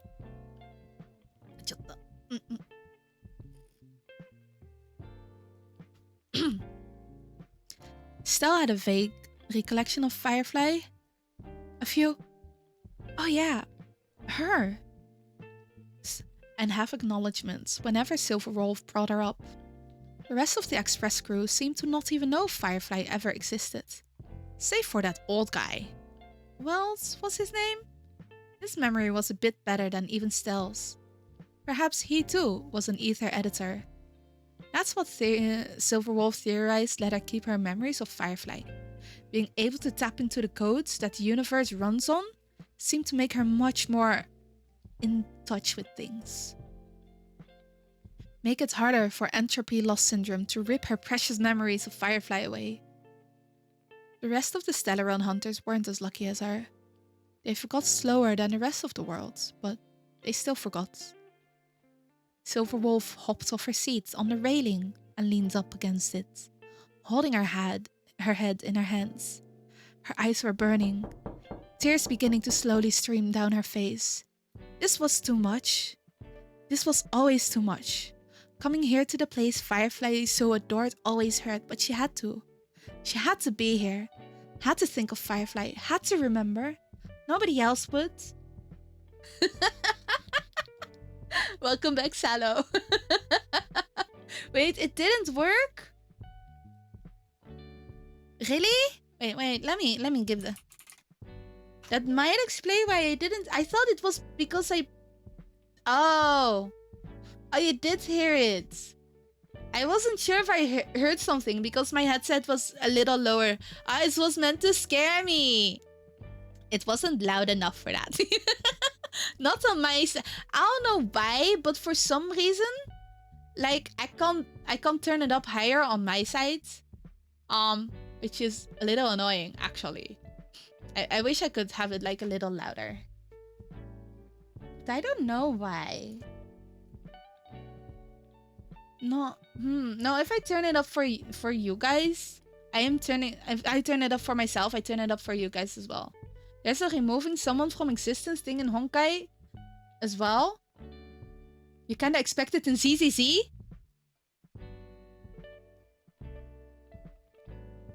I do need to continue with ZZ's story at some point as well. But it didn't spook me. I am sorry, Salo. I am usually spooked lots quickly, but not always.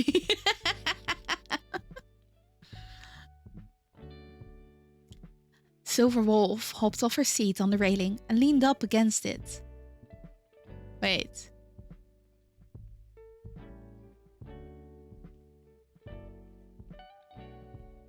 I don't remember if I read this, so I'm doing it again.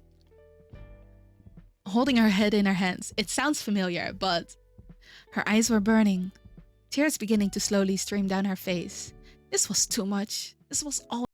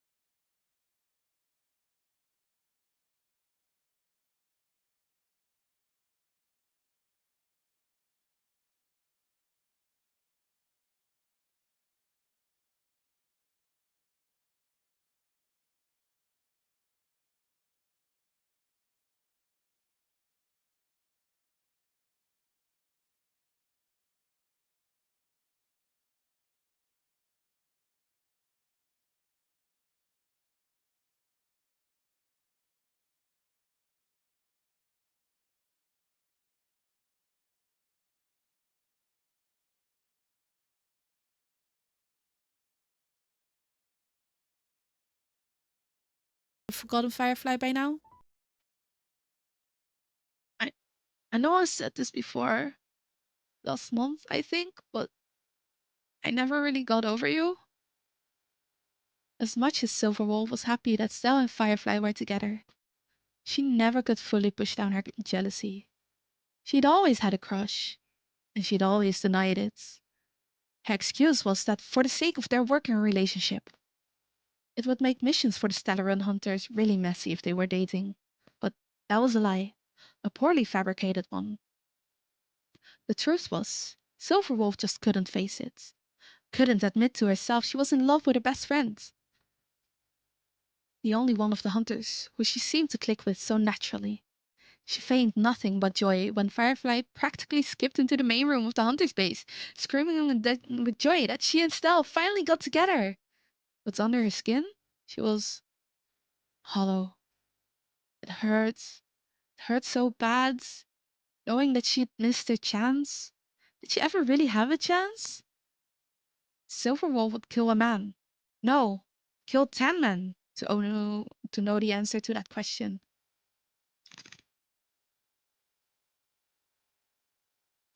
Don't get me wrong. I really was happy for you. How couldn't I be? My bestie, friendly with the girl of her dreams. She fidgeted. Just wish that girl was me, you know? Silence. Damn it. I'm a selfish asshole, aren't I? I should be mourning, and here I am, jealous we would never. I never. She couldn't finish her sentence. It was too painful. She wept. Wept harder than she had in a long, long time. Her sobs pierced the serene quiet of the rooftop, a painful ambience tainting a bittersweet memory. Sorry, I'm sorry. Had to get that off my chest for the millionth time. She laughed softly under her breath. Don't think I'll ever get over not telling you. I wish I did. I wish I did so bad. Even if nothing came of it, the closure, it would have been nice. But she knew she had all the closure she needed. There wasn't really a chance, because Silverwolf would have never taken it. That's just the kind of person she was. Too afraid to face anything that felt too real. And her feelings certainly did. I can't stop thinking about you. Silverwolf turned her gaze to the sunset. All those hours we spent playing fighting games. You suck at innocent cog, by the way. Sorry, not sorry. Ah, remember that horror movie marathon we had when you first joined the Hunters? You got so scared you nearly smothered me to death when you kept clinging to me. Good times. Good times, now tainted with the knowledge that Silverwolf was the only one who remembered. I'm sorry. I tried to help you. I did. I guess I wasn't good enough. Silence, pierced occasionally by Silverwolf's choking cries. The rooftop remained still for a moment that felt like eons.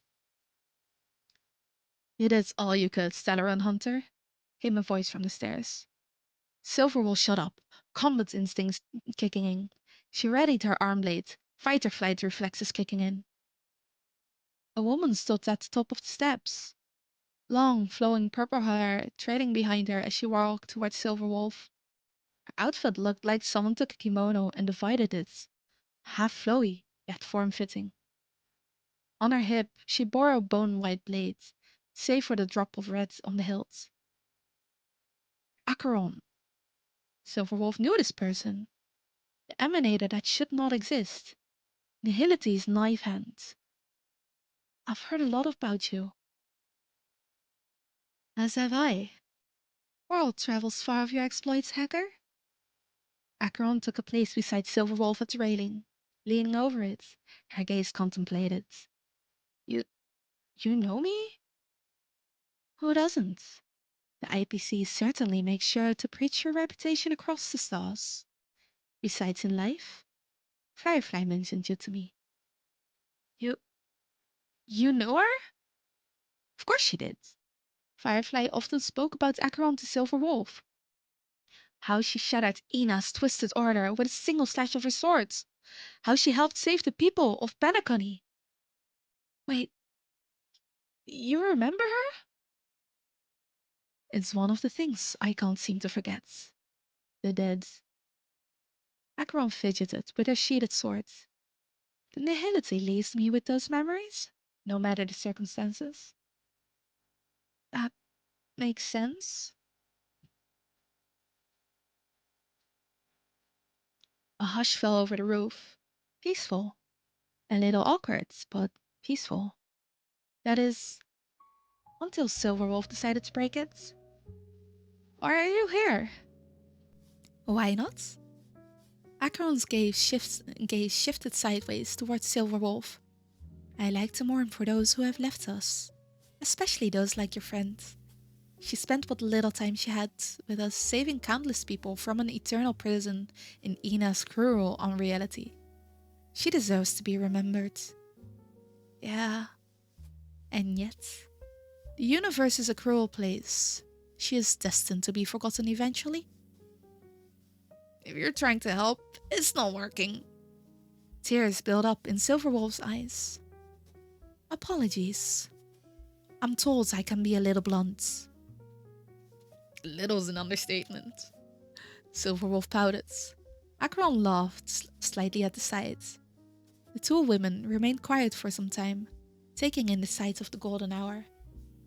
Is there anything we can do? Silverwolf asked softly. To make everyone remember? A long shot, but Silverwolf figured Acheron might know something about entropy loss she didn't, being an emanator of the nihility and all. No, I don't believe there is. Those of us touched by the shadows of IX? Of 9? Must bear that burden alone. Acheron's expression turned somber. I follow the finality if you haven't noticed. I'm not a self-annihilator or anything. Silverwolf scoffed. Yes, but nihility's vestige still have a grasp on your soul. Acheron glanced over. They always have.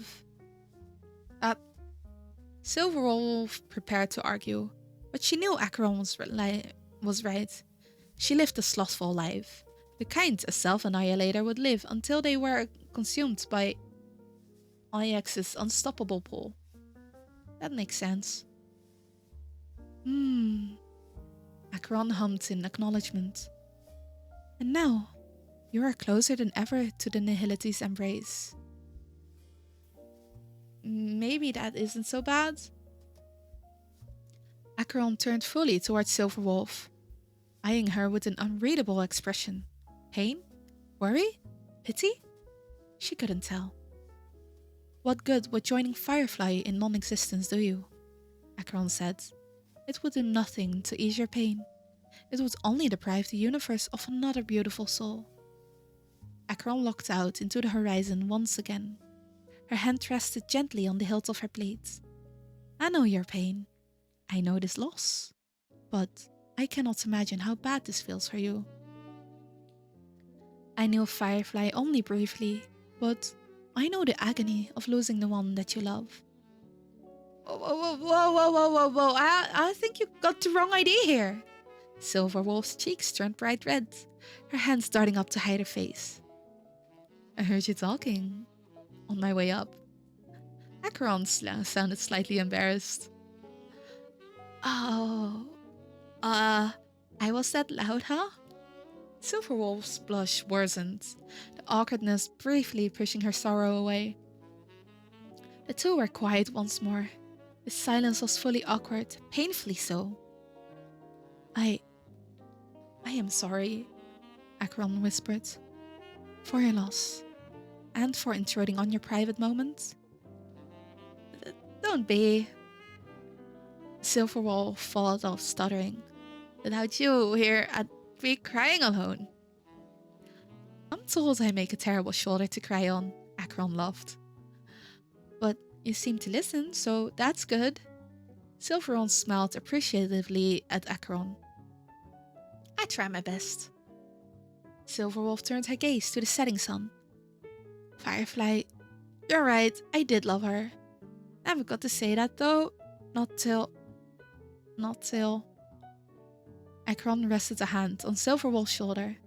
Despite her aversion to physical touch, Silverwolf paid no mind to the sudden expression of sympathy. I wish I did. Do you think she felt the same way? Did she? Silverwolf paused. There were times she almost let herself believe that Firefly felt the same feeling Silverwolf did. Playful touches, hugs that lingered a little too long. Firefly was always so affectionate with her, but Stell? The way she was with Stell in life was different. Different from how she acted with Silverwolf. No. Silverwolf choked down a sob. But I still wish she knew. I see. Acheron said nothing more. I wish she knew. Even if it made her see me differently, I think I would be content as long as she knew. Silverwolf couldn't stop her tears from flowing any longer. But now, she never will. She's gone. She's gone. She was practically screaming. Her disease took her from me. She was the best thing I ever had, and it took her from me. Tears flowed like pouring rain.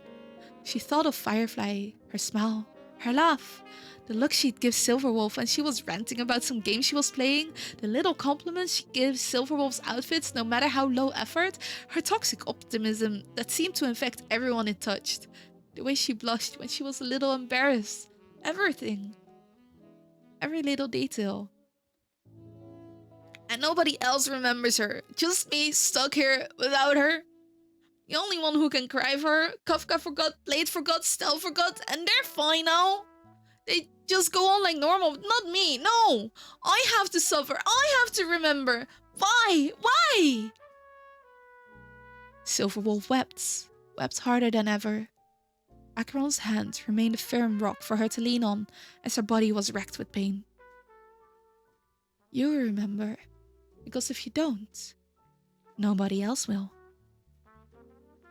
Acheron finally said, and if that happens, then all her life was for naught. You remember because somebody must.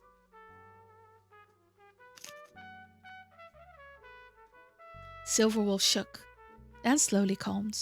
Her breathing slowed, her eyes began to clear up. Acheron was right, she knew that. If she forgot, if she wasn't cursed to be one of the only ones to remember Firefly, she'd be worse than dead. It would be like she never existed at all. Yes. Acheron withdrew her hand from Silverwolf's shoulders, placing it on the railing. She may be gone, but she lives on in you. You carry with you everything she ever was. Treasure that, for you are one of the only ones who can. Silverwolf leaned forward, gazing into the sun. Thank you. Acheron looked towards the sky. The two remained in silence, not a word passing through the air.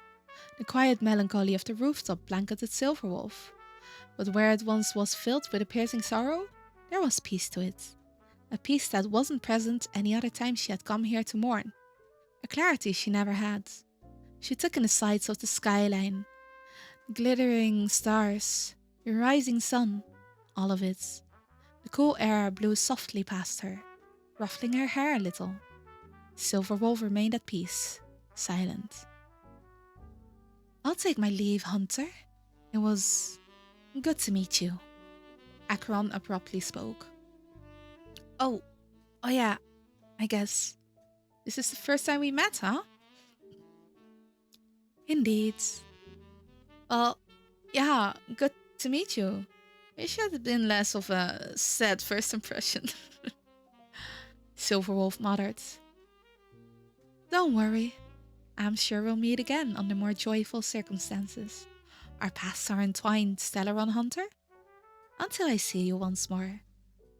Acheron turned away towards the stars and silently took her leave, leaving Silverwolf alone once again.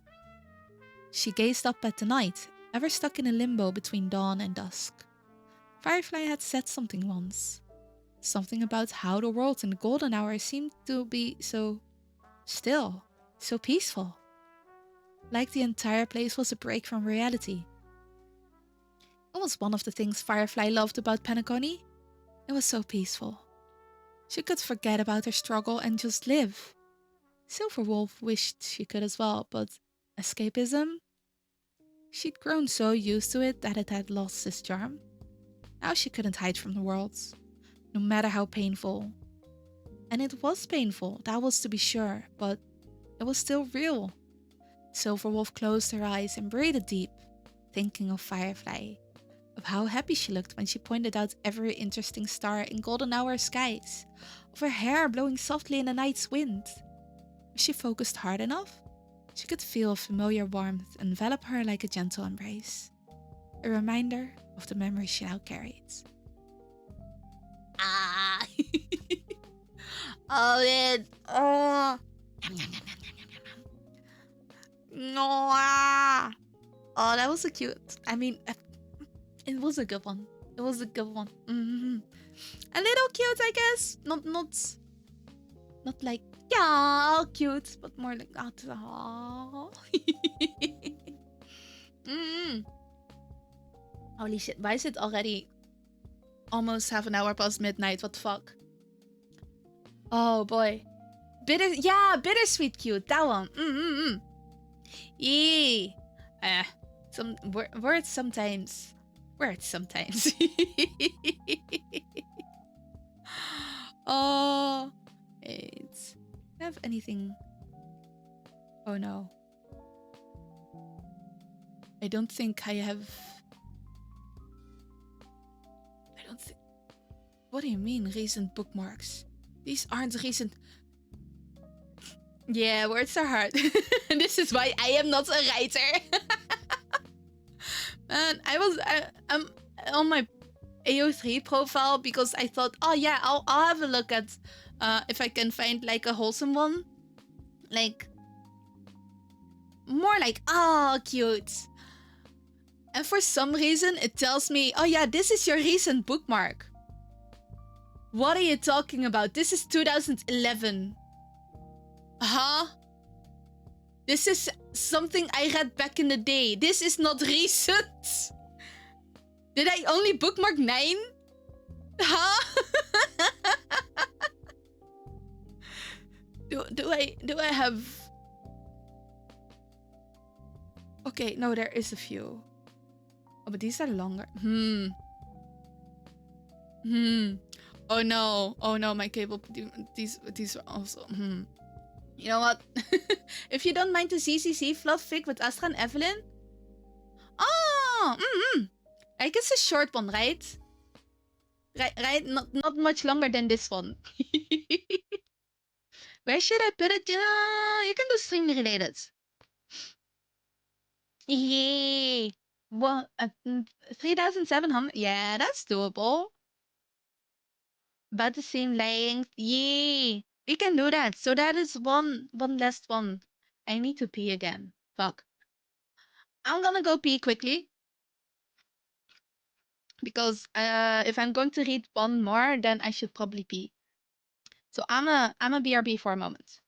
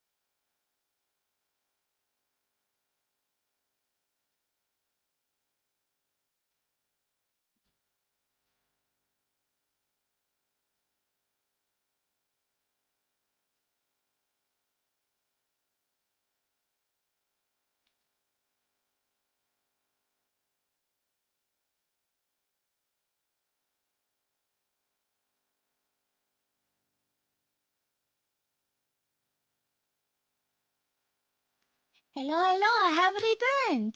Oh, oh, wait. Earth, hello, welcome in. How was stream? What were you doing? Wait, let me scroll up in chat a little so I can actually read what's happened. Let's see, there we go. Hi, Vogel, how you doing? Lesbian, HSR, lesbian, yep. The fanfics have been very gay, also very angsty.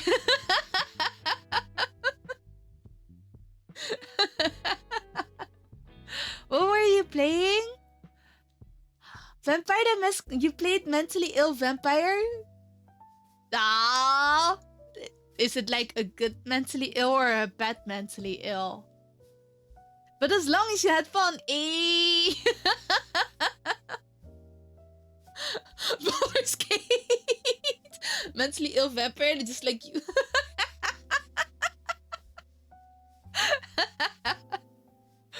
Well, well, your internet's dying, but buffering. Oh no. Oh no. Wait, is it your low? I hope it's not. I hope it's just, an error going on instead of your actual internet that has a problem, just what's it called again? Maintenance. Suddenly there's maintenance and they haven't notified you of that, which is a possibility. So who knows? I hope that's it. I really hope that's it. But yeah, Vampire the Masquerade. I'm glad you enjoyed it. Don't forget to take your rest, okay? I mean, you just raided in. So don't forget to take your rest, get your drinks, get your snacks. We are about to head into our last fanfiction for today, which is not angsty, but a cute little fluff. Because I don't want to end the night with angst. You'll go pee? Okay. Enjoy your pee. Be careful not to flush yourself through the toilet, okay? I believe you can do it. I believe in you. Salo goes bedtime? Okay, Salo. Have a good night. Thank you for dropping by. Get your rest, sweet dreams. Bye.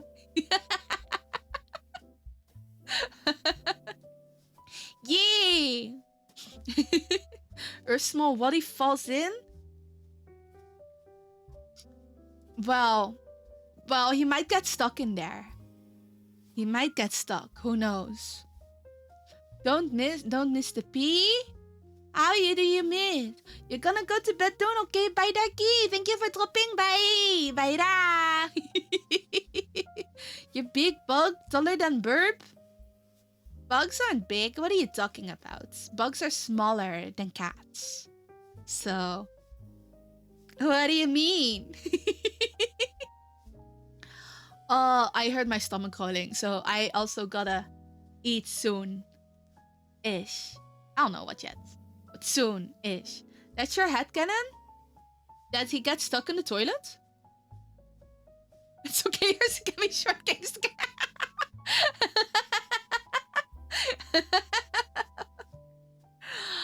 Us. Let me post the other one here. You're eating at 1 a.m.? Yeah! Yeah, I gotta eat when hungry, right? Tiny mouse sallow. I am uploading that one soon. But I gotta edit some of the music in there first. And then rendering takes 5 hours every single time. 5 hours. And then there's uploading on YouTube to check if I didn't forget any of the songs.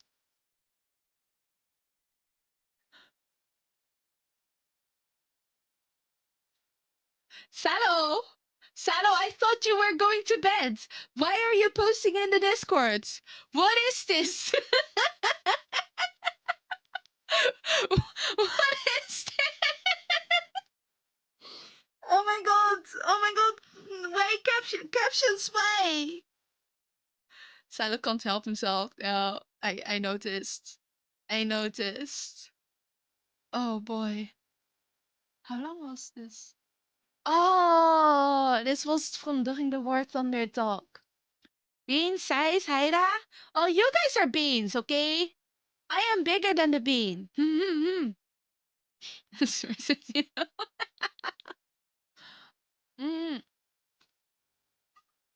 Okay, one more fanfic, and then there might be some more yet after.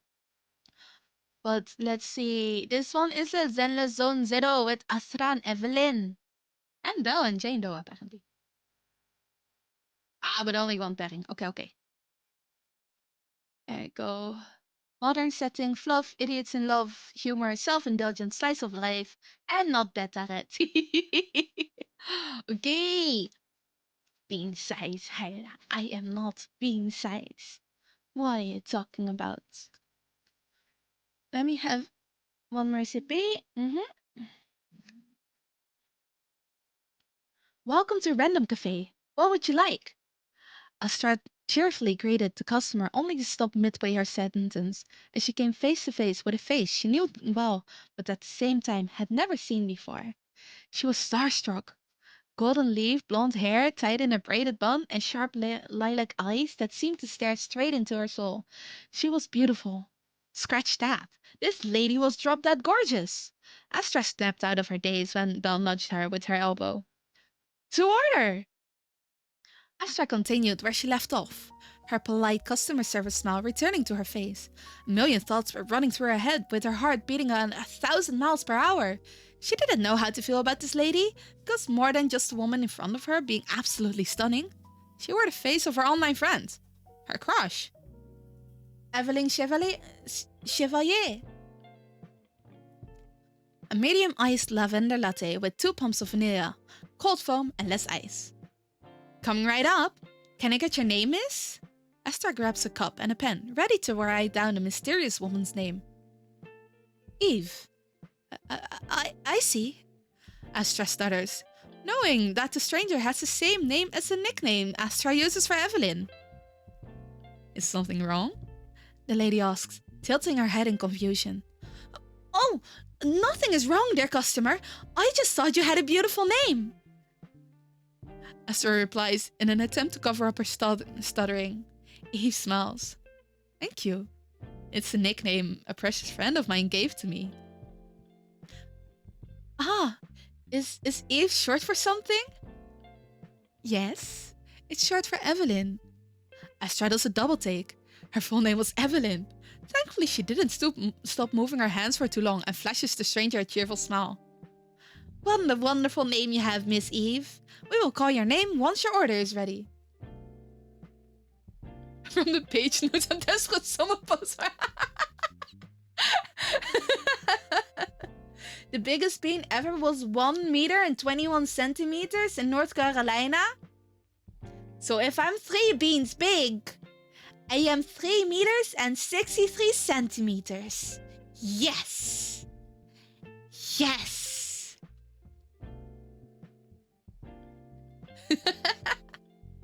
Hunter sorry. You know, I'd expect there to be more. Isn't there a lot of... Is there not that many of them? Thank you, Eve says, giving her a nod and finding a seat in the front of the store's window. What the actual heck? Astra thought as she took a quick break from the counter and started making Miss Eve's drink. She didn't know what to think or feel about this entire situation. Was that really Eve? She's here? In LA? But why? And if that was her, why did it seem like she didn't know me? I mean, she's seen my face. She knows my real name, my school, my workplace. Heck, she even knows where I live. At this point, how could she not know me? Astra took a deep breath to calm down. There was no time to think about this now, while she was at work. Plus, Eve would be disappointed in her if she knew that she was distracted during work. She lightly slapped both of her cheeks, took a deep breath, and called out, 1 medium iced lavender latte with 2 pumps of vanilla, cold foam, and less than ice for Miss Eve. Miss Eve gets up from her seat and heads towards the counter to pick up her order. Thank you. Eve looks down at Astra's name tag. Astra? The way this lady said Astra's name took her breath away. It was soft, tender, in which you can hear the fondness in the way she says it. Astra let out a sigh and smiled brightly at the woman. "You're welcome, Miss Eve." Eve smiled back before returning to her seat, staying there until it was the cafe's closing time. Astra flops down on her bed, tired from the classes and the work she's been doing all day. Her eyes felt heavy, fluttering as she struggled to keep them open. Just when she thought sleep had come to visit, her mind flashes back to the mysterious lady named Eve. And this lady has your friend's face and name and nickname. She knows everything about... That is most definitely her.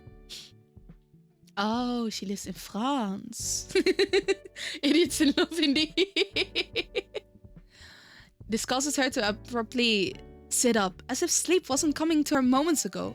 She quickly reaches out for her phone and shoots her Eve a text. It was 8 p.m. LA time, which meant it was 5 a.m. in France. "My Eve." "Hi Eve, I know you're already up around this time in the morning, so I have a random question. Are you still in France?" Astra sighs and waits for Evelyn's reply, reminiscing on how they first met and how their friendship came to be. "You want to introduce me to your friend?" Astra asked Jane Doe, her longtime gamer friend she met online. They were currently on voice chat, playing a multiplayer cooking game when Jane told Astra that there was someone she'd like her to meet. She can be a bit of a dry texter and can be quite curt, but she's a kind girl with a good heart. She just really sucks at socializing with others and, well, she's a workaholic. So I thought, why not introduce her to someone who's good at socializing and knows how to have fun? I'm flattered that's what you think of me. Just stating the facts there. But you think you'll find it? I think you'll find that my friend is quite a tough nut to crack. I'll take that as a challenge. She may be a tough nut to crack, but that doesn't mean she can't be cracked. Then I'm sure the both of you will get along swimmingly. Leave it to me. Bing! Astra hears a notification come from her phone. Snapping her out of her reminiscing. "My Eve." "Hi, Eve." Oh, wait. "I am. Why?" Really? Would you like a photo for evidence?" Is that okay?" Yes, this is not the first time I've sent you a picture, Astra." Right, yeah. Well, if you don't mind. Astra's phone is flashed with a picture of Eve's usual bakery that she goes to every day. The picture features 2 pieces of croissant and a cup of coffee on top of a white table. She was seated in her usual place, which was at one of the tables outside of the bakery. "Oh! I thought it was gonna be a pic of you!" "Shoot!" Astra thought nervously. This will make it look like I'm desperate to see her face. She was about to delete her message, but it was too late. Eve had already seen it. She was relieved that Eve didn't take it the wrong way, but her reply made Astra's heart leap out of her chest. "Oh, you wanted a picture of me? You should have just said so."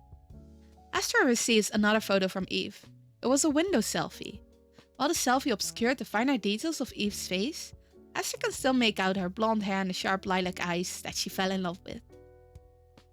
I can't fully see your face, but good enough, I guess." What brought this up anyways? Well, I saw this woman at work who looked like you, but I guess I was mistaken." "Oh?" "Yeah, she was a new customer at the cafe today. She gave me a heart attack. I thought it was you." "Are you disappointed that it wasn't me?" Why'd you look at the time? I'm heading to bed now, Eve. I've got a busy day tomorrow, so good night." Astra flopped back down on the bed. Her stomach fell flat on it as she held her pillow close, feeling the room temperature rise a few degrees, refusing to look at her phone until another notification popped up. "Good night. Rest well, Astra." Astra feels foolish for being overjoyed at Evelyn wishing her good night. Eve chuckled at Astra's attempt to dodge her question. She was concerned with the fact that Astra believed her that easily when photos can be taken ahead of time. She didn't know if it was because Astra had trusted her enough not to question it, or if it was because she was just too gullible for her own good. She's hoping it's the former.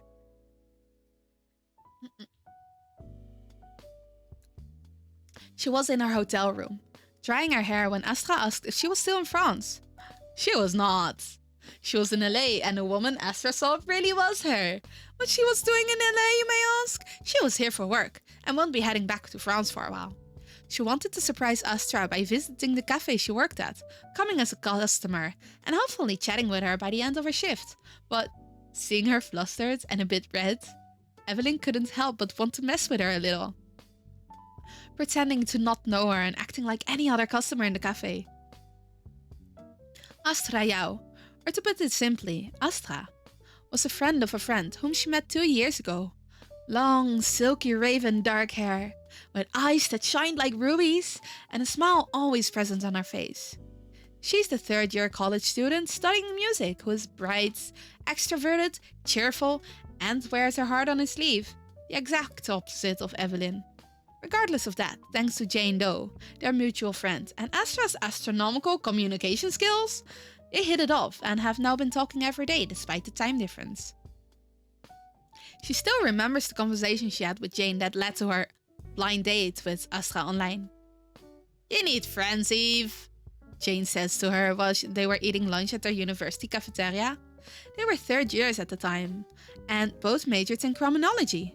While they didn't have much in common, they bonded over respecting each other's boundaries, as most people these days don't seem to know the definition of it. Evelyn was a working student, so she's been juggling work and her studies, giving her less time to meet new people. "That's insulting. I already have friends," Evelyn says without looking at Jane, continuing to eat her lunch. "It's me, and that's only one. You have one friend." "That's more than enough." "You need a social life." "That's exhausting." "You need hobbies." "I do have hobbies." "Work is not a hobby." "I need grandma hobbies, make some friends. I beg of you, your mom worries," Jane says, which gets Evelyn to finally look at her, a puzzled look on her face. "I don't have a mother. We've been over this." "I'm your mother." "No?" Jane sighs. She knows Evelyn won't make any more friends if she doesn't take matter in her own hands. "Okay, how about this?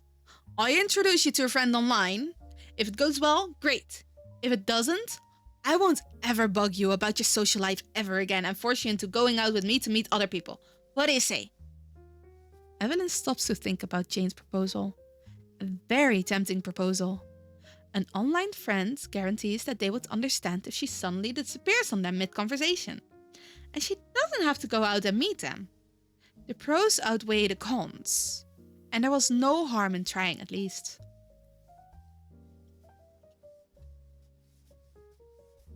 "Alright, I'll meet this friend of yours." "Great!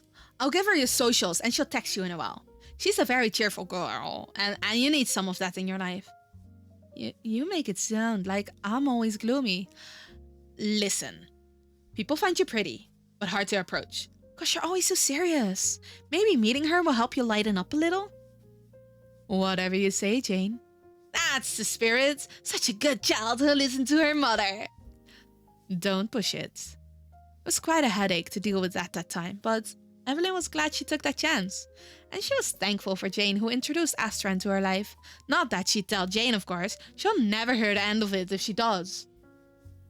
She closed the lights and crawled into bed, ready to meet the end of the day and rest.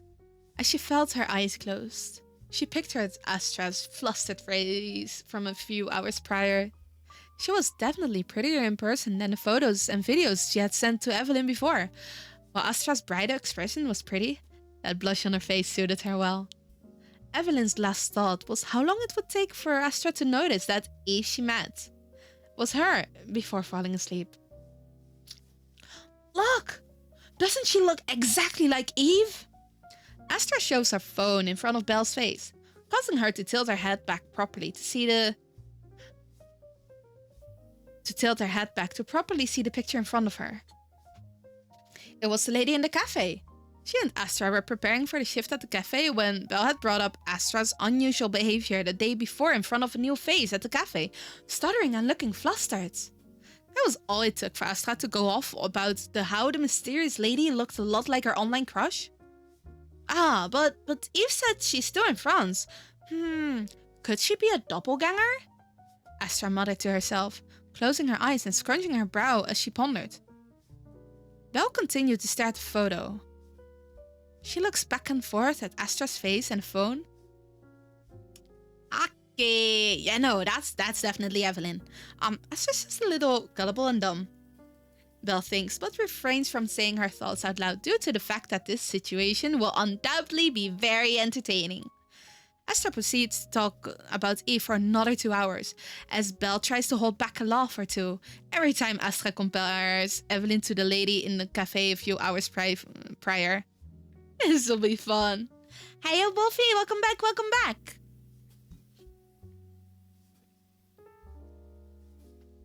Belle has had enough. This was now frustrating and no longer fun. Belle couldn't stand Astra longingly looking at Evelyn while being too much of a coward to actually talk to her. This has been going on for 2 weeks and she's surprised that Astra had lasted this long. Thank you for the sippers. 2 weeks? She still hasn't realized? In 2 weeks? Multiple people have already tried to ask this lady out in the 2 weeks she's been here, yet Astra couldn't even bring herself to say a single word besides taking Evelyn's order. That was not gonna lie. It was amusing at the beginning to see the myriads of emotions flash through Astra's face when someone approached Evelyn.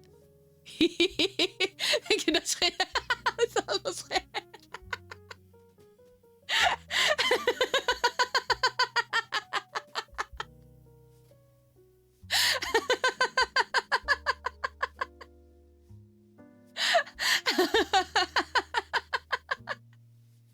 It's okay. Oh man.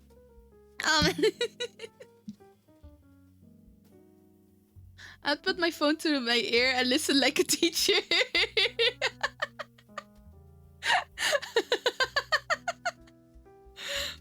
I think someone else called me French once before, and I'm like, wait, I don't have a French accent, do I? At least I didn't think I didn't. I think a very faint Dutch, like, shit. And so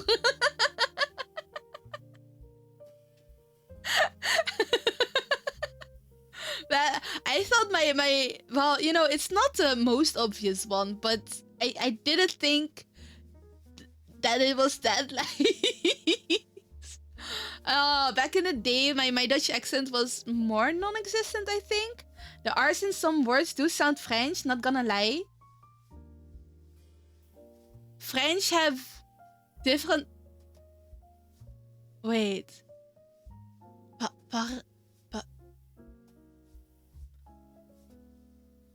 What was it? Parlez pas français? Something like... I don't know how their R sound. I just know that... I mean, there's the r and there's the r. I switch between those. I completely lijkt het zo terrible.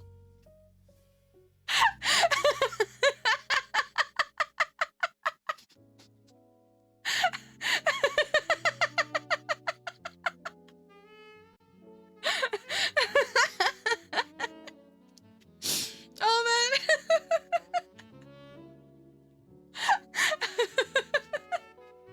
That's okay. Oh, my cheeks. Oh, my cheeks. Black, white, setting, rain, rolling down, you get 5. I do have a French R sometimes. Whoa. Whoa. Oh. Wait, huh? That's interesting though. Also kind of cool. Like I can, yeah, mix all the accents now. Oh, wait, let me know when, like, croissant? Or croissant? I'm French.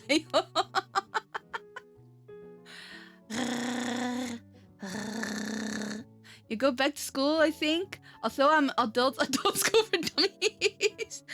It's okay. You're never too old to learn. Even,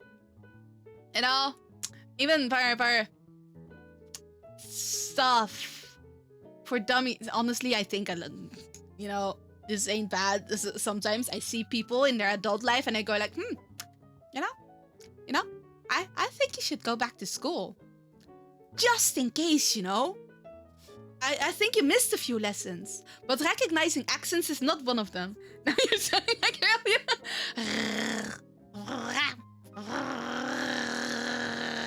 Although used whiteboards as kid, yeah, I still use whiteboards. I mean, I did experience the smartboard era, but I have not experienced like the tablet era. Mostly whiteboards and the smartboard and chalkboards. You squiggled like that.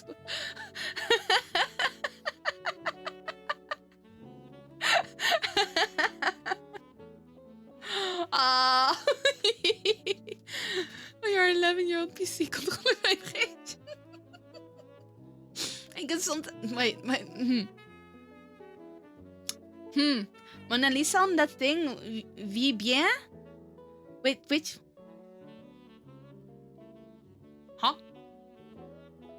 On the whiteboard? When I went to school, there was only chalkboards and overhead projectors. We had chalkboards. We had whiteboards. We had overhead projectors. We had the smartboards. Oh. I did.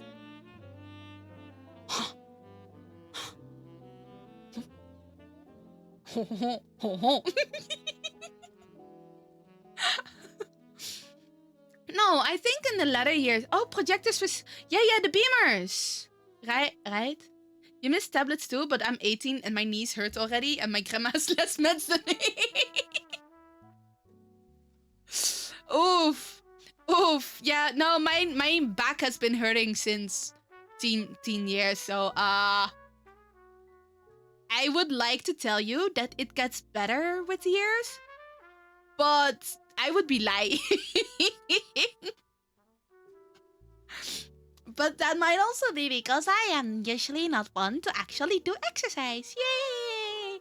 And I shrimp a lot. And I like to lie in bed and not walk stairs. And,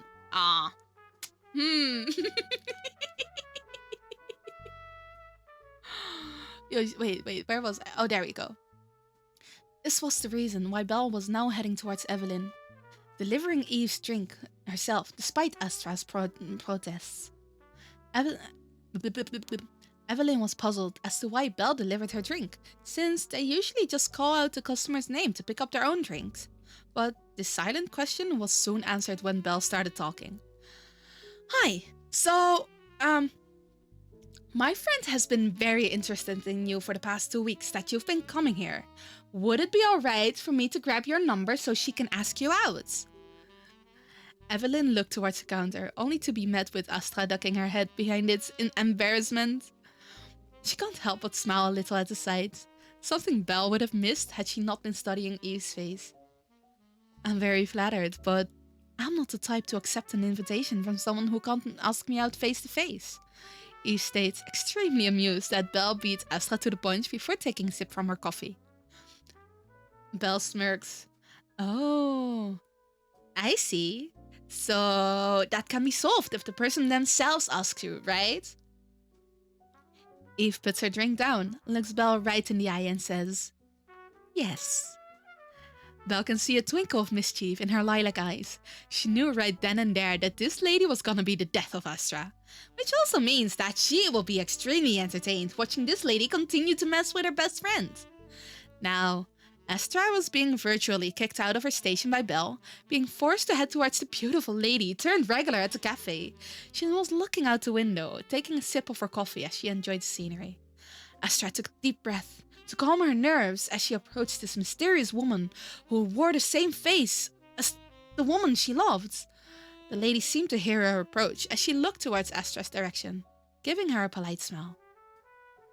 Astra finally faces Eve's doppelganger, sitting down at her table after Belle practically embarrasses her in front of this beautiful stranger.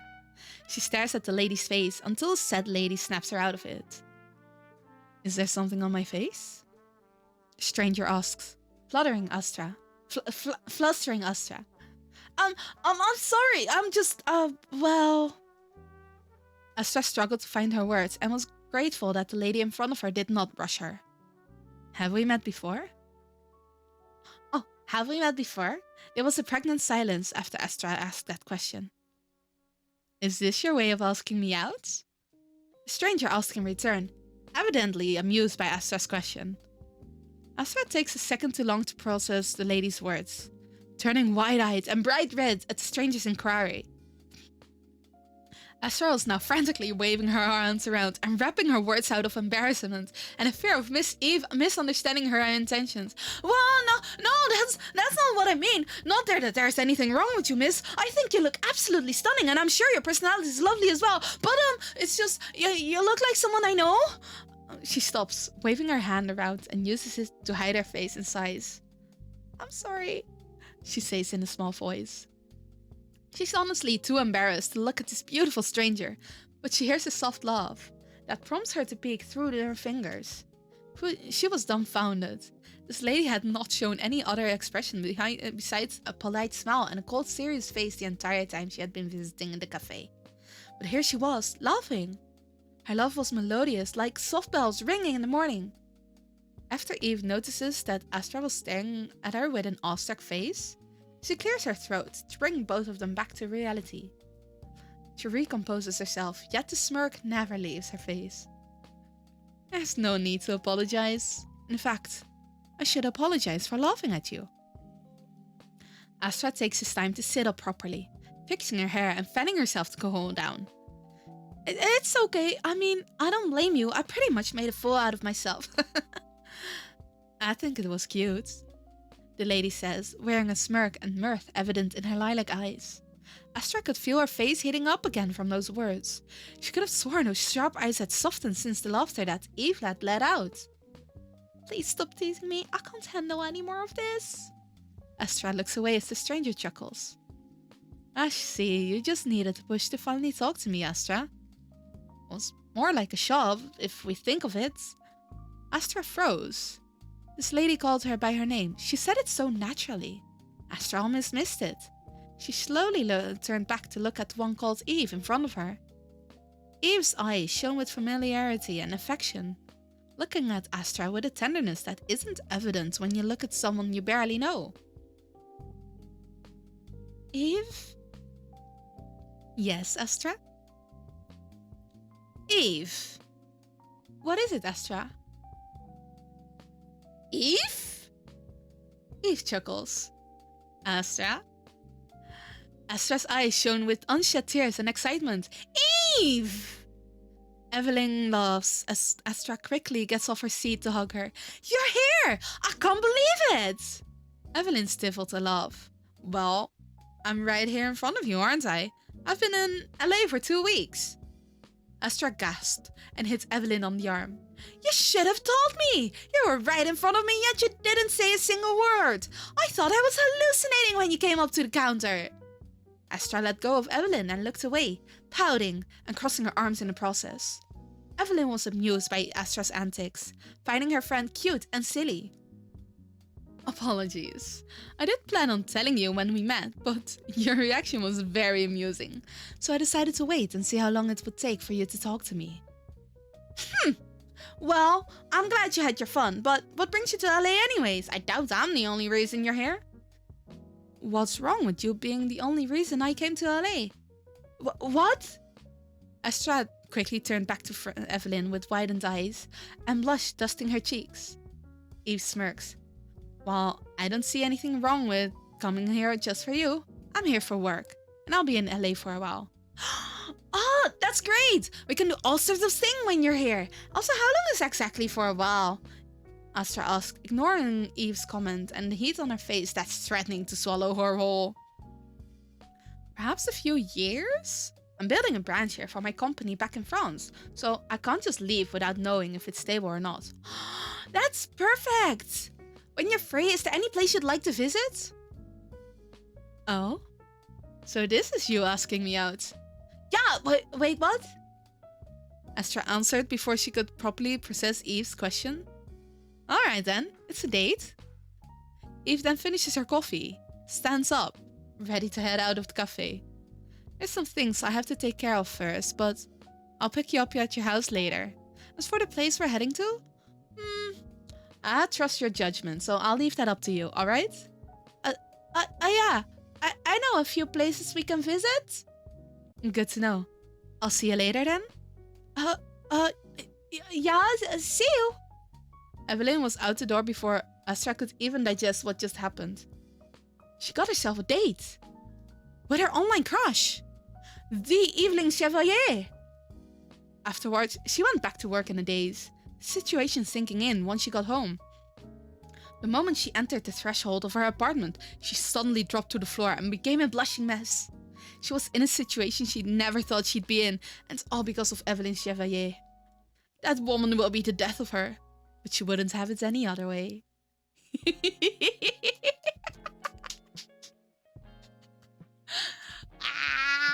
Oh, yep, idiots in love. Oh, that was cute. That was so cute. Holy shit. So 2 weeks. Didn't realize for 2 weeks. What?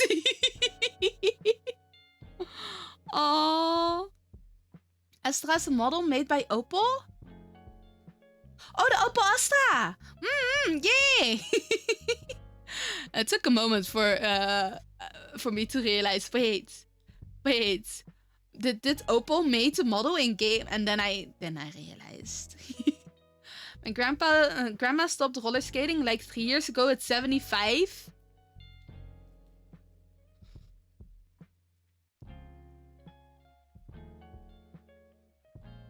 Whoa! Wait, that's really cool though. You can see this happening. Oh. It's so cute. From what I've seen, I guess I can't. From what I know, because I don't know their characters very well, I can kind of see it happening. You're a car guy, you can't help it. Cars are cool. I like them. I mean, I forget too quickly to actually do things, and I'm not hyper focused on cars, but I remember I once did a project on them. After that, I have suddenly remembered all of the car logos. And I still know most of them, I guess. Most of them, not all of them. This is your dream car? Wait. Is that that's not a Supra, right?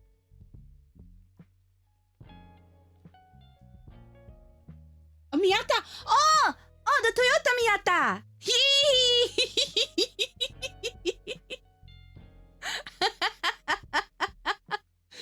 Oh, I have been seeing a few videos of those. They look very fun. Miata.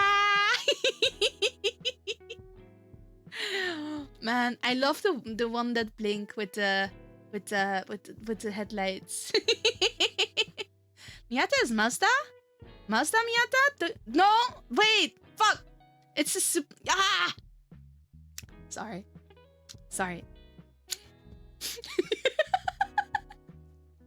It's a Toyota Supra. It's the Mazda Miata. I think my friends mostly call it just regular Miata, and that's why I mixed that up, probably. Also, my brain is often not brainy. Cars on their own are pretty cool. Cars as the dominant form of transportation suck. Yeah. It would be nice if there were other modes of transportation that would let me carry as much as I can in my car. But Brain deep fried. 90% of the time. Oh, wait, was it? No, that was a different stream. Oh, that was not mine. I was talking about deep fried Mars. Yeah, no, my brain is cooked like most of the time. I only have clear moments every once in a while.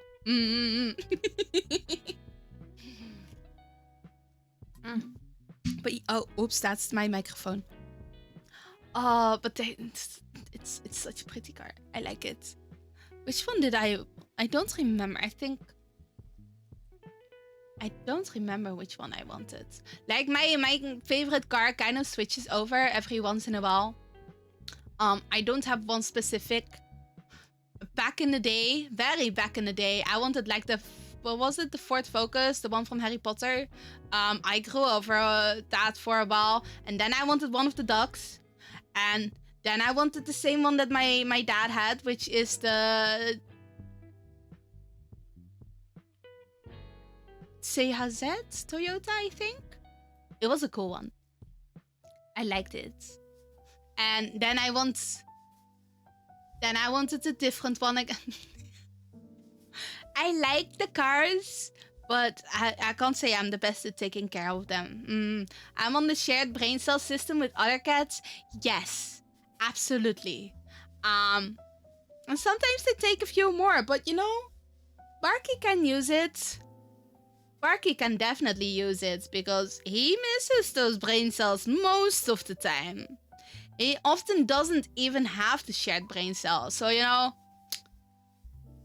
I give it to him. I'll give it to him.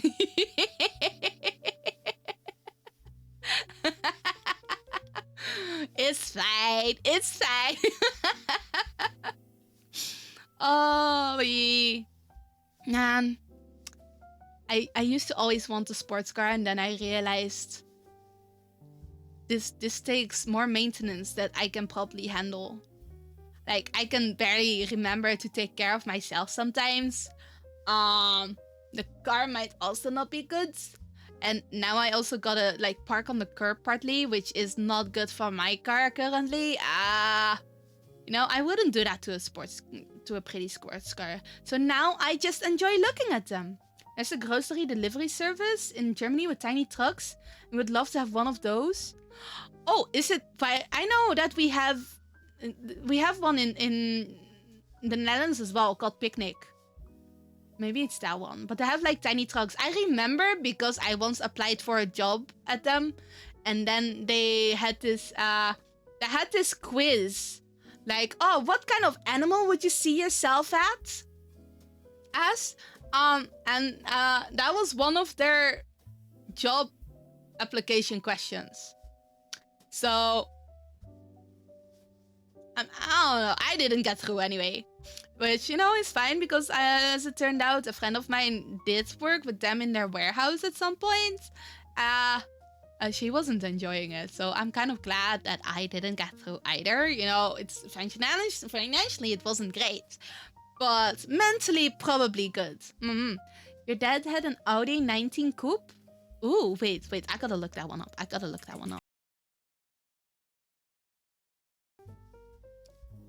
Oh, nice.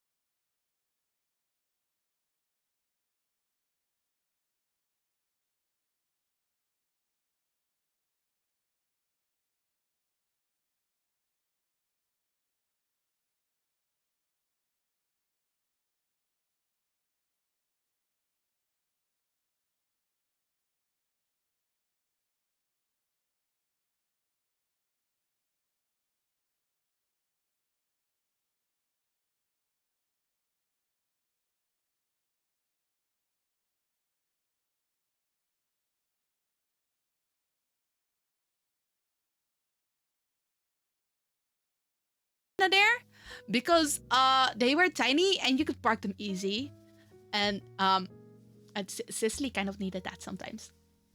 Like them because you can ram them into gear and not care about it. It's like fruits, Pokemon. That's what you get, Vogel, for not having a driving license. Well, it doesn't really matter. If you don't have a driving license, then if your interest is not cars, then your interest is not cars. If you have a driving license, sometimes you do recognize them. Did you take a nap, Vogel?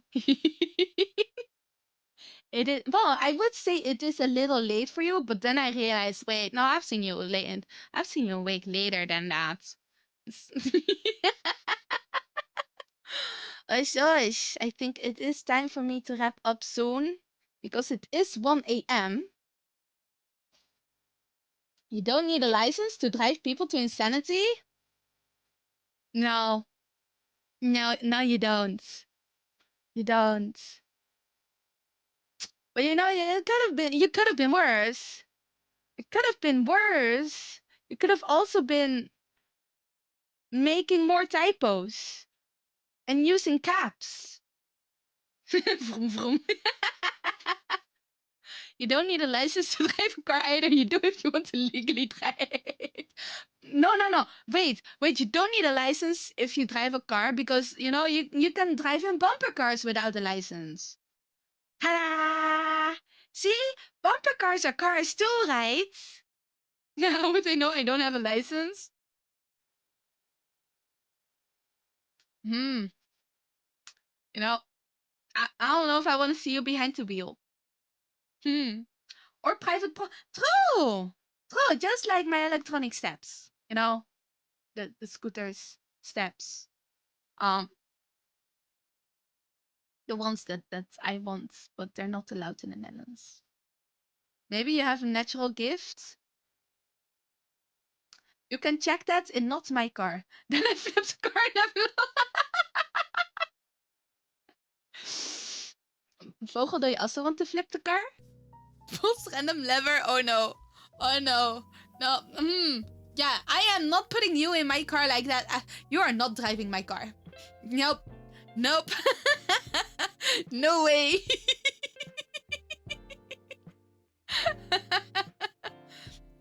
You want to do a flip? You go into a roller coaster. Yeah? You go into never does handbrake. You might do the flip then, yeah. Come into the flip. What does this button do? Oh man. Oh boy, oh boy. Oh. We're talking about driving? Yep. of people driving with no license and how that's going to go. And have I ever I might have. I think most I have done. Oop, almost knocked over my cup. Without license was me sitting behind the wheel on my mom's or my dad's lap, and I was allowed to stare while we were like at the camping. You got lesson tomorrow? A driving lesson? Good luck. Well, you know, honestly, I think they're pretty decent. I got my driving license really quickly. Just a Nissan Micra going 30. Frame was shaped after. Oh no. Yeah. The one thing I might want to do, but I don't think so actually, is, you know, there's this tourism in Japan where you go there, you buy a second-hand car, and you go drifting. I don't think I would be very good at it, but I dreamt I was driving once, but I didn't know how to brake, so I had to keep driving forever. It's okay, at one point you'll stop, because at one point you'll run out of gas. And then you stop driving because the car just stops, you know? It'll be fine. Maybe you'll get into the sea. I hope you don't run into any traffic jams. Just released everything but steering wheel next time. First driver instructor, old fossil man, decided to fall asleep in the passenger seat. So I decided to go fast down straight road. When he woke up, he put his foot down so hard like it went past car complete. Holy shit. Oh my god. Wow. Oh damn. Why did he fall asleep though? Wait. But That's a hazard.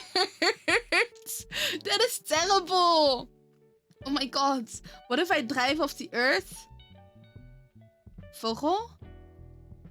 I hate to tell you, but the earth isn't flat. So you won't be driving off the earth. You might be driving like off a dock somewhere, but you won't be driving off the earth. He's a silly old man. Ah. Yosh, okay, I'm gonna go start the raid. Apparently a martial arts fighter too. Yo, what? What? That is pretty cool. You see how flat this country is? Yes, but not the next one. Some civics might go fast enough to escape the earth. I assume it's the old Civic, because I had a Honda Civic. That one only went like what? 180? 190? I'm so lucky. What, you fall asleep after every fight? Holy shit. Oh boy. Let's see. I wanna go raid. Where'd he go? Where'd he go? Are? There we go. With laptop on pass. Oh, damn.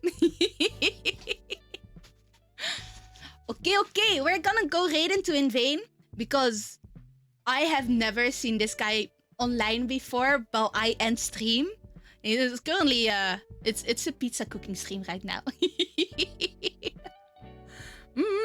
You can no? What do you mean no?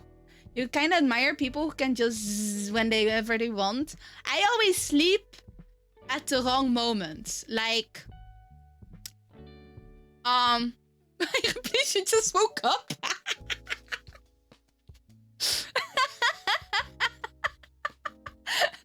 You gotta stay up. Oh, I'm staying up, but not on stream because I would like to have food. If you want to stay up, I mean, you know where to find me.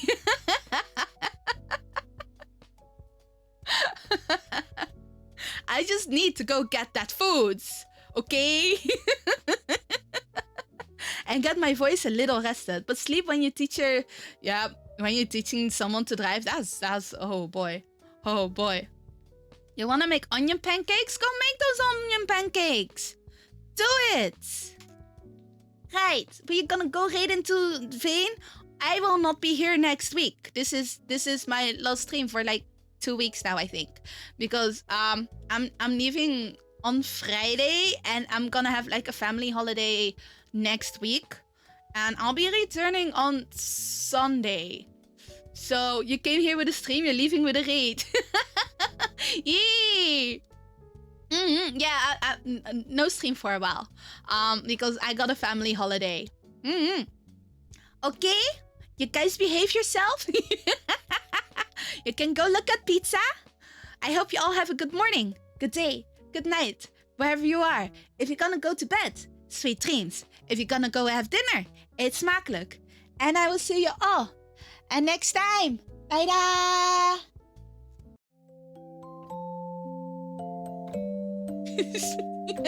Silly vogel.